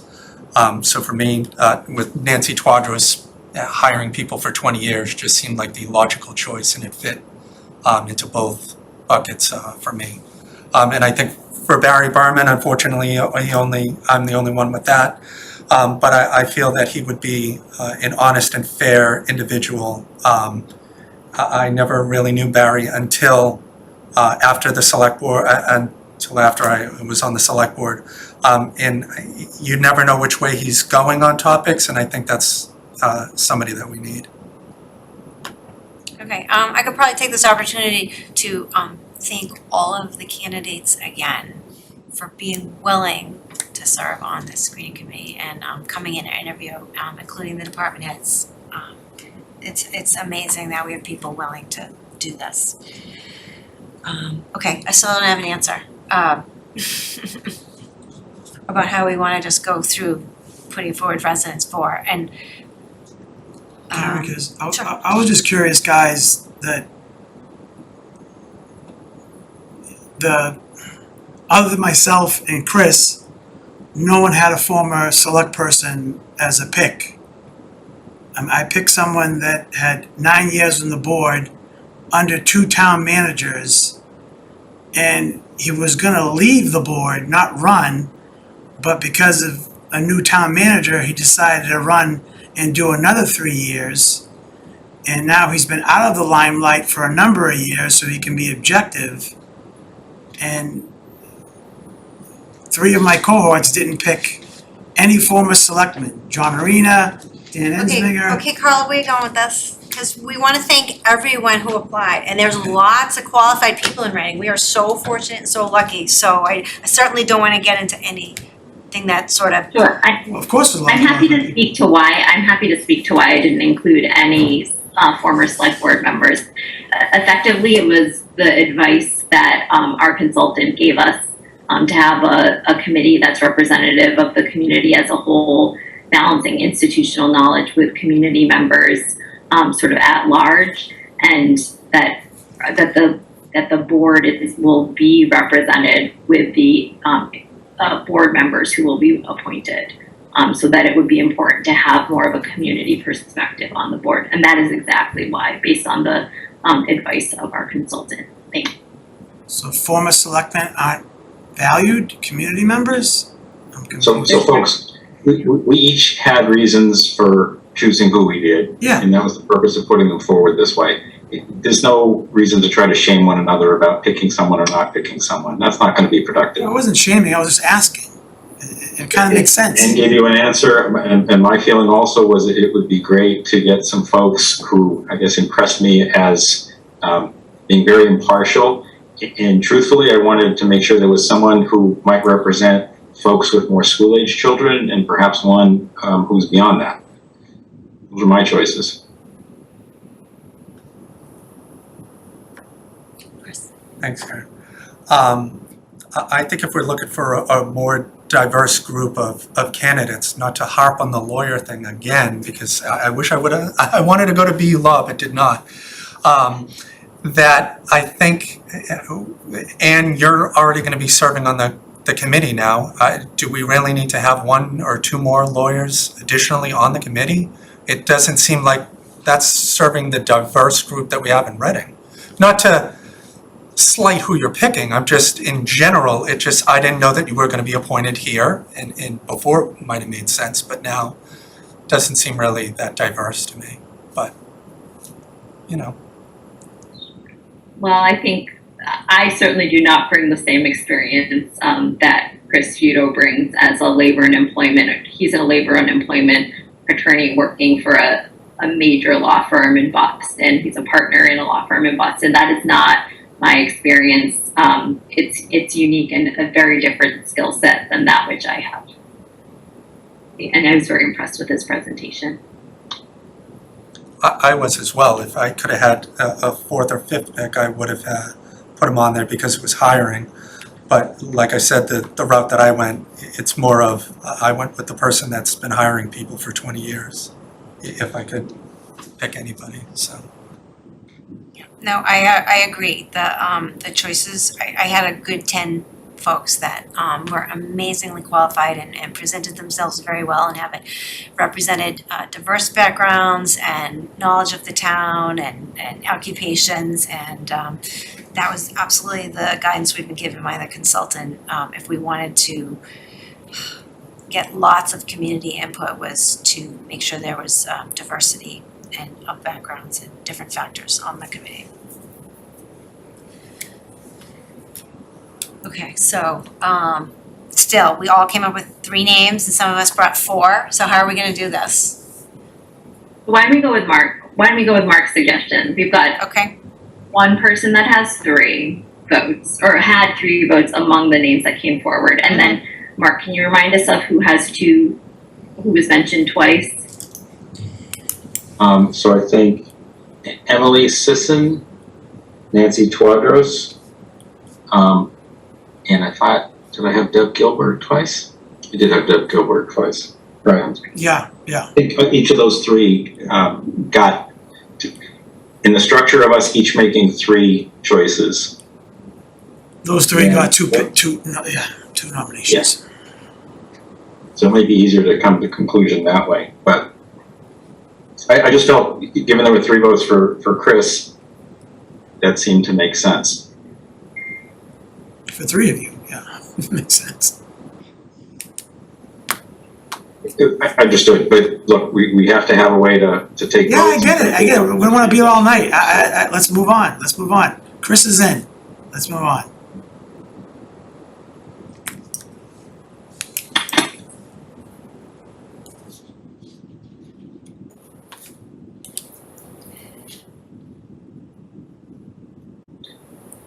So I'll kind of express mine. I think Deb would be great.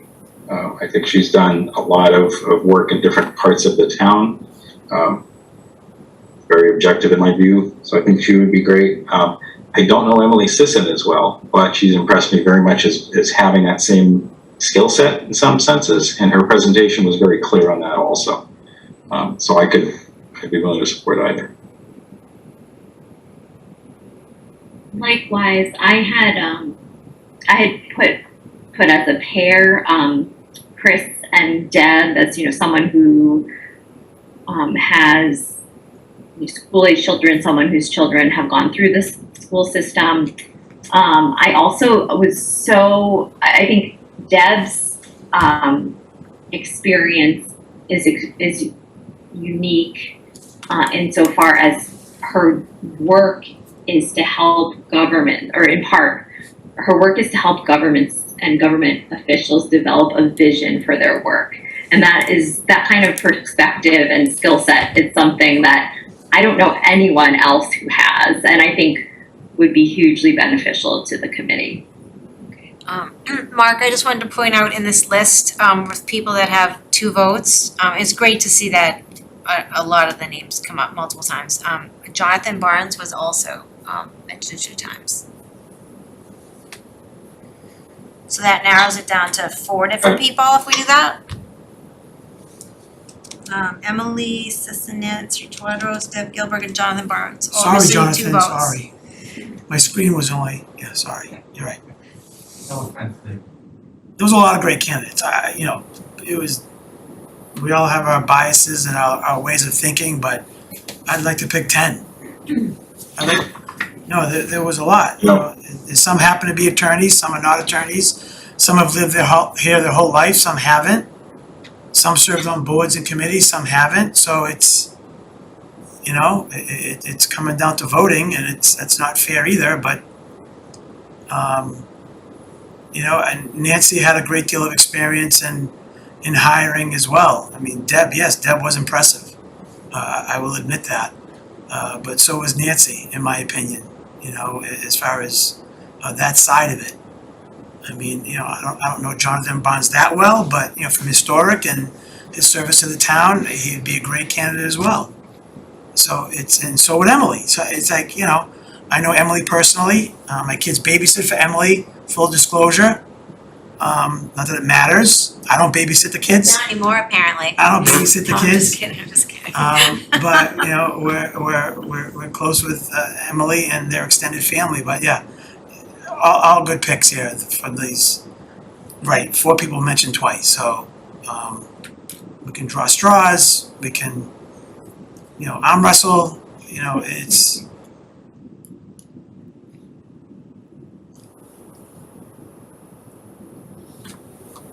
I'm struggling, you guys. That's why I was trying to stick with 2 because I thought that might make it easier. Yes, Chris. I would just like to add, I don't know for anybody keeping track, but the way that this is currently shaking out is that Carlo and I have not had a single person that is going to be getting appointed to this committee. And I would just like it to be known. How about Ann Landry? Thank you, Ann. So you just made a mistake. Did you want to apologize? I apologize Thank you. It's profusely. not a problem. We accept it. did. Everybody makes mistakes. I got 2 votes. Yeah? Except I'm not going to get emails about Ann, unfortunately. Oh, you might. I don't think so. You can't top what I already got, so. But Ann will do a wonderful job. And also Chief Burns. When you have 3 people, then you kind of have to. I mean, I still think we should have Chief Clark. I mean, he reports to. I like Amy. All right, we need to focus on the residents though. Okay, all right, you're right. We need Chief Clark to have time to do police We haven't settled on the residents yet. Correct. And Carlo was just singing the praises of many folks. So, do you have a thought among the folks we just do you have a you spoke kind of saying everyone's praises. Do you have a preference? I had Nancy as number 2, and so I will, given my number 1 pick didn't get picked, I will stick with my number 2 at the moment. And given her experience, and it seems like we're gonna have a lot of competent women on the board. So that's where I'm staying right now, unless I can be convinced otherwise. It's not really convincing. It's it's an important job. It's gonna be an very important job. And the fact that everyone is volunteered for this and willing to interview people hours on end and look at all these resumes, it's a lot of work.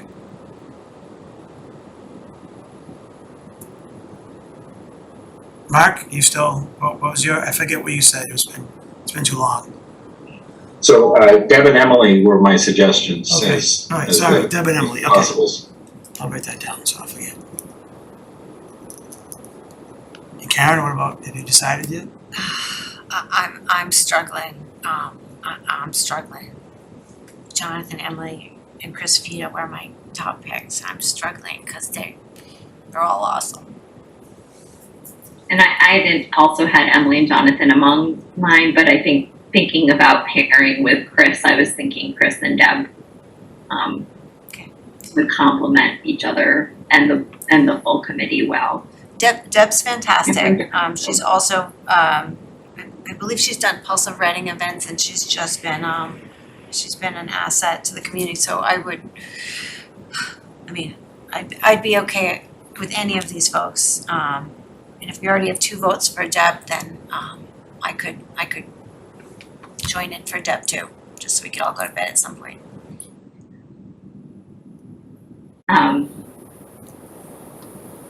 Happy, like I said, happy with Deb, but she would pair well with Chris. Also had put forward Emily and Jonathan, so.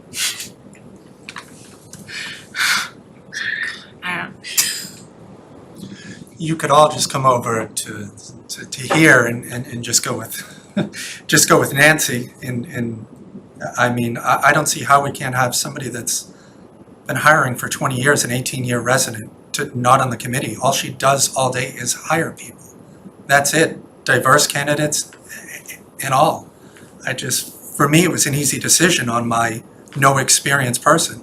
We want to welcome more people to participate in town government and everything else.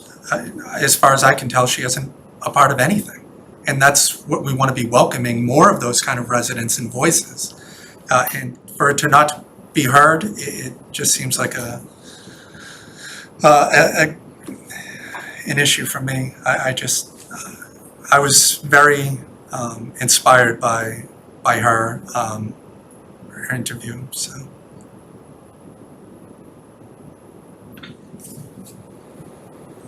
If we were gonna pick, personally, if we were gonna pick between Deb and Emily, nothing against Jonathan, he's right there in front of me, I would go with Emily.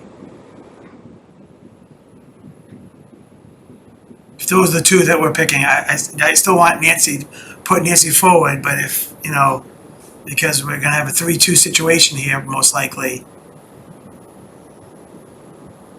Is this just the 2 picks, or like?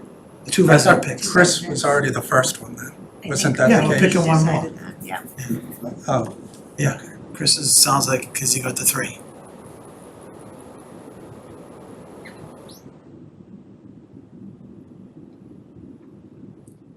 Come on, it's gonna gong soon, let's go, it's gonna gong soon. The bell's gonna go off. Okay, so Emily is sticking with us. Jonathan is sticking up with us. Who's the gentleman with the mask? Is that Chris? Chris. Oh, thank you. Okay, sorry. It's late and you have a mask on. I suspected that's who it was. Okay, thank you. Well, you're out, she doesn't even recognize you. Some of our candidates are there with us. I didn't realize that. I couldn't see. We can't see. I'm going to suggest that Emily be the candidate. It sounds like there are 3, maybe even 4 people that would go that way. Maybe. Done deal, done. I think Emily would be a fine addition to the committee. Agreed. Okay. All right, so I have motions that need to take place here. Wait a minute, 1, 2, 3, 4, 5, 6. Okay, It'll just be important to say the title versus the names of our ex officio members. In the motion, we Okay. just say the titles. I think I can modify this a little bit and make it work. So, here's just to make sure that we're on the same page before I go through it. I've got, as ex officio members, oh shoot. So as ex officio, is it the office? It kind of means by virtue of their office, I think. Okay, so ex officio is select board chair, select board vice chair, library director, fire chief. Stop. And town Sorry, moderator. and town moderator, X. And then, straight out appointments would be Chris Futo and Emily Sisson.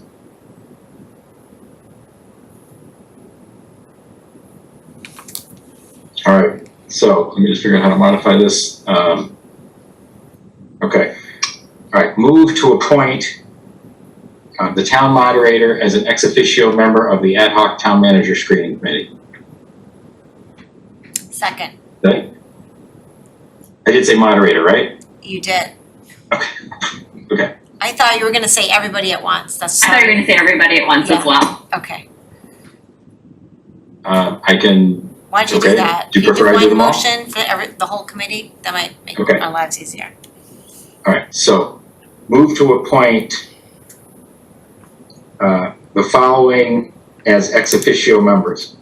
Town moderator, select board chair, select board vice chair, library director, fire chief. And as regular members, Christopher Futo and Emily Sisson to the ad hoc town manager screening committee. Second. Any discussion? Chris? Thanks, Karen. I'm going to be voting yes on the collective group because I feel it's in the best interest of Reading to just know that the full board is going to support all the candidates on there with the one caveat that I do not agree with the select board members being voted on, but that's how I'm going to be going because of precedent. Any other discussion? Okay, so we can, if I call your, so we're ready to vote. So board members, as I see you, Anne, Yes. Mark, Yes. Chris, Yes. Carlo, Yes. and Karen, yes. Okay. Thank you all for staying up so late. Thank you for your consideration. I said last week I didn't envy your position. I just want to repeat that. Thank you, Thank you. because we don't want to let anyone down. Oh, Thanks for everyone participating. Liaison reports, yay. Aaron, could I bring forward the yes, proposal? okay, So- We have to vote on the charge. The charge for the screening committee. So is the charge there? I haven't found it. It was in the last packet. Maybe it wasn't included in this packet. all right. I don't think it was. You're talking about the whole description of the committee again, right? The whole one page? Yes. Yeah, I didn't see it in this packet.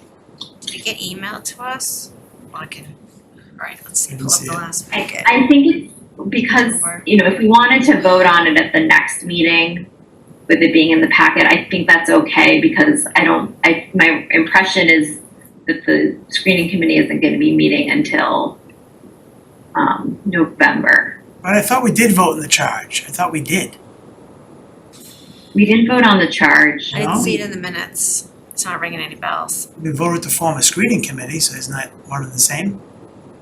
No, it says like what the screening committee is charged to do. So 28th was our last meeting. Okay. 28th, packet, Town's manager search committee application. I think it was probably an amended packet, because I'd worked on it, I think, through the day before at least.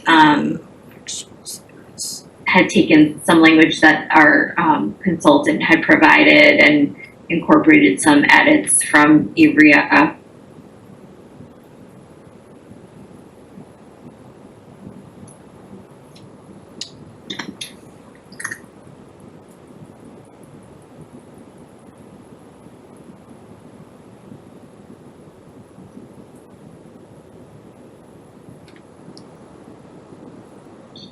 Would it make sense for us to share it with everyone, put it in the packet and vote on it as an item at our next meeting, rather than kind of have everybody read it right now?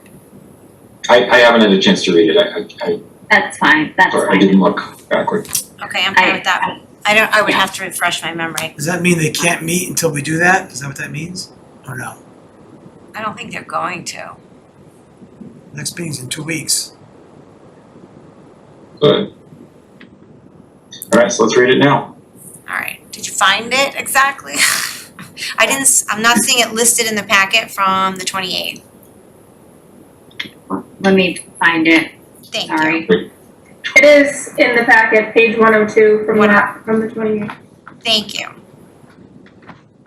Page 102. I believe it was an updated agenda packet, So it'll be before the mini meeting. but it is the one listed online. Okay, thanks. Thanks, Caitlin. Okay. No, I got the wrong packet. Oops. So is the best source for this to go look at it online right now? Let me see if I can find it. It is the one online, but it should have been, I did send it out, I think at like 5:30-ish on the night of your meeting. I can, I found it. It's very short, so that's good, right? Let's see. Oh, wait a minute. No, it's more than a page. All right, well, it's a page and a paragraph. It's quick.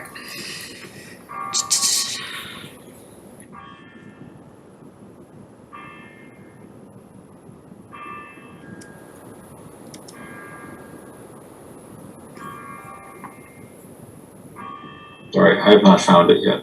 Apologies. I'm gonna go into the website. So go all the way to the, yeah, if you have this packet open, go all the way to the end and then back up. It's right in front of the minutes. Just trying to see if I can figure out how to share the correct screen here.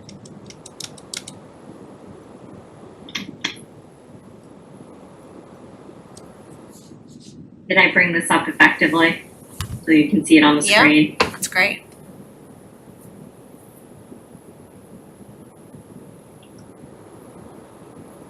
Can you zoom in a little bit? I don't know if Mark, it's a little fuzzy on this end.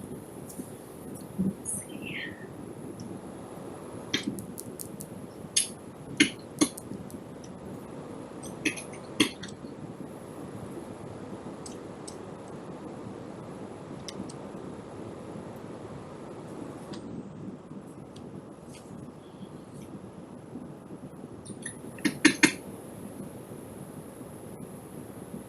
Sorry, I'm not sure why it's appearing this way. You want me to try? Sure. And did you ask the consultant for their feedback on this as well? So they wrote the main thing, and then Ivrea provided some edits, and I incorporated some of them. But she said Ivrea had basically said, take this or leave this. In terms of her edit, so.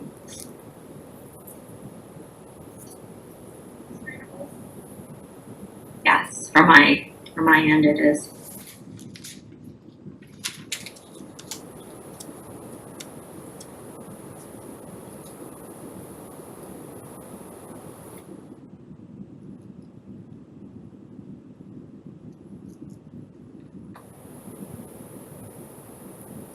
You guys ready to scroll down? Yep, I have it on my screen here too.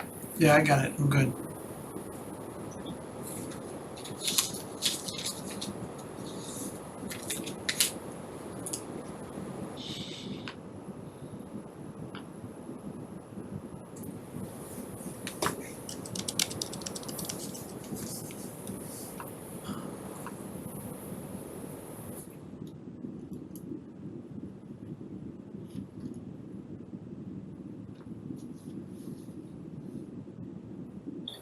That's a quick question. So the notion here is that if they're screened in, you're a semifinalist, and then narrow down to the 3 or 4, those are finalists?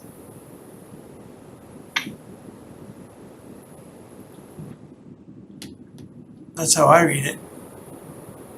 So I think semifinalists would be interviewed, and then among those interviews, finalists would be selected and presented to the full select board. Yeah.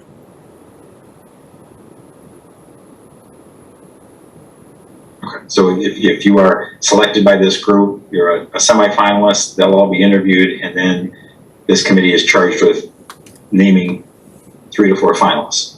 To us, And then yeah. come before the full board. Yeah, that's the way I interpret it. Okay.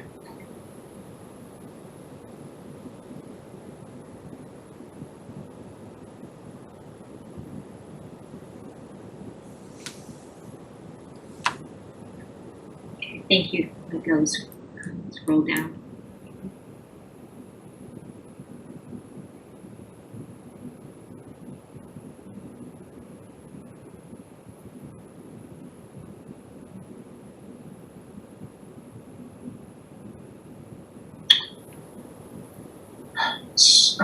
So there's a slight issue here. Screening committee shall maintain the names and any information about the candidates in strict confidence until it votes its recommendations. I think what's not said but needs to be is those that are not recommended, that information remains in confidence. Right. And actually, sorry, for some reason this version, Oh, sorry, I'm just taking it as the last sentence. I'm sorry. I'm thinking it and not reading the last sentence, and it's right in That's what front of me. happens when it gets late. Right It's there. okay. It's all right. It's right there. It's right there. Sorry. also for some reason, this doesn't, That covers my concern completely. okay.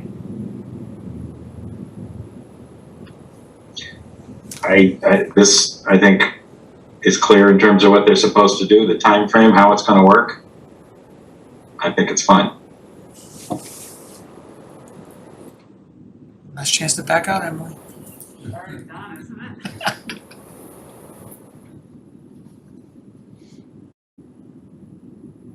Sorry, Chris and Emily, that I'm kind of talking. I guess I'm not sure if it's in front of your back or behind your back, but either way, hello.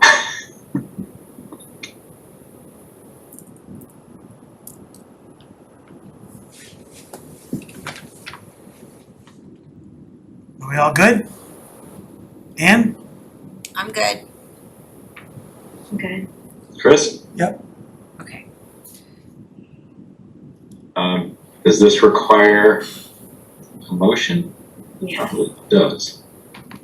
I move to accept the charge for the ad hoc town manager screening committee as presented on the screen. Second. Any discussion? None appearing. Board members, as I see you. Anne? Yes. Mark? Yes. Chris? Yes. Carlo? Yes. Karen, yes. Excellent.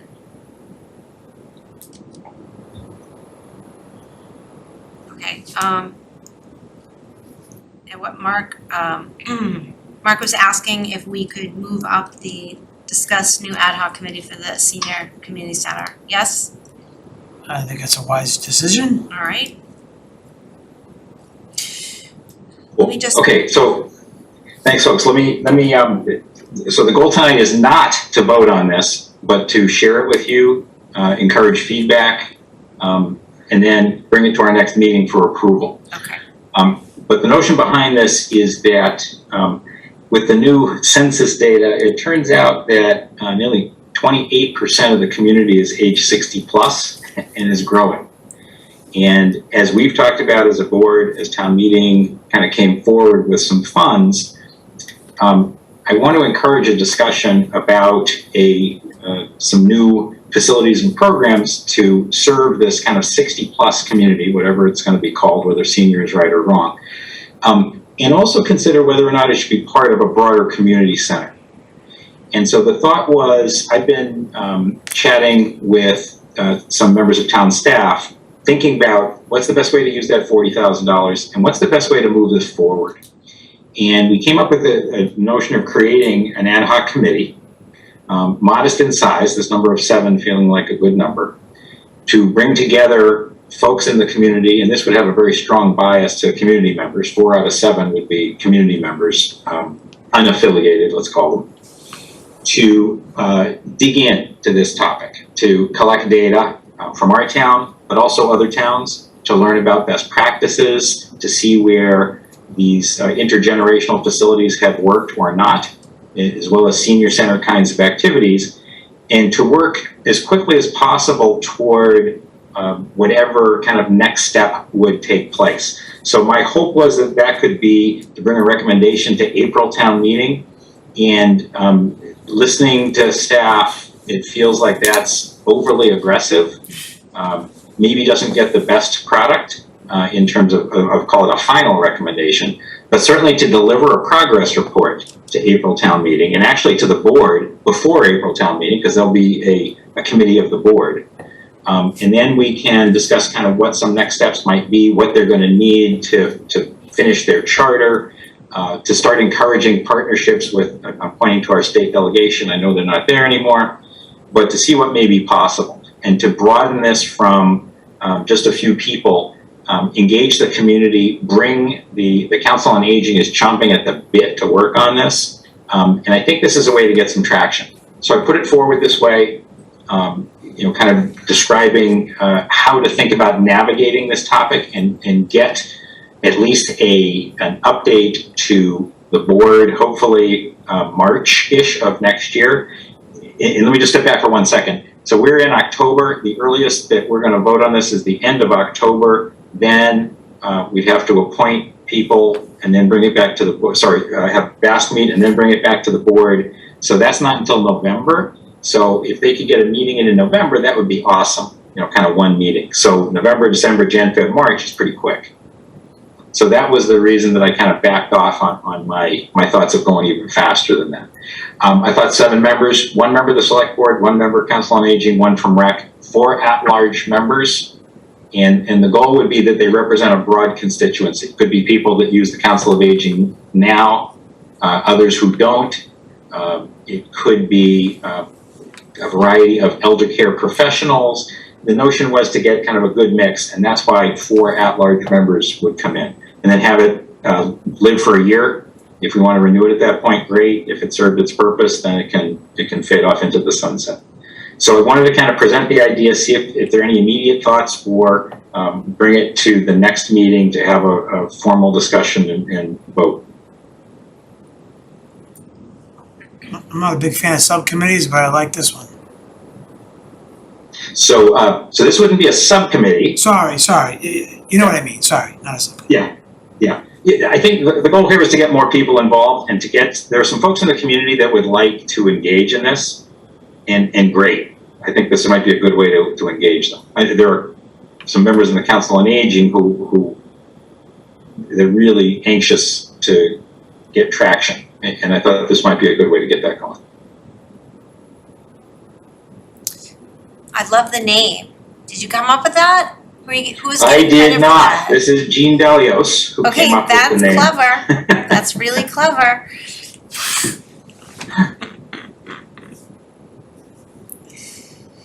And this gives us the flexibility to understand, the senior, intergenerational, pros and cons, where it's worked, where it hasn't, best practices, inform us so that we know, with better information, what to share with the community to get them involved. I think this succeeds when it has broad community support, broad community involvement, and I'm hoping this would be a good first step to it.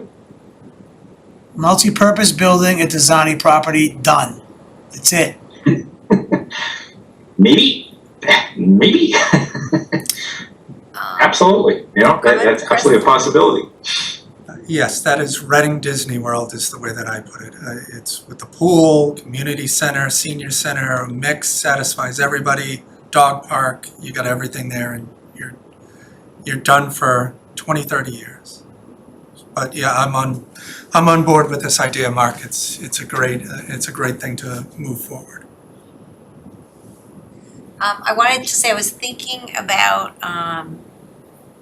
the need for the community center when I was in Amesbury recently. They have a phenomenal senior center, community center. It's only about 3 years old, and we should go up and see it, or the committee should go see it, and we could talk to that mayor and figure out how she got it done.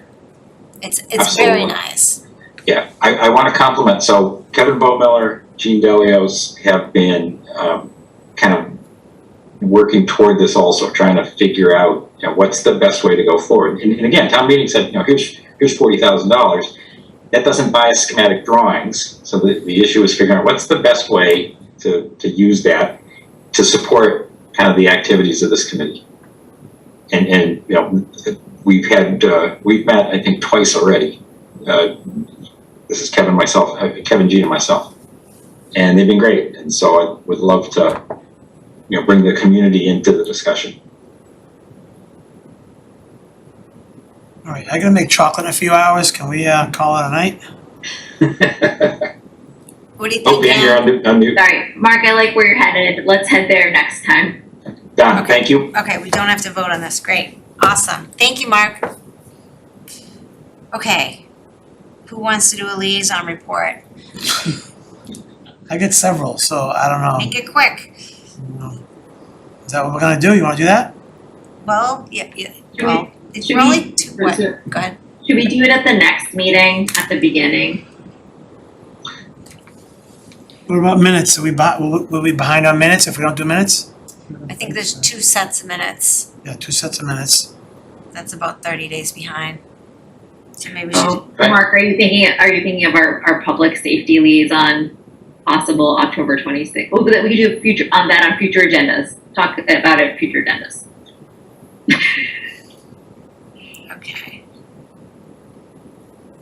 okay, nobody has the energy and no one's watching liaison reports at this point, so we'll continue that next meeting.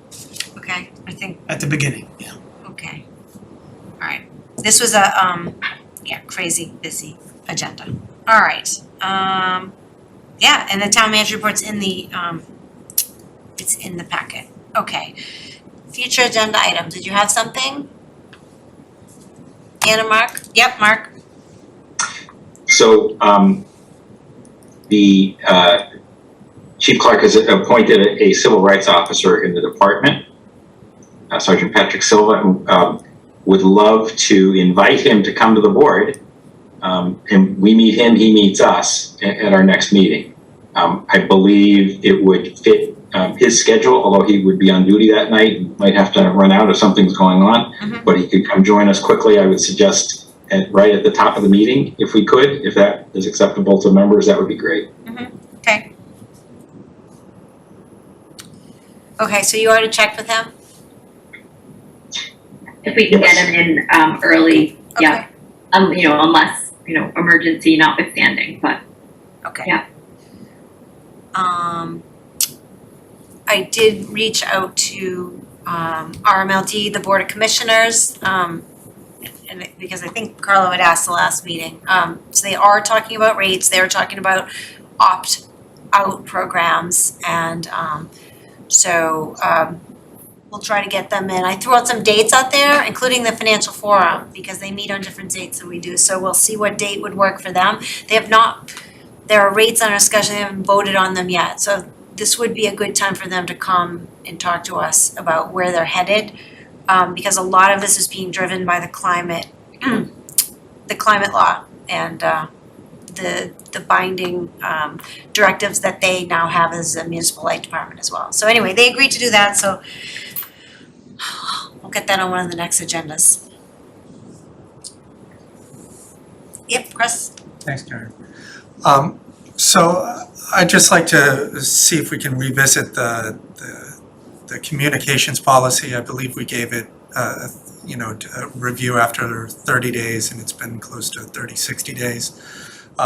Because the email and the packets, I personally thought that we'd never have emails come in on agenda topics or whatever, that how would people know it? And like surprisingly, we've had 100 possibly for actual agenda topics. So I'd like to see if we could definitely revisit that to maybe just include the agenda topics back into the packet. And the other thing I'd like to see if we could do, I briefly mentioned to Ivrea a couple months ago with the using the Board of Registrars memo that Ivrea had sent, maybe coming up with a document policy where it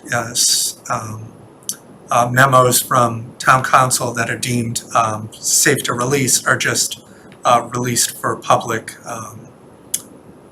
knowledge for the most part, without having to be public record requested, et cetera. So memos that were included in the packet that might seem like pointless to us, to a point where it doesn't, jeopardize legal and all this other thing. Just memos that I thought would be included in the packet because it pertained to the agenda item that didn't happen to be there. So just more of an openness and transparency when it comes to that. And I'd be happy to work with Ivrea on something, because there is a little legalities there, but I believe that we should have at least a policy on just releasing this kind of stuff. Okay, so are you, so generally, the person who puts the item on the agenda does it? Yep, wanna make sure I cool. mentioned that, Alright, I've been, That's fine. we did 5-10 minutes kind of working over it, and I'm sure there's a lot of kinks that have to be worked out, but, I'm willing to do it if the board's gonna hear it.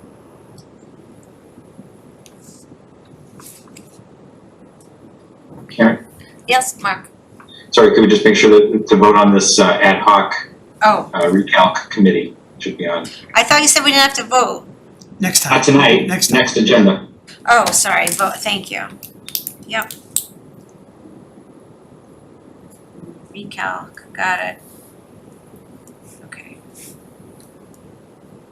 Okay, I know that we're finishing up the town manager goals, the next agenda as well. And they were, a copy of them were in the packet tonight. Okay, And I think we'll need a placeholder for whatever town meeting action takes place with regards to Meadowbrook. Yep. There'll be some action the board has to take, I think, no matter what. well, okay, so, yeah, with the motion we took said that we were going to have an 8:30 hearing. Yeah, on the So- 26th. So I don't know if Bob's still on, I don't think he is, but he was here for that, so, yeah, okay. So close hearing.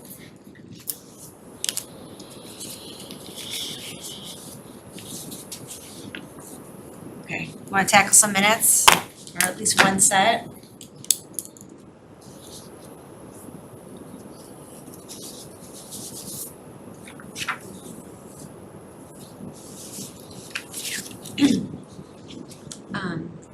Caitlin, did you have a version with like some changes incorporated that you want us to look at? Of what? Yeah, so I have a document that incorporates Anne and Chris's changes. I saw that you sent me some, Karen, but when I opened the document, I couldn't find any edits. So I wasn't sure what your edits were. Okay, they're in red, but you didn't see them? Didn't see any writing in red, or Alright. I don't know if you maybe attached the wrong document. I sent you an email earlier, but for both of them too, both sets, I didn't see any red comments. But I can put up the others.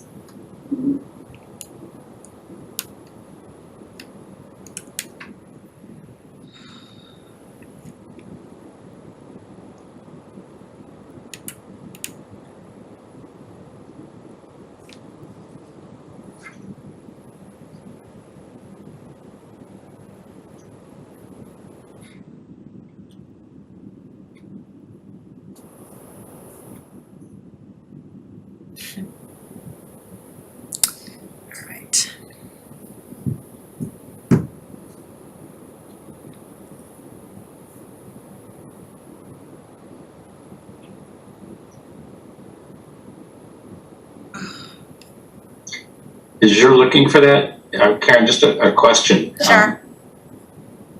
I did attend the Permanent Building Committee meeting last week that related to the water tower project, and Mark Delaney talked a bit about it. Mhm. I could make 4 quick points if the board is interested, just to share what PVC said, not opinions, just what they said. Okay, Is that all right? like a liaison report? Yeah, sorry. No, Just that's to- okay. I just don't wanna get in trouble for doing something that's not in the meeting. I don't know what happened in my email. I sent it at 10:47, so sorry. Okay, go ahead. Is that okay? Okay, so here was the discussion. Some of this is already in the town meeting warrant, but, in terms of what Ryan presented, but some of it was the discussion that took place at the Permanent Building Committee. There was only one bidder on the project. The 7 million total includes a pretty substantial contingency. The construction is actually 5.9 million. There were only 2 tank providers that could respond due to the spec of no painting in the future. If it was rebid, the belief is still only 1 tank provider would be likely to bid. And they, by the way, they're the people that make the kind of the bowl, the big tank, and they end up acting as the general contractor and bring together other parties to kind of finish the contract. They looked at some similar projects in Wilmington and Sharon and felt that they were kind of on par with what came back here. Some pieces of the cost looked very high. The PBC questioned them and kind of poked and prodded quite a bit. But at the end of the discussion, they came back and said, if we were to wait, how much could we save? And the answer was, would it be substantial, like, $1 million, $2 million of savings? And they felt that was unlikely. Paint and repair option estimated at $2 million for paint only. It's only an estimate, and several $100,000s for repair. One of the differences is that in the paint and repair option, site remediation probably would not have to take place. That's more a function of the new project. And that's some several $100,000s of the project. A paint and repair should be expected to last somewhere around 10 to 12 years. That's an assumption, and then probably have to do it again on that cycle. And so that was the discussion that the PBC had. Thanks. Okay. So Caitlin, I had left my Outlook web app with docs attached. In fact, I saved it twice and I sent it again, so I don't know what the hell happened.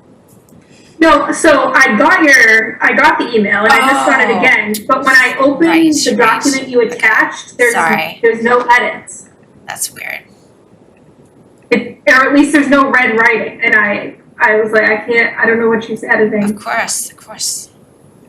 And then I opened the second one too to see if it was just maybe one of them, but same for 928. I open it and there's no red writing anywhere. I thought maybe I was just doing good and you didn't have any edits. No, I wouldn't bother you if you didn't have any edits. But no, I don't know. It's acting weird anyway. Documents. You know what? It might have been I don't know, some sort of bug. I had to save it from a Mac Pages into DocX. When I'm opening it, it's doing weird things, so maybe it's just a software error. Okay, never mind. Let's just get some minutes done. I might remember what they are if you pull them up there Okay. as you have them. Thank you.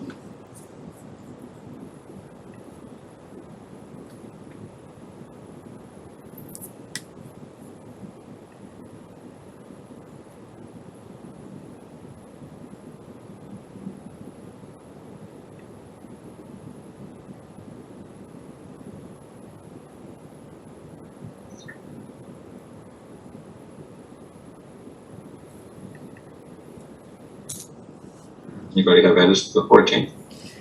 There was a few, nothing major. So under my liaison report, so I open the DocX on my laptop and it comes up and it's a cross out. So do you see the Karen Herrick liaison report? You don't see anything? Well, never mind. All right. Not there yet. Okay. Is everyone good with Yes. Chris's edit? Yep. Let's see. Oh, I'm glad you expanded that. That's good because it wasn't clear.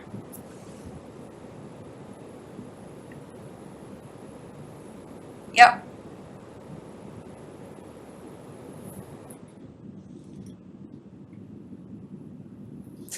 All right, so I just wanted to clarify this. Cross out the second sentence there, working on remove the black earth composting to get that program off the ground. that wasn't really, how the discussion went. There was a brief discussion of feasibility for a 2-acre upland parcel in a compost area for a satellite black earth composting area.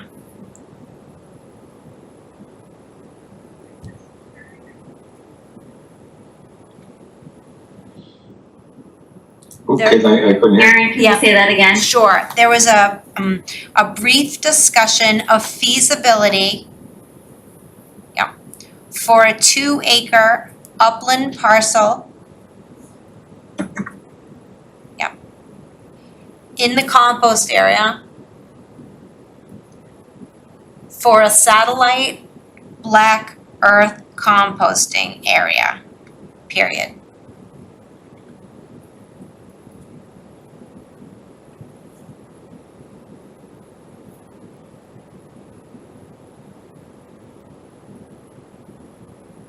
Okay, and then I just noted FinCom went over the special town meeting warrant. It was the special town meeting warrant. Thank you.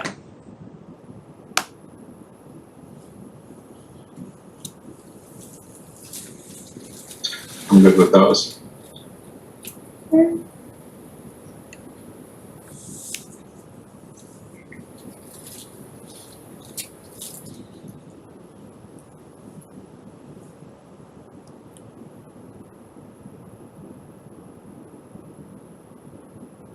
Yep, that's good.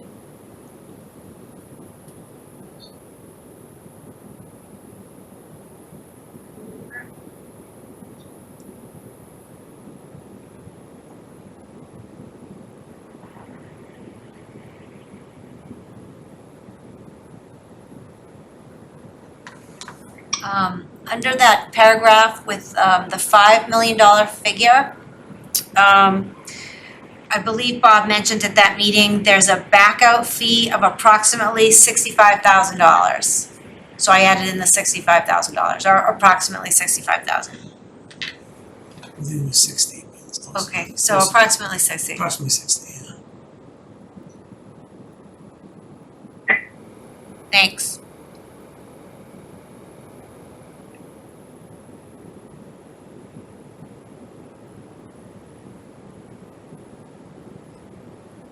I think that was it. I had one, okay, sorry, what page, oh, you're on the last page. So the I can go next, back. so did Mark put a change in there? Cause this is the meeting where Mark noted that the special town meeting warrant went to FinCom before it went to select board, which is not the normal process. And I put that in there, it was on the third page, at the top. Mark, I don't remember exactly when you said it. I think it was the second time we brought up if whether or not FinCom had voted on an article. So there was a point, if you go up a little bit, Caitlin, somewhere someone asked if FinCom had voted. We asked how FinCom voted last night. Sorry, it was one of the votes to include. I think that it either was right there or if there was a second place, and I think it's right there. Okay. So Mark Doxter noted that the select board must vote on the warrant, must vote to approve the warrant.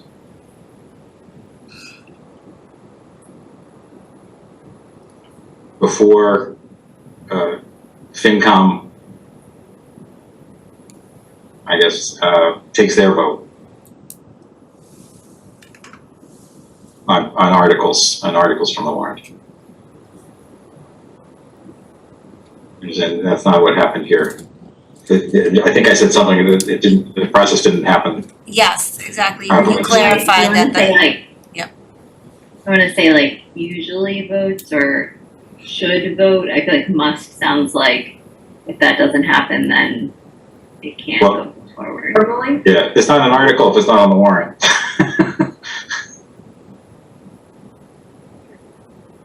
So I would just say, how about just, just make it votes. Note the select board votes to approve the warrant before FinCom should take their votes. Should take votes.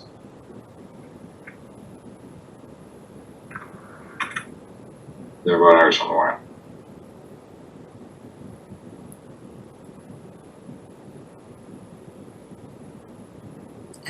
Yeah, and this didn't occur in this case. Procedurally, it didn't work this way.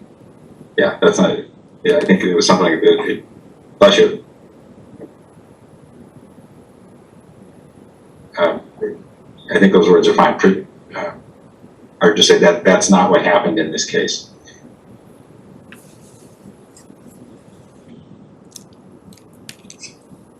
Good. Good. There were no other edits unless anyone else wants to add any.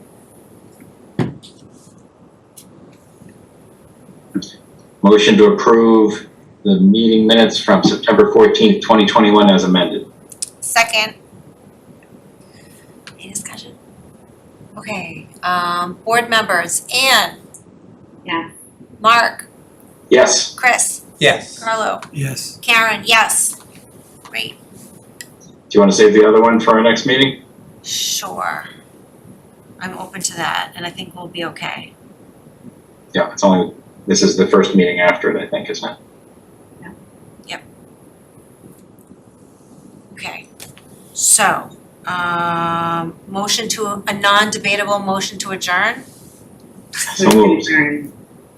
Second, Okay, board members, Anne, yes. Mark, Yes. Chris, Yes. Carlo, Yes. Karen.